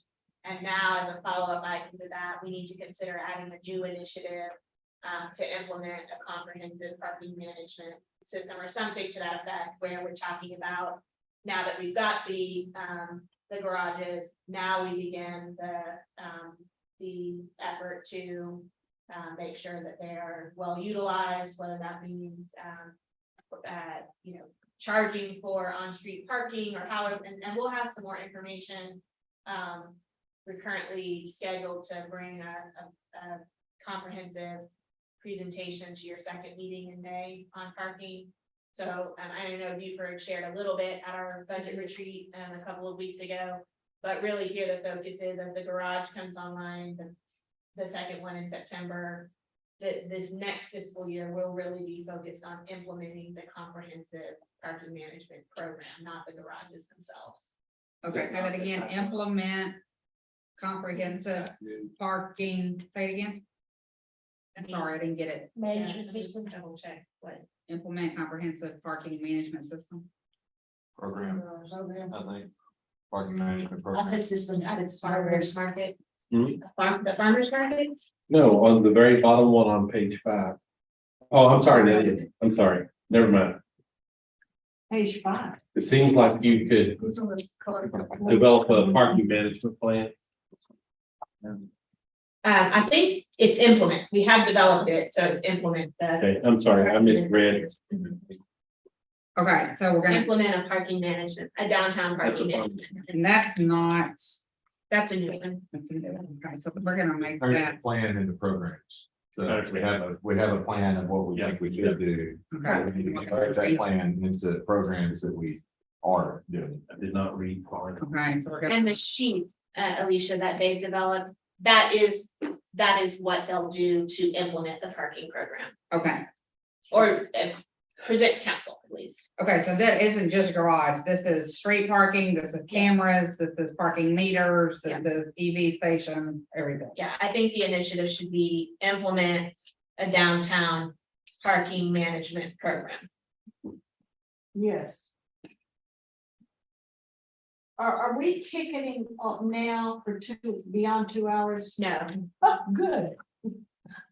Okay, implement. Not now. but if you park over the line, Park over the line. and you back into your space, You can't back into your space. You can't back I in. mean, That's illegal. We actively loading and unloading. You can back in. It's an accident. That's why I make a U-turn. Okay, so, okay, here's an anomaly. In the big group, no one said that that 6.3 SI 12 was important. It did not make it to my master list, but then they wrote it on the bottom of the number 6, architectural design. So if you go back to here, number 12 is develop a management plan for the downtown farmers market facility. Where are we? I'm lost. Okay. Oh, this was page 5. Okay, bottom of page 5, where it says past due, SI 12, Yep. develop a management plan for the downtown farmers market facility. They added this here on this last sheet.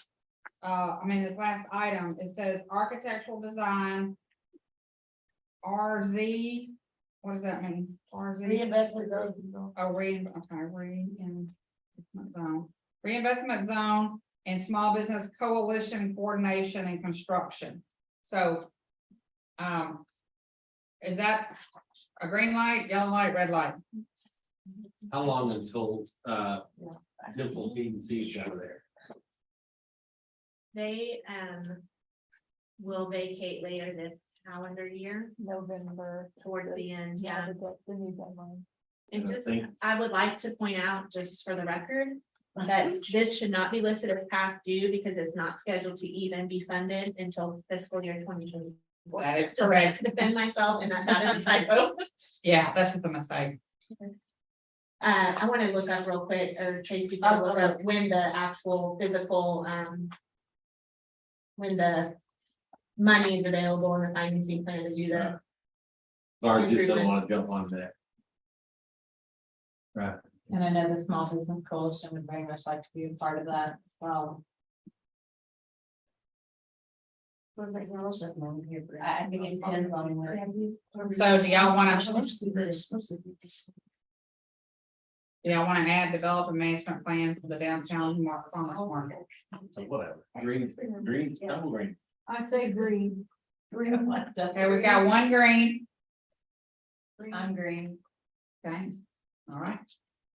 So, sorry, I don't know why they didn't make it to the main list here, but I'm gonna say add. And also Tracy, how much, when is that? It's like $3.3 million. Okay. All right, and then on the next page, as Brent said, these are the strategies for the implement downtown parking management program. Is there anything on this list that you disagree with or don't want on there? Where are you now? On this page 6, the typewritten, Yeah, this is applicable to implement downtown okay, parking management program. Well, And Alicia, Brent said these are the components of that. We're scheduled to give council a comprehensive update or presentation on this item the second week in May, so we could probably defer to that time. I mean, even since we put this together, we've had some refinements, like, for example, we will no longer be recommending the purchase and installation of parking meters. So I think for today's day, we could probably defer that as long as we've heard that the parking management program is important. We'll get council's additional feedback in a Okay. few weeks. So kind of scrap all this for now. Yeah, and we'll put together a more updated plan after that presentation. Okay, let me just make sure that those were, And this is mostly accurate, but there's yeah, gonna be they're some all new tweaks, numbers yeah. anyway, okay. So we're just gonna scrap that, scrap that. 24, okay, yeah, and that would be kind of 3.59, 24. Okay. Well. So number 7. What? Okay, What all is it, 3.5 million includes? Oh, there's some demo. They're developing a plan right now, but just super, I think they're in the very beginning stages, but it would be, there could be some demolition. Some additional enhancements to the facility. Again, the idea is to turn that space into, and actually, we probably should title it community market. I'm sorry. Because we have changed it. It's for develop a management plan for the Santa Fe community market is its current. Okay, what number are we? 6.3 point SI 12. I'm sorry, we're going backwards real quick. Okay, Instead of farmer's market. Yeah, it's a community market. So we okay, change the wording to what? developed a management plan for the Santa Fe community market facility. Santa Fe Community Market, Yes, ma'am. community market facility. Okay, develop a management plan for the Santa Fe Community Market Facility. Okay, You want colors? hang on, I gotta catch up to y'all. Okay, so now we're on number 7. I know this is like making sausage, but y'all, we're getting there. Okay, number 7 is gonna have 2 pages.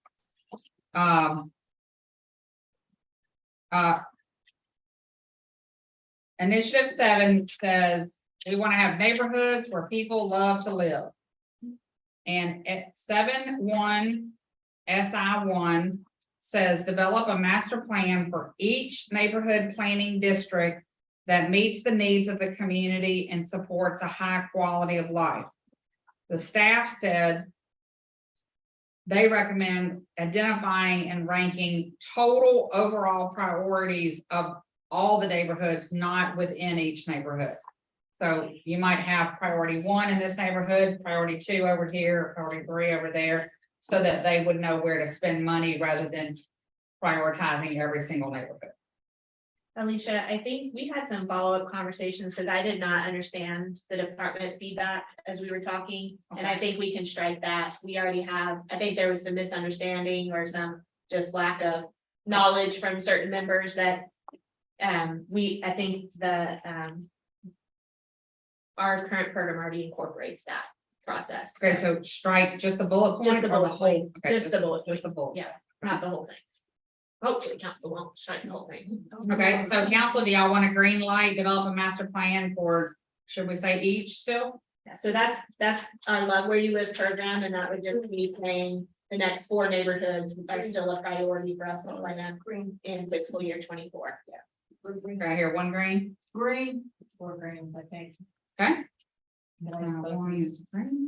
Okay, and then SI2 is develop neighborhood-specific zoning ordinances to ensure design standards and land use regulations align with the neighborhood master plans. Again, that's just a continuation as we do the master plan for the neighborhood, and then we come back with the overlay and zoning program. Green. Okay, and then SI6, implement these spaces Places and Spaces Capital Improvement Program. What is it? So that's been the funding for the projects that are coming out of the neighborhood plans or the Parks Master Plan. Green.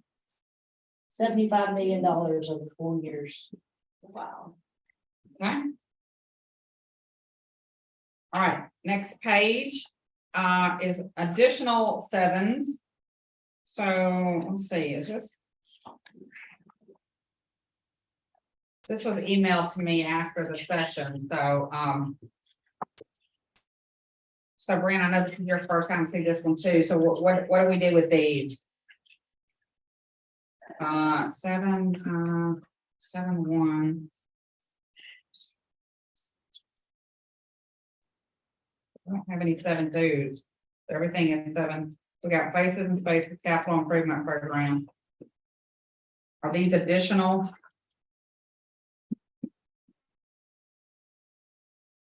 I think, Brandon, you remember we had some conversation around adding some items for TRC Yeah. to this. These are new. We've recently established a local government corporation called the Temple Revitalization Corporation. Okay, And so the proposal here for the first one is that we add an initiative to implement, continue the implementation of that. hold quarterly meetings, acquire, sell properties, maintain the website. Those are just examples of the things we would do as part of implementing the LDC. Okay, so is that a green light? Y'all have already established it, right? Yes. So, can I green light that? Okay, we'll assign a number to that. Pursue a memorandum of understanding with Bell County and other taxing entities related to the sale of tax foreclosed property.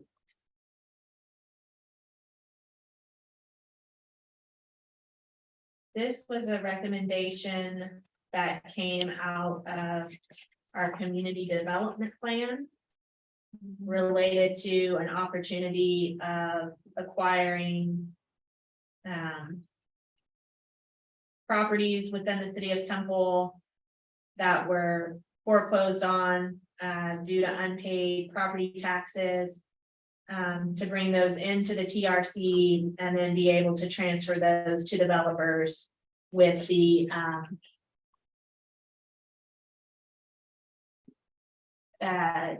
standards attached that would help us accomplish the visions that are identified in the neighborhood master plan. So instead of them just going directly to the tax sale and going to the highest bidder with no restrictions, you would have the opportunity to run them through the TRC and ensure that the developer or the builder getting it would put a product on it that is in compliance with the vision for the neighborhood. Green. Okay.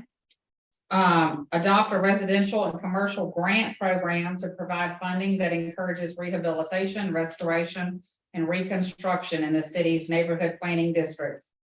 It includes developing a policy for that, requesting city council approval of a budget and adoption of that, submission, evaluation process for grants, and then reviewing applications, and city council gets to approve before the grant.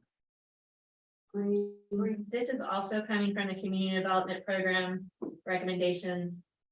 My recommendation would you would consider yellow in this area, not because it's not a great program, but just, if we get down to the budget and this is not the year to set aside grant funds, if it kind of going back to David's thought process, like if we get to the end of 24 and this one moves into 25, we have failed if we're doing all these other things. So again, just in knowing we don't have unlimited money, is this something that that it absolutely must be presented in your proposed budget, or something that if it works, we get it in there, but if not, then this one's gonna have a bigger financial implication than the other two we disagree with it. But the bullet point A1 under that is really important to start getting in place.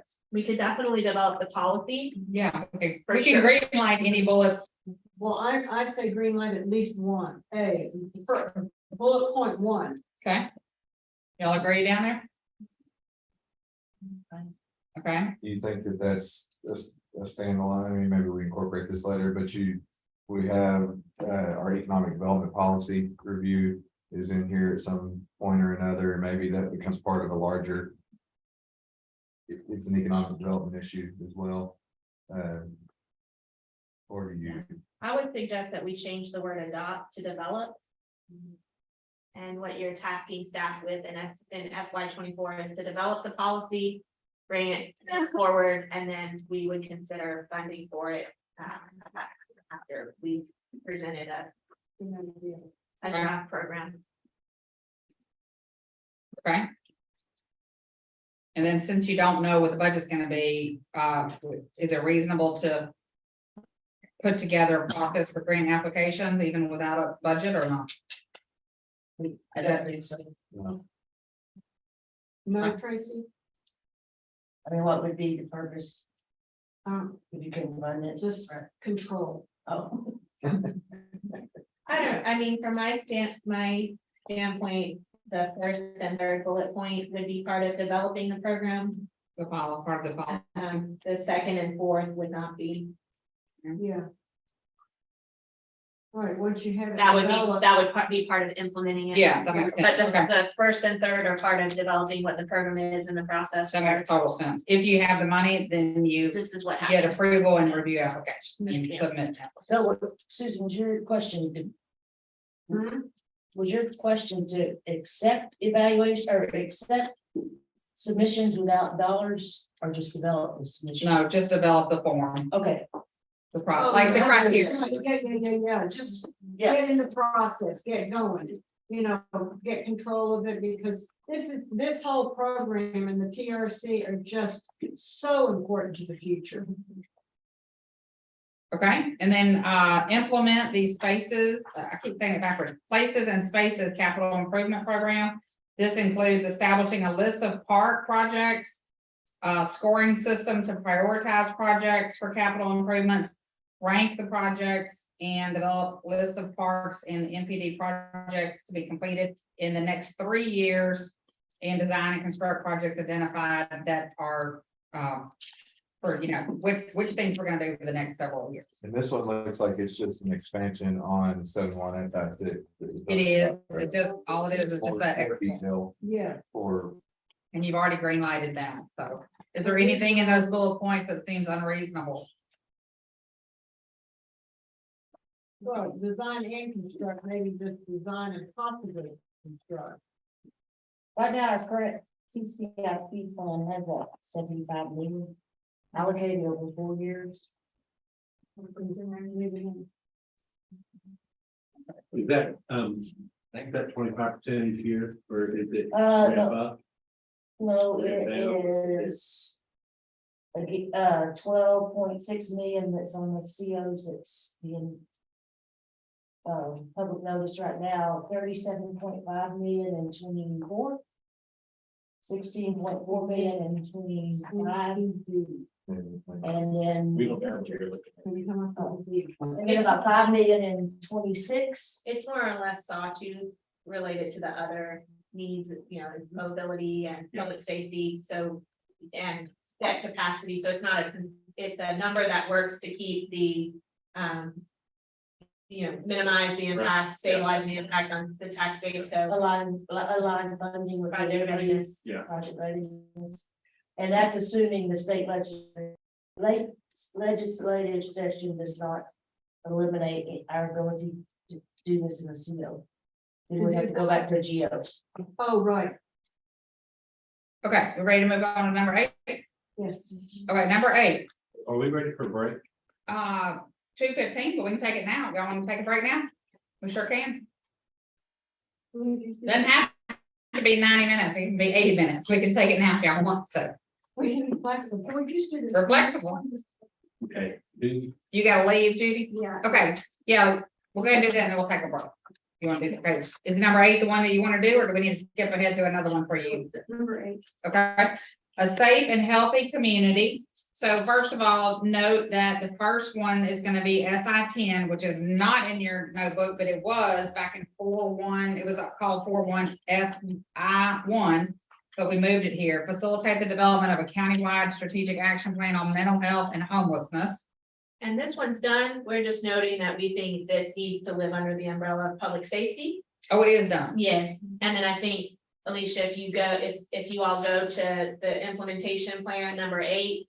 We're now suggesting adding a new initiative now that we've completed the plan. To design and construct a transformational campus for those experiencing homelessness. Is the recommended initiative that be added to the strategic plan. And listed as a council priority for fiscal year 24. Okay, And what's the dollar amount to construct? Approximately 5 million. Oh, you've told me that 100,000. However, I will say that, there's 2, schools of thought in preparing the budget for that. One is to set a budget and design to the budget, and another is to design what you need and determine what that cost is. My general philosophy is you design what you need and then determine the cost, and then if you need to make adjustments, if you need to do value engineering or cut things, so that is more. And I think Tracy and I've had a brief conversation, and I need to talk more in depth with Nancy, but that is gonna be my recommendation is we design the facility for what we feel like we need. Develop cost estimate, and then if we need to make adjustments to that based on what we're willing to invest or are able to invest, let's do that. But instead of having an arbitrary number to start with, because we may need to invest less to get what we need, we may need to invest a little more. But let's start just with what we need. So that's my recommendation, but I think just for a round number, 3 to 5 million is something that would be a reasonable budget expectation. I think too, they're looking at, you wanna look at what the whole campus is, Yeah. the master plan of the campus. But not all of it has to be done all at once. Right, so you can face it, Well, allow, just as an aside, Jessica thinks she'll lose the election over new city hall. She'll also do this. It's the community that's opposed to this, that knows about it, is vocal and really opposed. I would have thought that too, but Nancy and Dr. Marmot went to Taba and really sold it, and they're behind it. So, those that I think probably didn't quite understand what was happening, I think now they get it. You were, you feel that family?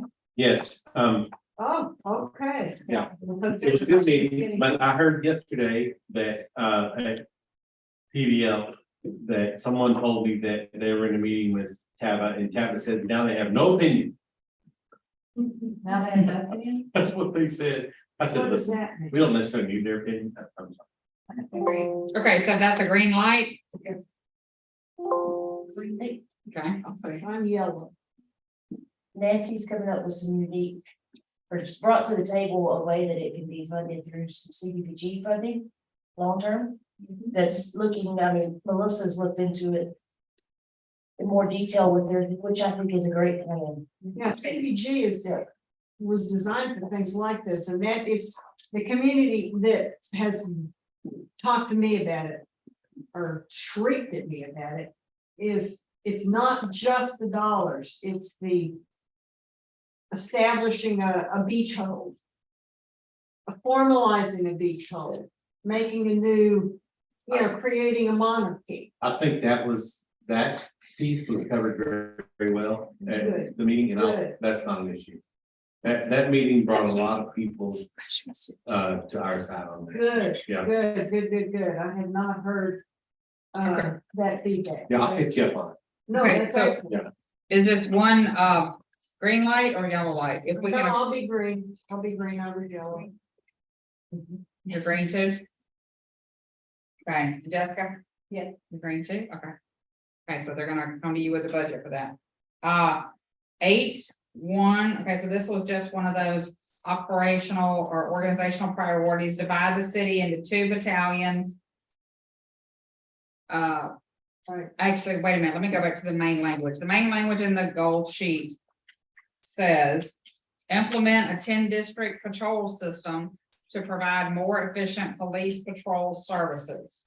And we've got here, divide the city into 2 battalions, add a 2nd battalion chief and driver for operational command and control, add additional squads personnel to compensate for additional call volume, call redundancy, add admin staff to handle increased admin tracking, and then, well, they went backwards here, but anyway.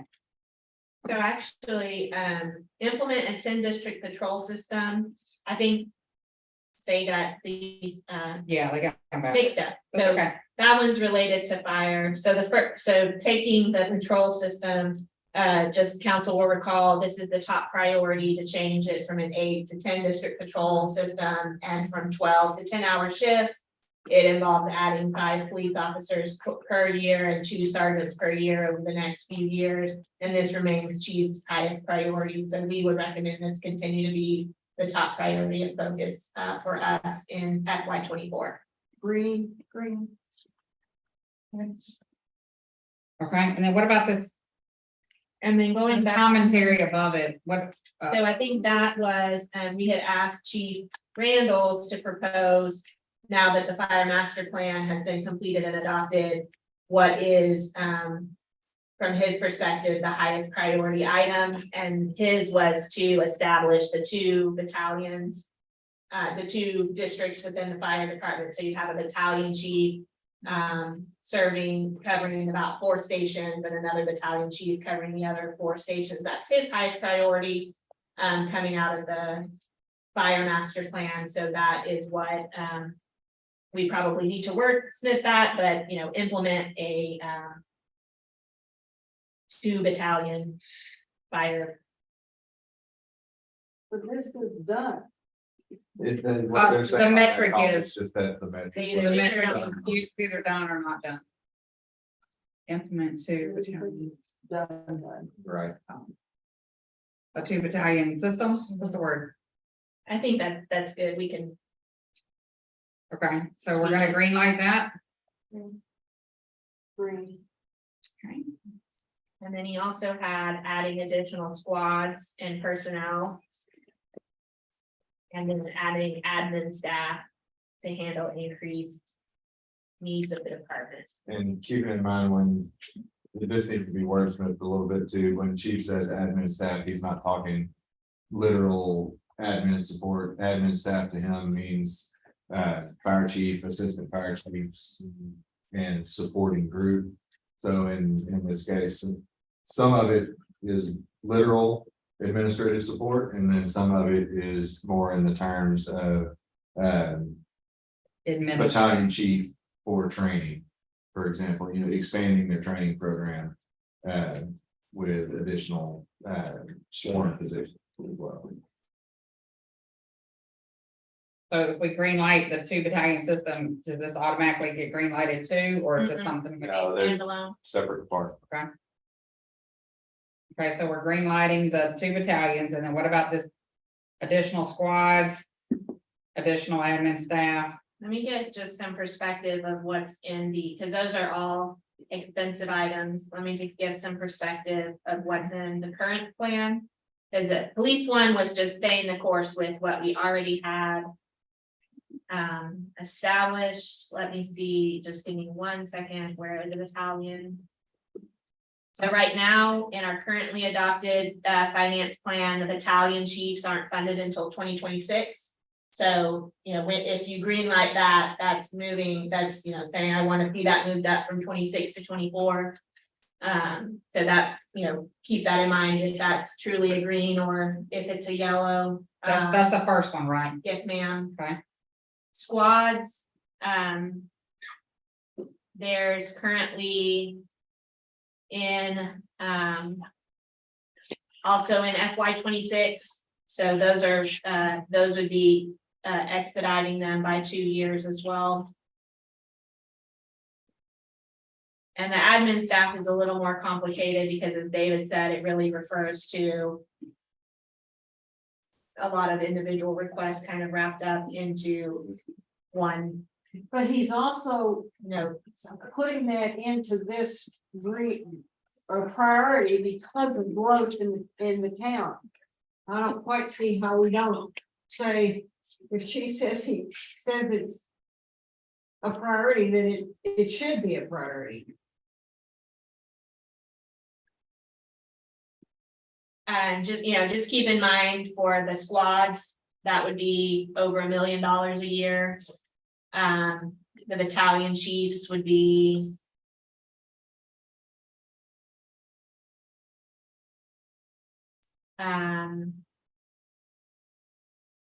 About $700,000 a year, so they're big items. Not that they're not, The 4 battalion chief. it's 3 additional battalion chiefs and 3 additional driver positions, so a total of 6 personnel for that plan. Only 600, 700. 700,000. And right now, y'all have that slated for 2026. So the question is, do you want to make that budget item for 24 or yellow light it? And if we have the money, we move it up a year or 2. He moved it up because of growth, is that correct, Brent? Every department, as is totally understandable, has needs, and so they want as much as they can get as soon as they can get it. And I'm not saying that doesn't mean it's not needed or important, because it is, What you're saying. but We asked every them. department moves up everything. That just always happens. So is it needed? I mean, is it for operations and overall public safety? Does it need to be moved up? Because I think in fire, personnel are available more so than police. And then what about equipment? With the supply chain issue. If my recommendation would be to yellow light it, to say, that So it's we not- agree that it's not this is imperative. important. But whether it gets in 24 or 25 or 26, I think as long as we have it planned for it in the next, within the short term, we are not, we're not being irresponsible. I'm fine with yellow light again. So yellow. Yeah. Okay. So So is a any- year from now, when we're doing the same thing. Well, and it might be, if it, We have to remember that we yellow lighted it this year. And the growth is still happening. and we didn't ask, I mean, just to be back up what Brent said, we didn't ask everybody to give us their most critical things. We asked them for their wish list. So, what are your recommendations to council? So if y'all come up with the money, you can fund it 1 year early, 2 years early. And then we just look at Tracy and say, hey, Miss Moneybags. Go print some money, Tracy. Okay, so 8-1 OP2.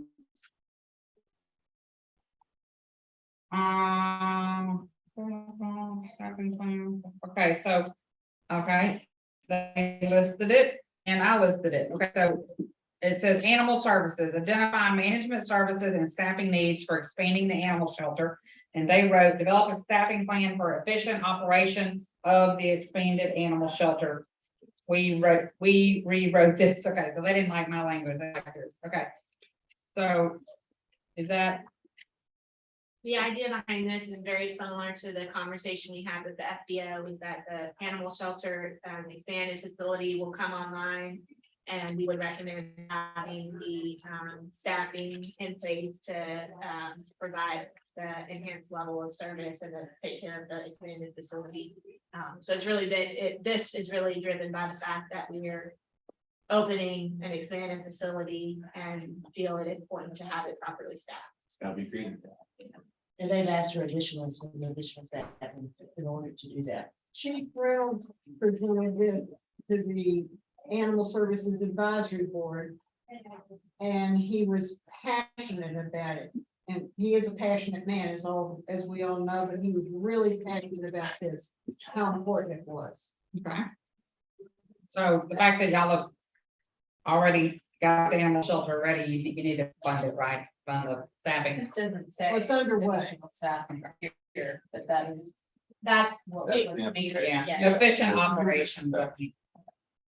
Okay, and that's gonna be. Okay, so, they also added a whole bunch of stuff on the next one. yeah, and so here I think what Chief is asking is, and I asked him, okay, now that you have the fire master plan done, what initiatives need to be added to consider for the strategic plan? This is not necessarily that they need to be considered for FY 24, but just what action items came out of the master plan that we now need to consider incorporating into our strategic plan. And this is my first time seeing this. I would like the opportunity to vet through this a little bit more and bring. Like, we wouldn't typically, have a strategic initiative to add an office assistant. We need to work on that a little bit. So if it's okay with council, I'll take this information and we'll work with his recommendations and refine that a little bit. Okay. And then you want to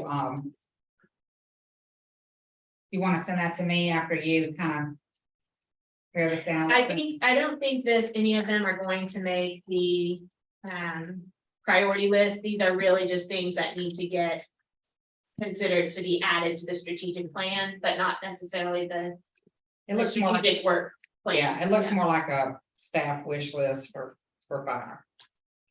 Even the team court thing. I think that's 8.1 OPS 5. I was talking about this list, if you, Oh, I'm Yeah. sorry, yes, ma'am. I'm always on the wrong list. I'm sorry, this is such a confused, 3 different documents. Okay, so I'm just gonna make a note to myself then to discard all of this for now. And then Brian, you'll let me know if I need to add something back in. And this is just the nature of this when we have people take work home and send it to me later. Discard. Now.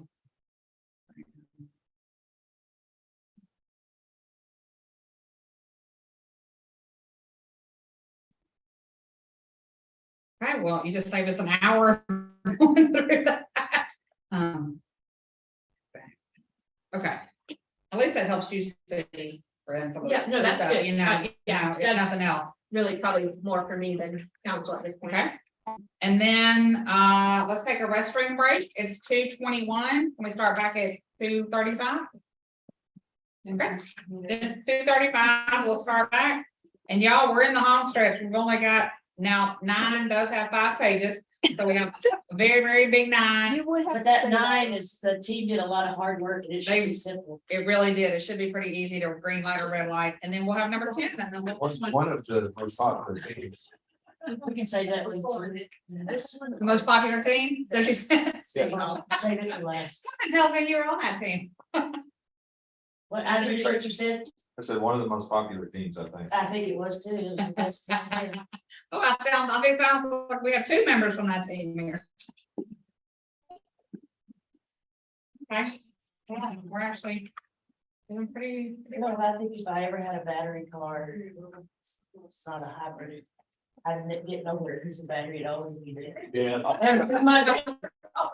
Me too. If it's anything like mine, My phone, my radios, my. always computer. dead, always toting the charger somewhere. Yeah, there's some of the discussion they're having on electric cars right now is you look at the same technology used to wirelessly charge your cell phones. And if you were to incorporate that into interstates and long transit routes, where as you're driving your car, it's receiving a wireless charge. In the asphalt? In the asphalt, so you Wow. use the same technology, then in theory, as long as you stay, as long as you stay on a major highway, you I can just drink that and Keep I on never keeping on. liked Chardonnay. It's really What, at like the drugs with Josh. how long does it take to charge? It's a I 20-minute charge gives you. Super, like a 60% wasn't real back. dry, Yeah. Which gives but you not half the sweet amount. at all. It was Couple hundred. more, just crisp. So it's like you say that This is good. I don't. Yeah, they put I those- don't like the oats. they put those in Yeah. It's strategically, what Yeah. ones I like. you're gonna have 20 to 40 minutes of shopping. Because crisp Mhm. and fresh and not. I would think they should put it in Yeah. one that is more. Yeah. Tesla paid Exactly. for I was gonna say Tesla probably made that arrangement in their announcement. it. It was all. They I think didn't, the it HEB was Tesla just came up and said, we've got all these chargers, we will install them Can you only charge that? for now, but they're working through a process to be able to charge anything off of it. Gosh, go way back. It's amazing. There's so many electric battery projects in the hopper right now. I mean, all across the country. Kia just announced last week in Georgia. The Blue Oval Park is underway in Tennessee, Kentucky. After I take. Wait, is it Tennessee? I'm not sure. That's a forward, huge. I mean, that's the largest announcement in the country last year, I think. From Samsung. So isn't there an issue with battery? Yeah, so many. The battery, Mhm. batteries that aren't being used anymore going into. Yeah, isn't that? I don't understand how it makes sense money wise. Okay, here, it's to you. It's raining in here. Is it?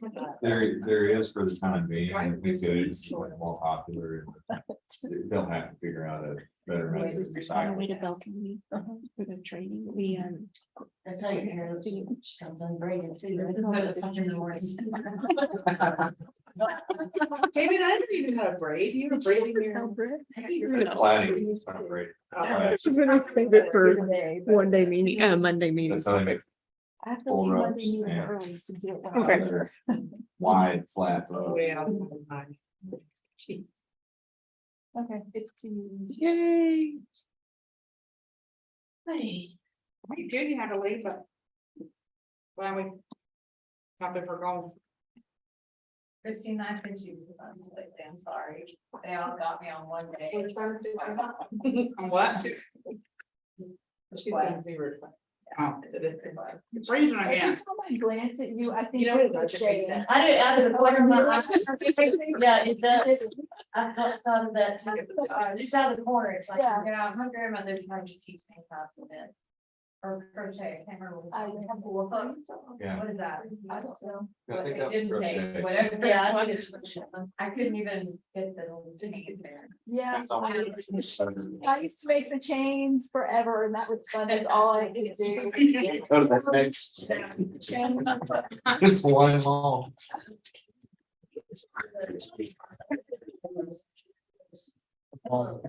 Enjoy It's gonna go around. Yeah. Go through with my. That's all I had a couple of those too. Stitch it together There you into go. something. Yeah. This is not quite as sausage making as the staff one, but I'm Whoa. sorry. It's still- This still isn't pretty nearly sausage. as bad as that. I mean, we had to switch gears a few times to figure out everything, but. I got some restless legs going on today. But at least y'all have some really good discussion around these things, so. We're fleshing out. I think you're at the right number, green and red and yellow too. We go back to that. Fran, I forgot to tell you this morning. Okay. Okay, this morning. I got some message from. Yes. Oh, the same person. Yeah, everybody's got their own stuff and hanging. Oh. It looks like we had 3 on May the 12th, and then not again until August, so. What do y'all? Okay, there was a message before that. Kind of Yes, misses that you actually do the length outside of that, but it auto corrected to something different, but you would think, oh, but I don't know. It's so awesome. I know. I agree, man. A command. Well, this No, is a it's a good warning. No, this is not a warning, it's just good. It's weird. And then you like birds. Coming down Fifth Street this morning was birds. Family. Just what I found. They nest all along those trees in front of town college every year. In the yard yesterday, not in our yard, but in a yard during the front of school yesterday. And Wednesday, I saw some on the road, which doesn't, there's my bird. I just. Me too.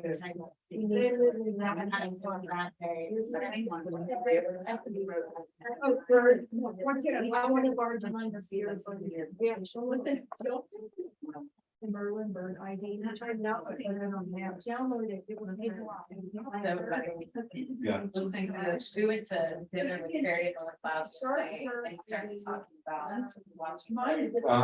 First we've lost the Yeah, wording. we've lost them. They're very. Yeah. I could run around there and I go immediately. When I was a kid, I used to There were two bet amazing. people that I could catch a road runner. I said, if you can keep up with a road runner for about 20 yards. you run out of ground, you lay it out.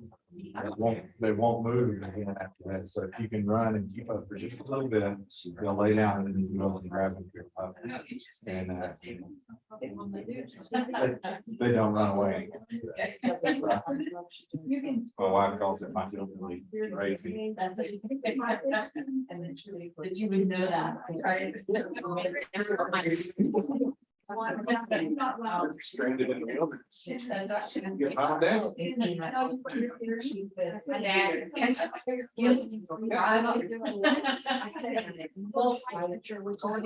One of our employees, wow. Call out. His wife, because she's going to Sherry Hill.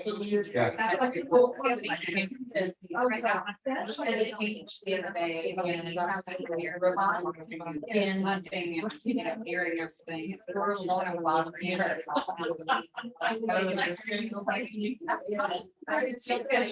Yeah.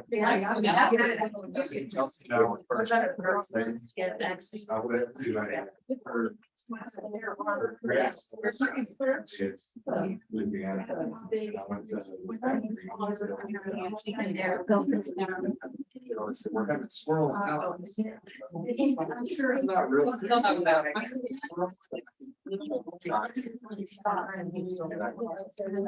had a little side of one. Person. Yeah. Scooting down like that.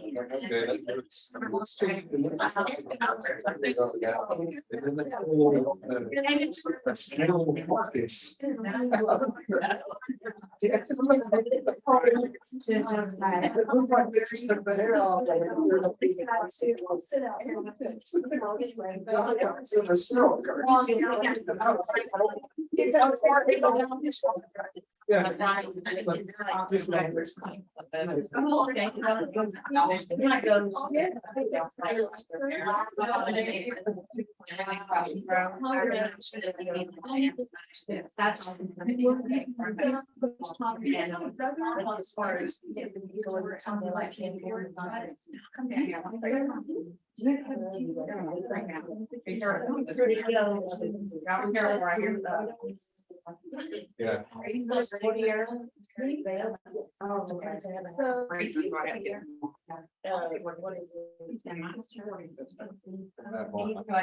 She was never able to. She's still- Your family needs both. I'm not gonna go there. She's like.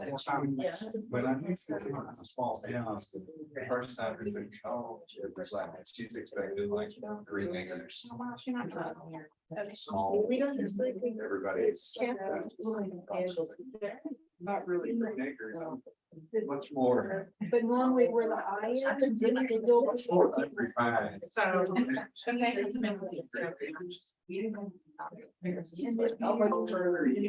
That means. Not even- If it's clear enough, then you can.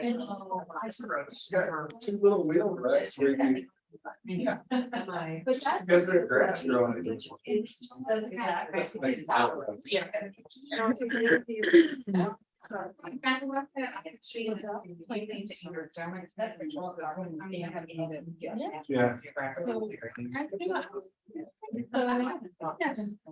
That's an easy thing. Yeah. I'm not gonna tell you what's wrong. Yeah. Well, usually that's how. Anyway, sorry. I didn't read your- I was completely understanding. But on Sunday. It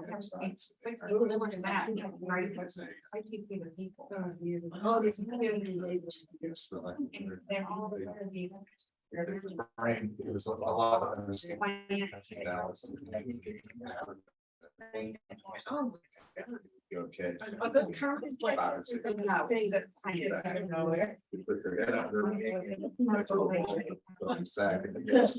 But the speaker was right.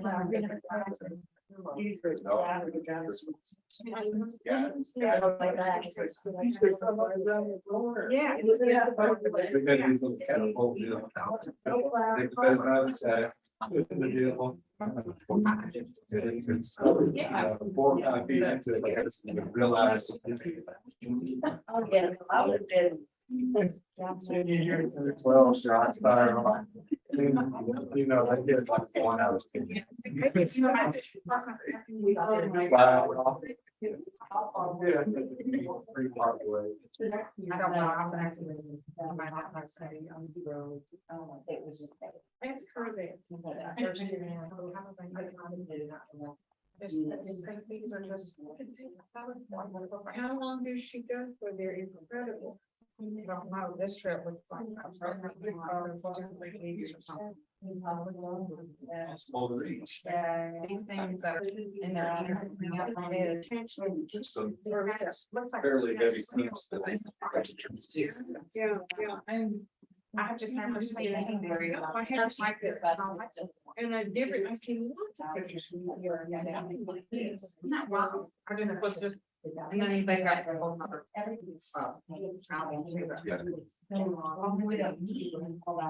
Regularly. Then when you do. It's my age. Rehash something. Well, this is what the reporter. Right. And you're. It was something that we Still improves better. But we will be able to earn it. There is some.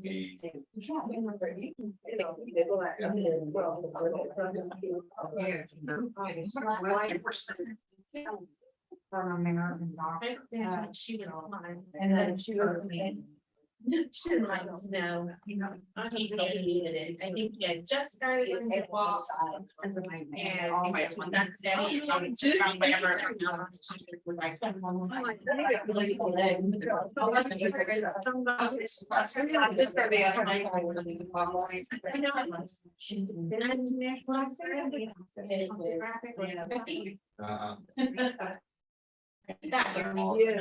Summer goes. Something. For So not. years. We did not- we did not- You know, you're and you're in a, air conditioned restaurant, and then you walk outside, you get hit in the back. That's what it's like walking into the room, you just walk out. even though- No, yeah. But yes, they walk. Her job. I feel like when I walked in, it kind of almost felt nauseous for a second, like I was going outside. And I was I like, walked in "Whoa." But it's opposite, it's like leaving, or air conditioning. Yeah. To walk outside. She didn't have- she had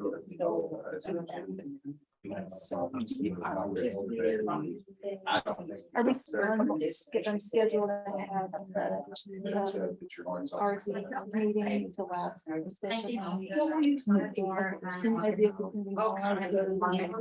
Two items submitted already from public works, but You know, we're having a project committee meeting next week, so I don't know. Something makes me think that's when John was in the database. What's the project committee? Well, he was, I think they were gonna discuss the projects, but present it.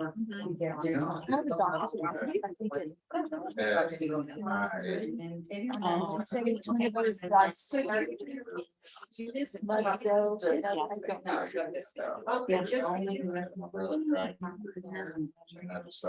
So. 7 miles to school, but I probably didn't pass. Doesn't. Except for you. It's so small. My packet is compiling and it's just names. Yeah. So you just and they all over the country, they're on retreats like this and trying to. For you. I love it. It's still back here. Do you remember them? Tim? Is it? For sure. Or places that do. They really are. Y'all share a lot of our controls. Which is gross. There's the verb. Yeah, I would agree. And it's But right. it's partially because of economics. We are lucky to have it. And like, you know. It's like, we're not spending more money on these people. Many years ago. And that's probably the attitudes. Yeah. And then. Forward That thinking, was very Yeah. good. very. But they still go to Starbucks in their I business. work with communities that don't have two necklaces. It is right now. Yeah, budgeting because of we did this. Like ability to pay. Oh, that's the next one, we'll do that and 75 million. It wasn't.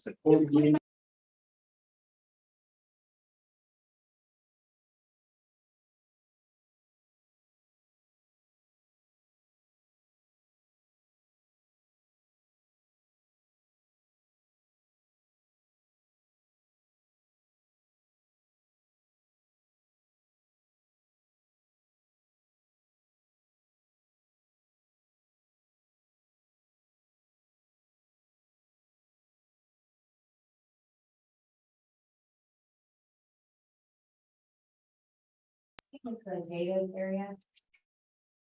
So. We're gonna get out early today. That hurt anybody's feelings? No. Mm-mm. You stay on time if you'd like to, but. Okay, so let's hit goal number 9. Infrastructure, facilities, and systems that support exceptional services and community growth. So. The first item that the staff is recommending for your consideration is 9.1 SI 7. And that is to establish an enhanced transit system. And then you can go to your big packet here and you can see what that looks like to them. To implement a rideshare program, evaluate proposal and feasibility study from, what is the HOP? Our transit district, our regional transit district. Okay, so just spell it out, HOP. In the plan? I would say Hill Country Transit District is probably, that's the proper name. Okay, Hill Country Transit District. District, okay, thank you. Evaluate proposal and feasibility study and then negotiate contract terms with them or a third party and present to council for contract authorization. Do you think all that can be done by then, friend? Yes. I think it's a priority, but, how do y'all feel about it? Wait.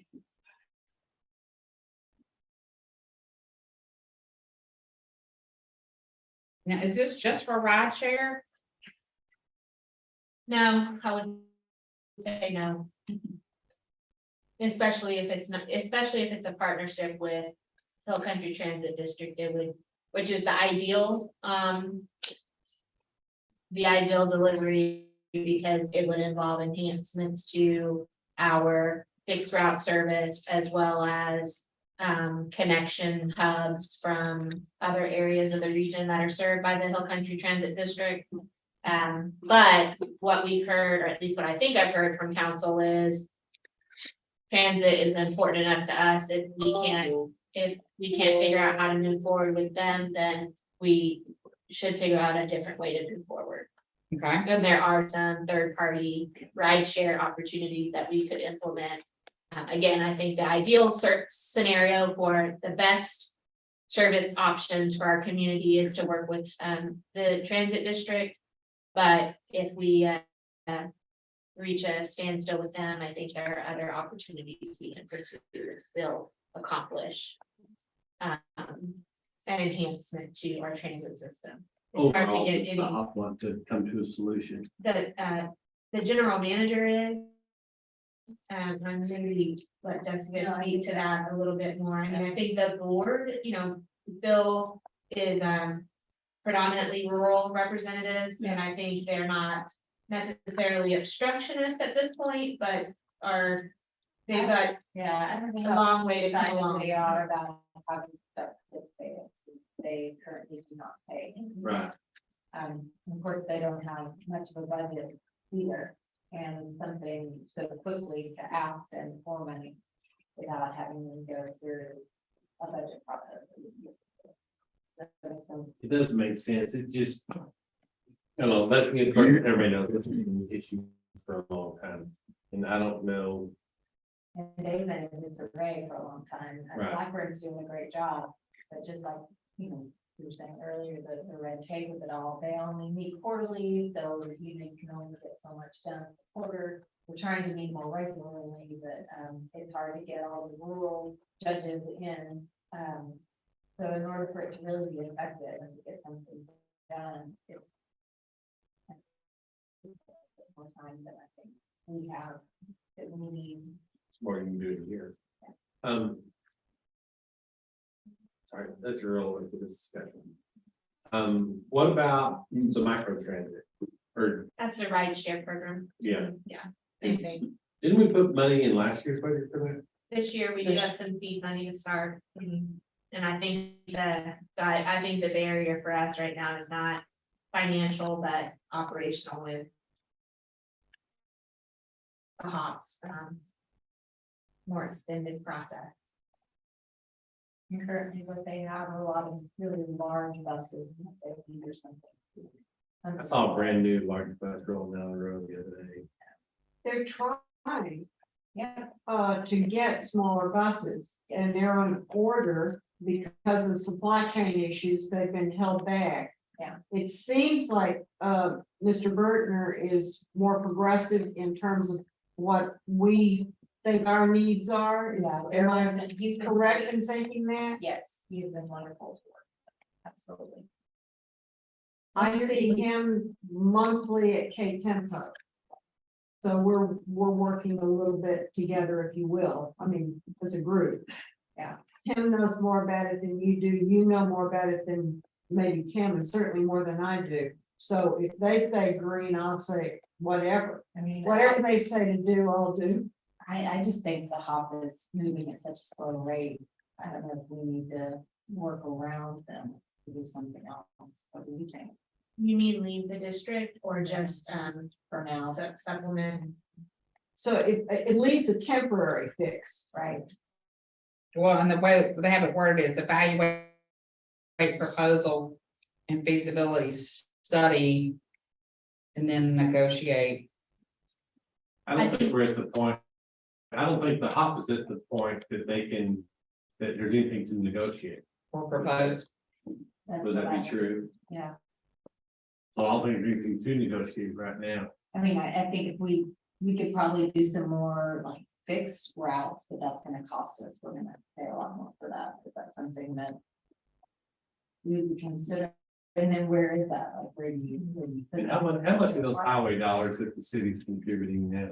I think the last year we funded them was like 147,000. That Because COVID. Yeah, The last 2 years, we hadn't contributed anything, which was strategically not a good. They've made a lot of less than ideal choices. And they have a good general manager in place now. But, you know, it takes a long time to right a ship that was going in the wrong direction. So I think, you know, for the purposes of today, you know, really, if you would focus on whether it's a priority to establish an enhanced transit system. And then we can start in more earnest determining whether we need to, if any opportunity to partner with the HOP exists, or if not, begin pursuing third party opportunities, which do exist and can be successful, I think. Could it be implemented in a year? I guess what I'm asking, is this a staff time? Priority or initiative, or is it a dollar initiative, or? I think it could be both. I think it's both. I think that we need to start definitely exploring. So I would agree with this. You would green light, establish an enhanced transit or explore. Explore. Okay, are y'all good with changing the language on that? From established to explore? When you recommended as green, Yes. Explore, or to both. I think we have to explore before we can establish. Yeah, explore to me makes no commit, I mean, using an action word like establish, I mean, you still have the point of, you know, go or no go, you know. I don't have the authority to do anything without y'all's approval. So I think the word you choose, like, are we looking for just a study that, you know, this feasibility assessment that bring, you know, over the next 12 months that brings back to y'all your options? Or are you looking more for the ability to arrive at an action, you know, that this is what we want to implement, go forward? I if think, we do that, are we in our minds quietly saying in the future we're severing relations with the HOP? No, I don't think so, not necessarily. I think that remains an option on the table. If it becomes apparent that they're not gonna be able to meet our needs. And I think that, you know, hopefully it doesn't happen, but there's a couple of there's at least a few challenges in that the HOP serves such a large geographic area that is very diverse in nature, in terms of super rural, fairly urban. It's controlled by rural interest, whereas the money and the ridership comes from the urban areas. So who is in charge of directing it and the people who actually pay and use the services are disconnected. You've got the fact that they've struggled as an organization for years financially and management wise, so they're having to kind of dig out of a hole. And then even when you look within the perspective of just the urban areas, I think Temple's interest in actually paying for enhanced transit services is different than the other side of the county. So it's a layered challenge to stay so connected with an organization that serves 9 counties, controlled by rural interest. And even the urban communities have distinctly, not necessarily different wish list, but priority and ability to pay for those items. So from a standpoint of, you know, getting things done, having our own transit district, you know, or taking control of our services ourselves, you know, is what is the path to most efficient from that standpoint. But then we're, you know, at this point, we've been out of the transit system, transit delivery for 20 years, 25 years. So that's an entire, you know, additional operation to stand up and, you know, manage staff for, and so from that standpoint, staying with the district is, With the hump. yeah, so. they meet certain needs, but I think we need to look beyond them. The way it has worded right here is negotiate terms with HOP or third party.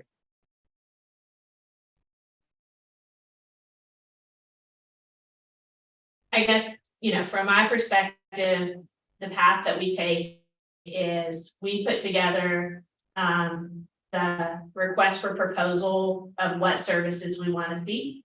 And we give the HOP an opportunity to submit a proposal to, can you provide these services? At what cost and how quickly?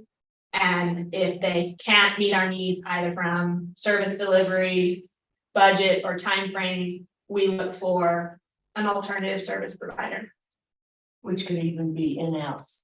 It could be in-house. So if you added a third, the HOP existing system, third party or in-house. I would, yeah, so this sheet, I would probably maybe redo this just a little bit to develop a scope of the program, like what services do we want offered? And I think we have a good start on that from our mobility master plan. And then, seeing proposals, evaluate proposals, and negotiate and implement. Okay. So largely what this says, but maybe just Said in a better way. Yeah, I can reword some of it for you, and y'all have a chance to wordsmith it one more time too before it goes to final. Okay, so is this green light or yellow light? Green. Okay, Green. Like we said to you, we're not very good with color. We like green. okay, everybody likes green. Okay, 9 SI 5 on the next page. Expand the capacity of the Temple Belton wastewater treatment plant. Kind of required now, isn't it? It's what? Required, Yeah. correct, staff? I think this is, it would be difficult to put this as yellow or red. Very politically worded. Okay, so SI 11, expand the capacity of the Dozier Farm wastewater treatment plant. Analyze, review industrial parks growth and demands, construct TVP plant expansion, and then construct plant expansion. And they said, not constructing this year, that was 0%, but. They're all obviously green. Green. We shouldn't even have a 9. We should have had this one. Okay, With a sweet and things. all right. 9 doesn't reflect a 9th priority. No, It's- I know. Okay. I'm just making a smart ass remark. Okay, the next one is 9 SI 14. They recommended complete the sewer basin assessment and repair identified deficiencies. This is just a continuation of our sanitary sewer overflow reduction program where we're going basin by basin and doing a full evaluation and then coming back with necessary maintenance and capital projects. How many coal basins? 5? 7, I believe. 7? So this is the green light. It's ongoing. It would be very difficult to put in yellow. Yes. And then making fun of me. Okay. And then as you do the studies, you've always. I don't know what page Troy. You might have to spread the Always. improvements out over more years. No, I mean to put it yellow. We had a history of Maybe on the doing red. that. Or green. Big, big.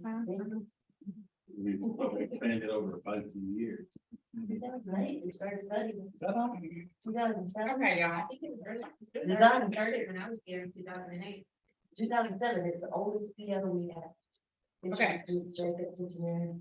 The next item says. It says page 4 of 5, but I think they got it reversed. It's really page 5 of 5. And 4 of 5 is on the next page. So let's.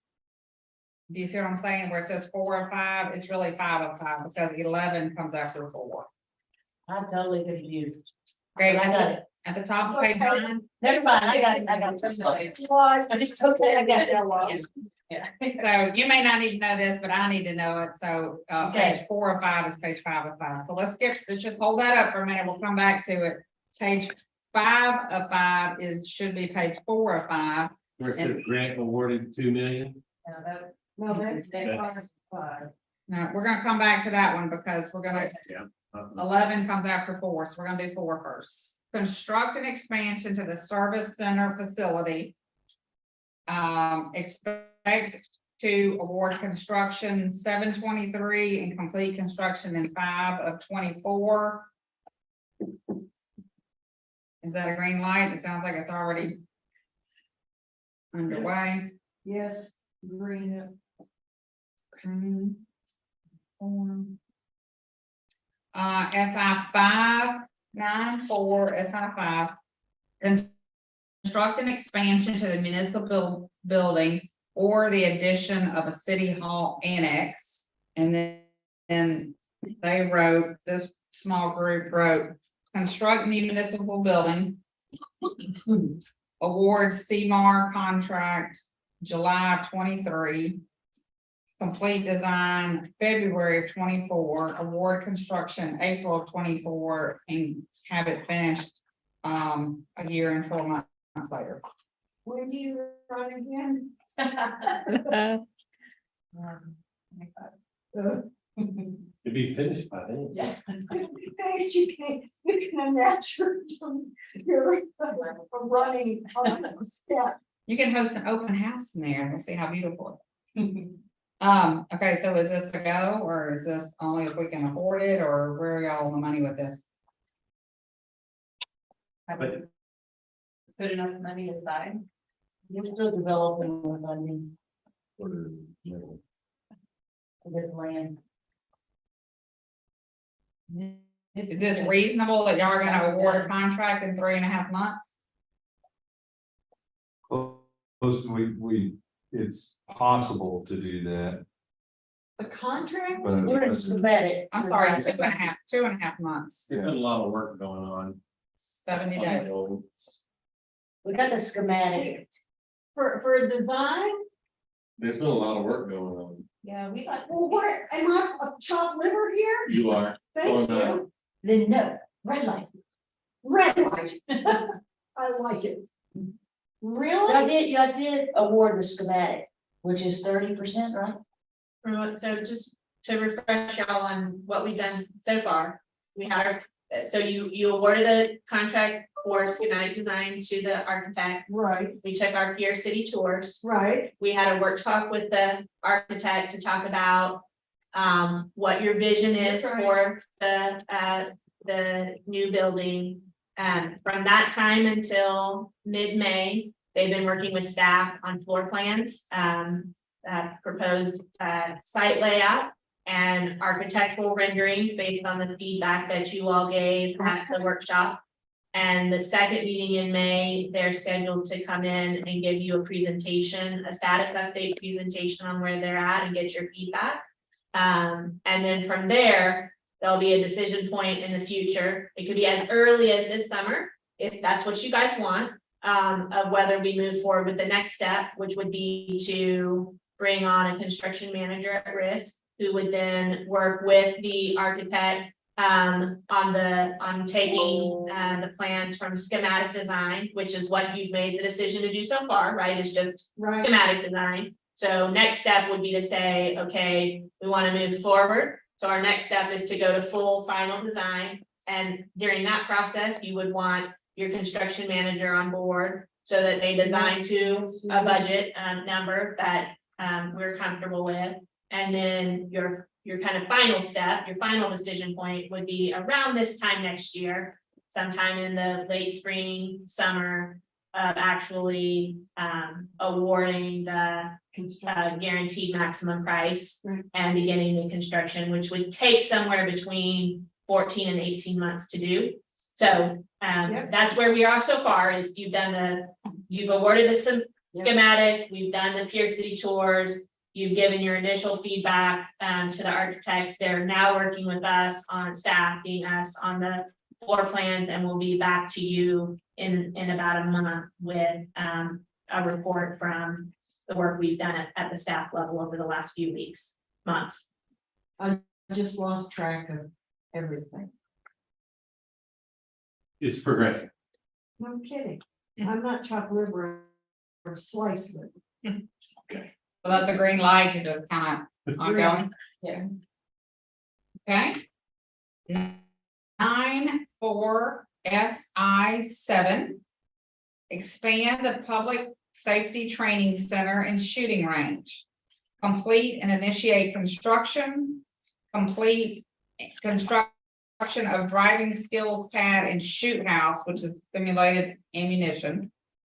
And they wrote same exact thing. Okay. That's all green. Okay. All right. Okay. 9-4-SI-11.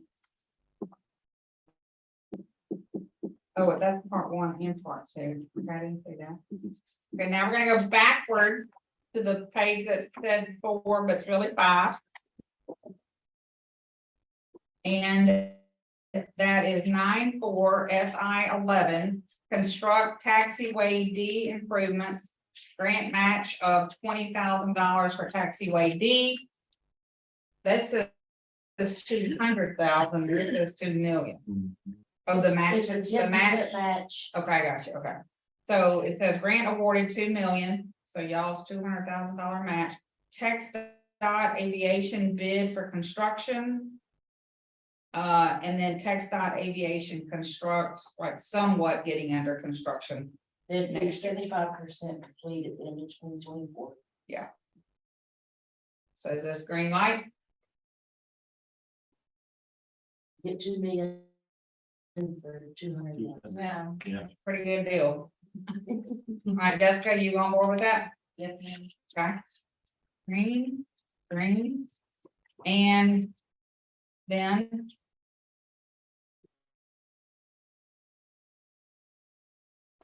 We also have implement smart growth CIP, which is new, let's see, 9-5. All right, I'm going back to the master here, 9-5. What number in the colored settings are we? Okay, we're starting, isn't it? Blue? Okay, it's not on here, it's not on here, it's brand new, I'm sorry, Reason I can't find it. sorry. And then, so this was an additional thing suggested that implement smart growth capital improvement program. So this is obviously not a new program for us. This is incorporated our TCIP and utility CIP program. I just realized through this process that we don't actually have that listed as an initiative like we do for places and spaces and public safety. So Brian added it in as a new, just to make sure it's in the books or on the books, whatever here, so. If we go back to 9.4 with the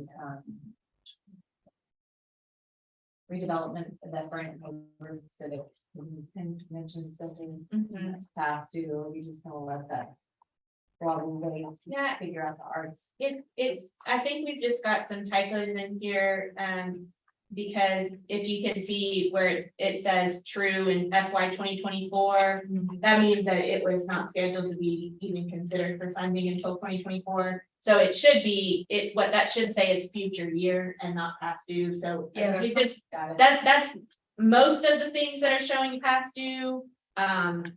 Not all of them, but many of them are just related to the fact that really they should be saying future year, because the funding was it in place until a future Yeah, year. whatever's triggering that, there's something wrong in the algorithm, because you can go, don't pay as much attention to the status as you pay attention to the year on the right-hand side. That's the year that it says y'all weren't gonna start the redevelopment of this facility until fiscal year 24. So, but I don't see that anywhere in here. Is that something that we need to add? And just, you know, at this point, I think that we've more or less, come to the conclusion that the North Arts District is not likely viable, in this area. So from my perspective, we now turn our attention to reinvesting in this facility, kind of in a right-sized way. So understanding that we're not trying to turn this into a full-scale convention and conference facility to meet the community's needs, you know, for the next 40 years. But it serves an important purpose for our community, especially as a civic center where we can host proms and weddings and quinceaneras and things like that, military balls, that really aren't necessarily what you would want taking up you know, programmatic space in a proper convention center, which is built to attract people coming and staying in hotel rooms. And that's typically not what's happening when you got, you know, a military ball or a prom happening. But the community, it is an amenity to the community and important to the community to have a space to host those types of events. So we still see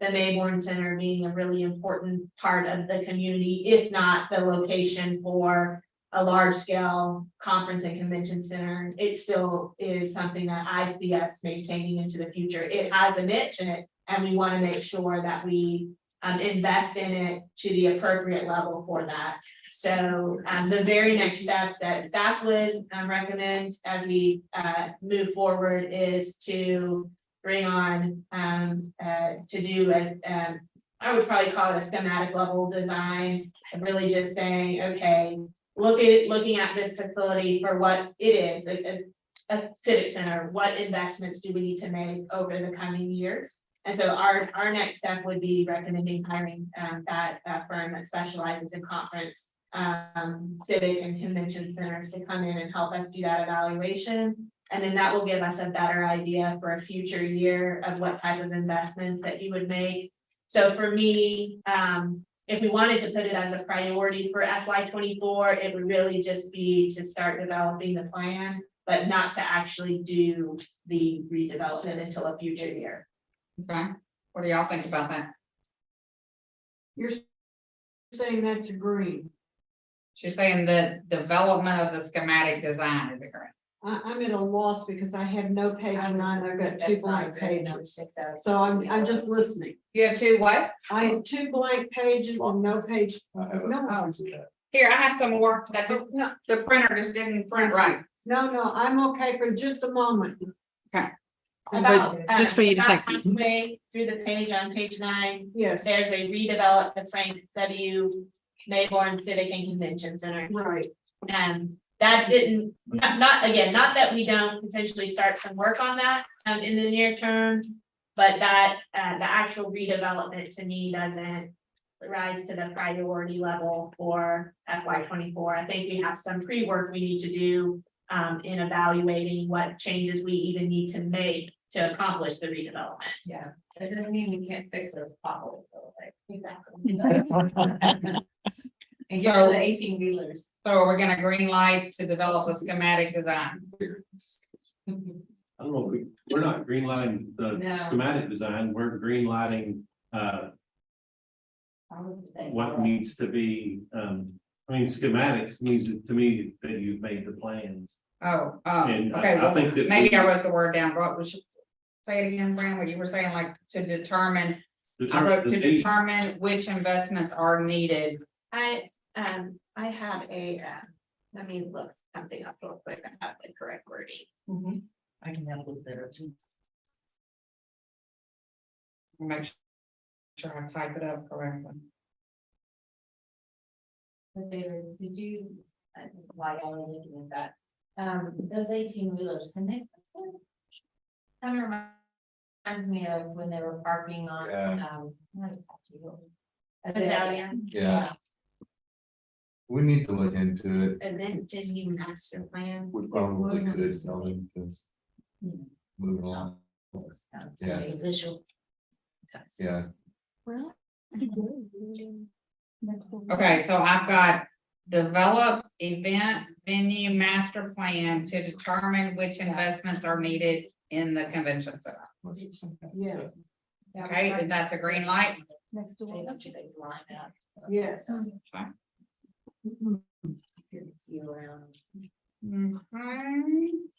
And then here, okay, so looking back at 9, 4, yes, 12. Okay, looking back to number 9, is there anything that staff didn't identify that's important to y'all, like that one? Like that one jumps off the page, that's not included but needed to be? Is there anything else on there? I was just curious about it, just because of the North Arts District, I'm not like. I'm just noting.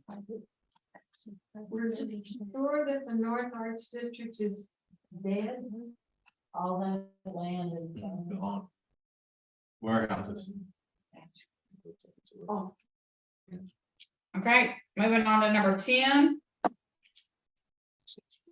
Right, y'all on the last one.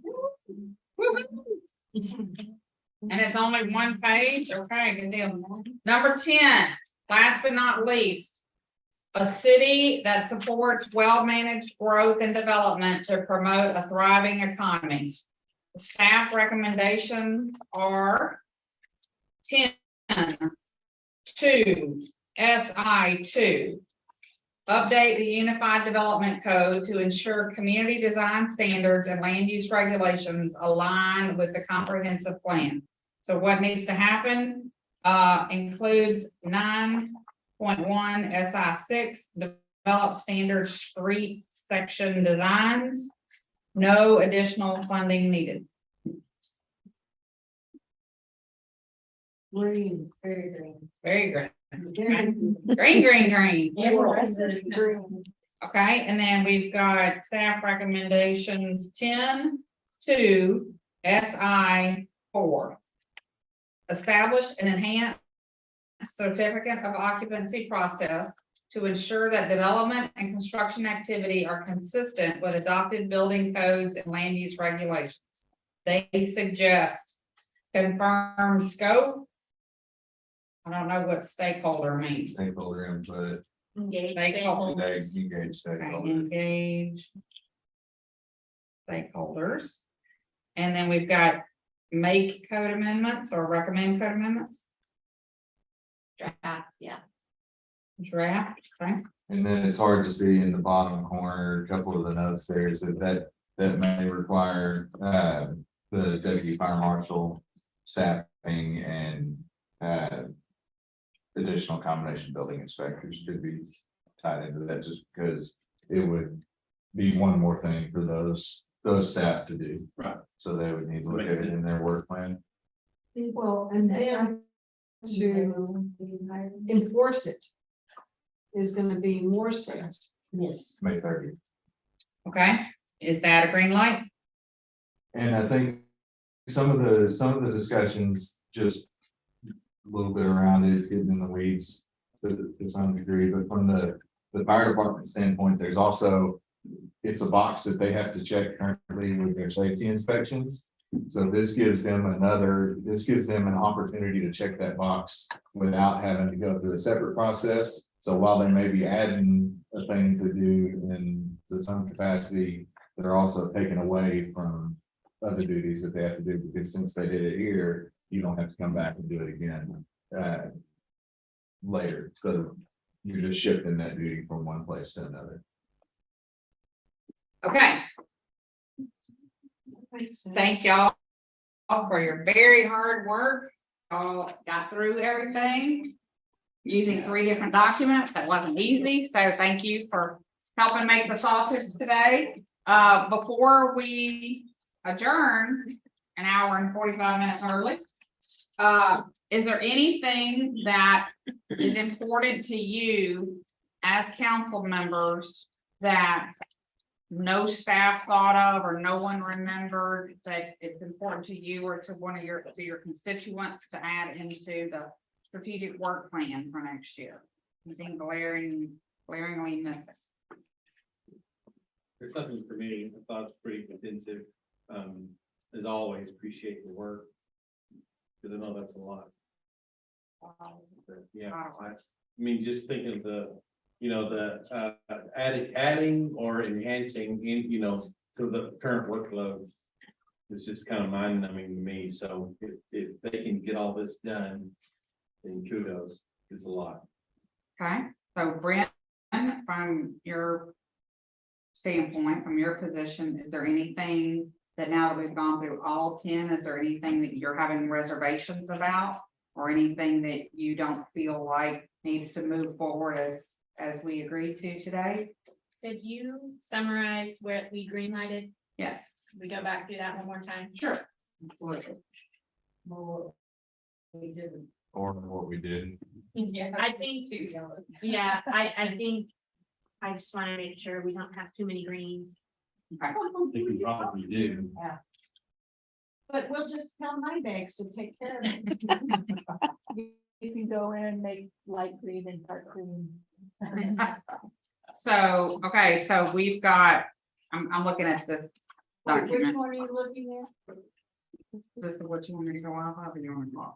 I think this one Thank- probably This- gonna have a high level one.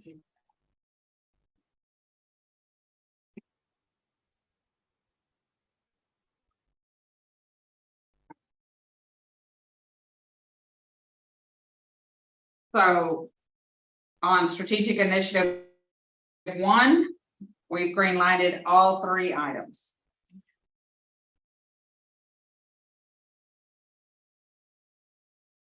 Strategic initiative number 2, we green lighted the 1 item. Okay.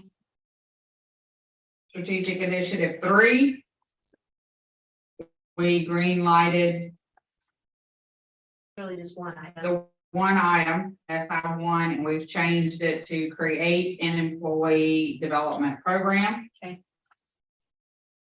Strategic initiative 4, So, 3.2.OP1, that's just the just overarching, continuing, yeah, okay. yeah. And it really goes into strategic initiative 1, really. Well, I mean, they kind of both overlap, so performance excellence. Okay, strategic initiative 4. We're just taking out the language of the years, conduct an update to the city's strategic plan. That's green lighted, and then establish a regional coalition with green lighted. Strategic initiative 5. Everything on the main sheet has been kind of eliminated for now, and everything boils down to 1 sentence. Develop a community engagement program. That was green lighted. Number 6. Site selection for library. Is yellow lighted. Okay. SI2 is green lighted. SI3, Summit Recreation Center is green lighted. We're combining 4 and 8 and we're eliminating the word north. So we're developing a arts district plan and evaluate the potential of establishing an arts commission, both green lighted. SI11 is red. It's done. Yeah, I'm taking it off, yeah. We've added a, A little late for that. but in its place, we've added to Implement, parking. yes, new implement downtown parking management program. Okay, That's been green lighted. all right.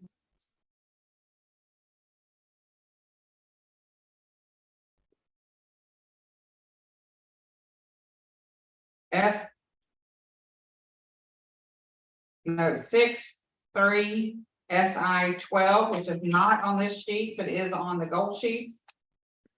Architectural design, reinvestment zone, small business coalition, coordination and construction. Green lighted. For the community market, okay. What that one? Yeah, I think, develop a management plan for the Santa Fe community market. Okay, I don't think I. Hang on a minute. Sure, I don't think I noted that was. For that. Thanks. 312.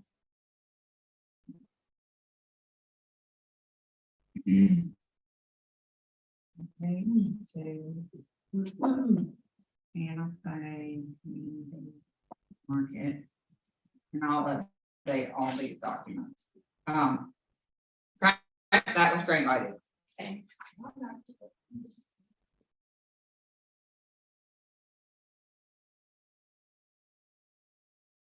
Nothing there. Number 7. SI 1 is green lighted. But no rankings, which I count that bullet point, so just the top one. SI 2 is green lighted. And SI 6 is green lighted. Okay.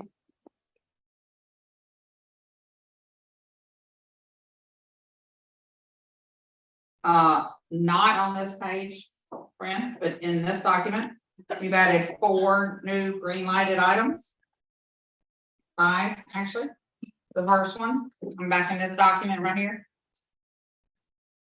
Goal number 7, implement the Temple Rapid Revitalization Corporation. Okay. Green lighted. Second one, pursue a memorandum of understanding with Bell County and other taxing entities for the sale of foreclosed property. Green lighted. What page you on? This is the one that's not. On number 7 of, look right here, this number 7 of this document that's printed, not handwritten. It didn't make it to my list, but it made it to the staff's list. Yeah. Right? Okay, so the first one, the second one are green lighted.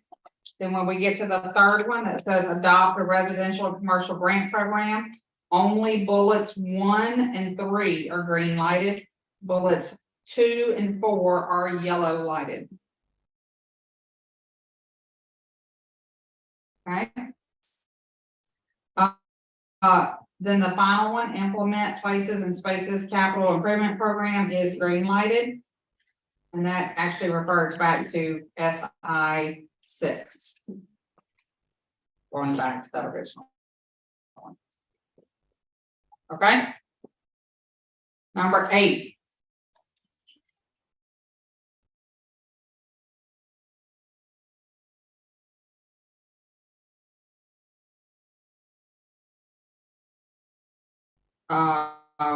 Number 10 is completed.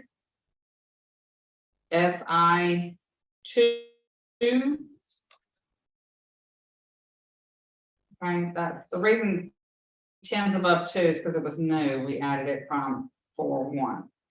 Right, number 8-1-2. Implement a 10 district patrol system that's green lighted. And develop a staffing plan for the expanded animal shelter is green lighted.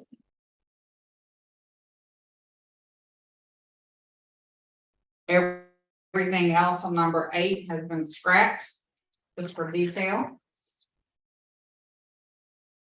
Goal number 9. What about design and construct a transformational campus for those experiencing homelessness?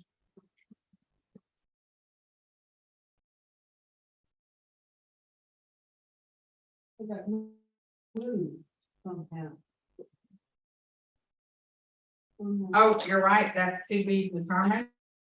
So that has not been named yet, so I'm gonna say Alicia, assign a new number. Okay, design and construct a transformational campus for those experiencing homelessness. That was green lighted. And then, and the fire department three recommendations were yellow lighted. About 2 battalions, additional squads, additional personnel, admin staff. All three of those items were yellow lighted. Okay. Okay, sorry, that's all out of order, but I'll get it in order. I'll put it back in order for you. And then discard everything on the next page of 8. Number 9. Everything is green lighted. So back to this sheet. 7, 5, 11, 14, 4, 5, 7, 11, and new are all green lighted.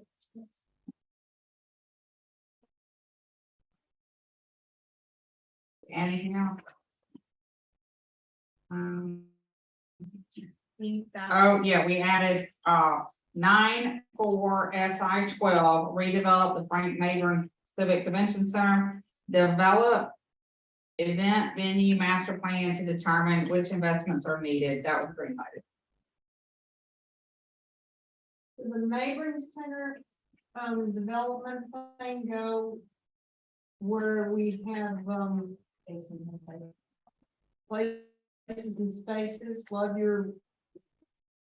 Yeah. It is, a lot of these have a lot of crossover between each other. I think we've tried to put all of the facilities under goal 9. Makes sense, yeah. But I mean, you know, like, for example, expanding the public safety training center, it could go under goal 8 with public safety. So it's just a judgment call, and we just try to be consistent. Right. We're just trying to honor this document as Yeah. much as we can, so. And then number 10, both items were green lighted with no addition. Okay. Any other questions? I know, You still feel good about I it? do feel like that's, all reasonable. You do feel like it's all right? I do. Okay, so, I will get all this typed up and get you a draft within a month, and then we can make any edits, and then you can start plugging it in with your budget stuff as needed. And then whoever needs to look at it, we can make any edits, and then I will get it to my graphic designer, and get y'all a usable, workable plan. And I recommend, after all the work that y'all did today, and after all the work staff did last month, that you actually really work this plan, that it becomes a staff document, a council document. I hope that you'll pull it out, and use it on a regular basis, and say, where are we on this? And some things are gonna take longer than you thought, some things are gonna be quicker than you thought, but at least to be a roadmap for you to implement for those 12 months. And then when you come back after that, it'll feel even more streamlined to manage. Okay, What document is most easily used by everybody? I like this one. But working on pre-documents, et cetera, I guess ultimately, what? I'm gonna only give you one document. Okay. So what I'm gonna do, Fold it into this document? this is a document that y'all have adopted in council, so I don't have the authority to change it, but I'm gonna write everything down last month and this month that everyone told me needs to be changed. And I'm gonna get it to Bryn, and then Stacy or whoever owns this database needs to clean that up, and then clean up all these Right. misidentifiers of past due stuff. Yeah. And then I would recommend that y'all re-adopt this kind of in its working form. And then you're gonna adopt a 23-24 strategic work plan. That's gonna look kind of like that. So this is your overall strategic plan. Multi-year Everything in there, Plan, 6 years. annual plan. This is annual. Yes. Yeah. Full, and everything here should also be in here. That's correct. And this is just pulling out the top priorities for the next year. And we pulled out of this document everything that was been completed, because it was like 40 pages. So everything that they already finished is not in here anymore. This was only ongoing, on track, past due, future. Okay, so yes, you will have only one document, but I took a bunch of notes, and I'll make sure that Brent and I are on the same page with the wording that needs to change, and the things that moved places and where they live and things. Okay, any other comments, questions? Everybody feel good about this? Yes. Okay. Well, good. Well, thanks so much for your hard work. I appreciate y'all being here and I'll talk to you soon. Good. Thanks. Thank you. Thank Thanks, Is there council. anything else? Appreciate all your time and energy today. Can, Yes. get Alicia to show you the pictures her friend took before you leave. Yeah, one of my sorority sisters is working in Ethiopia right now. I'm just showing her.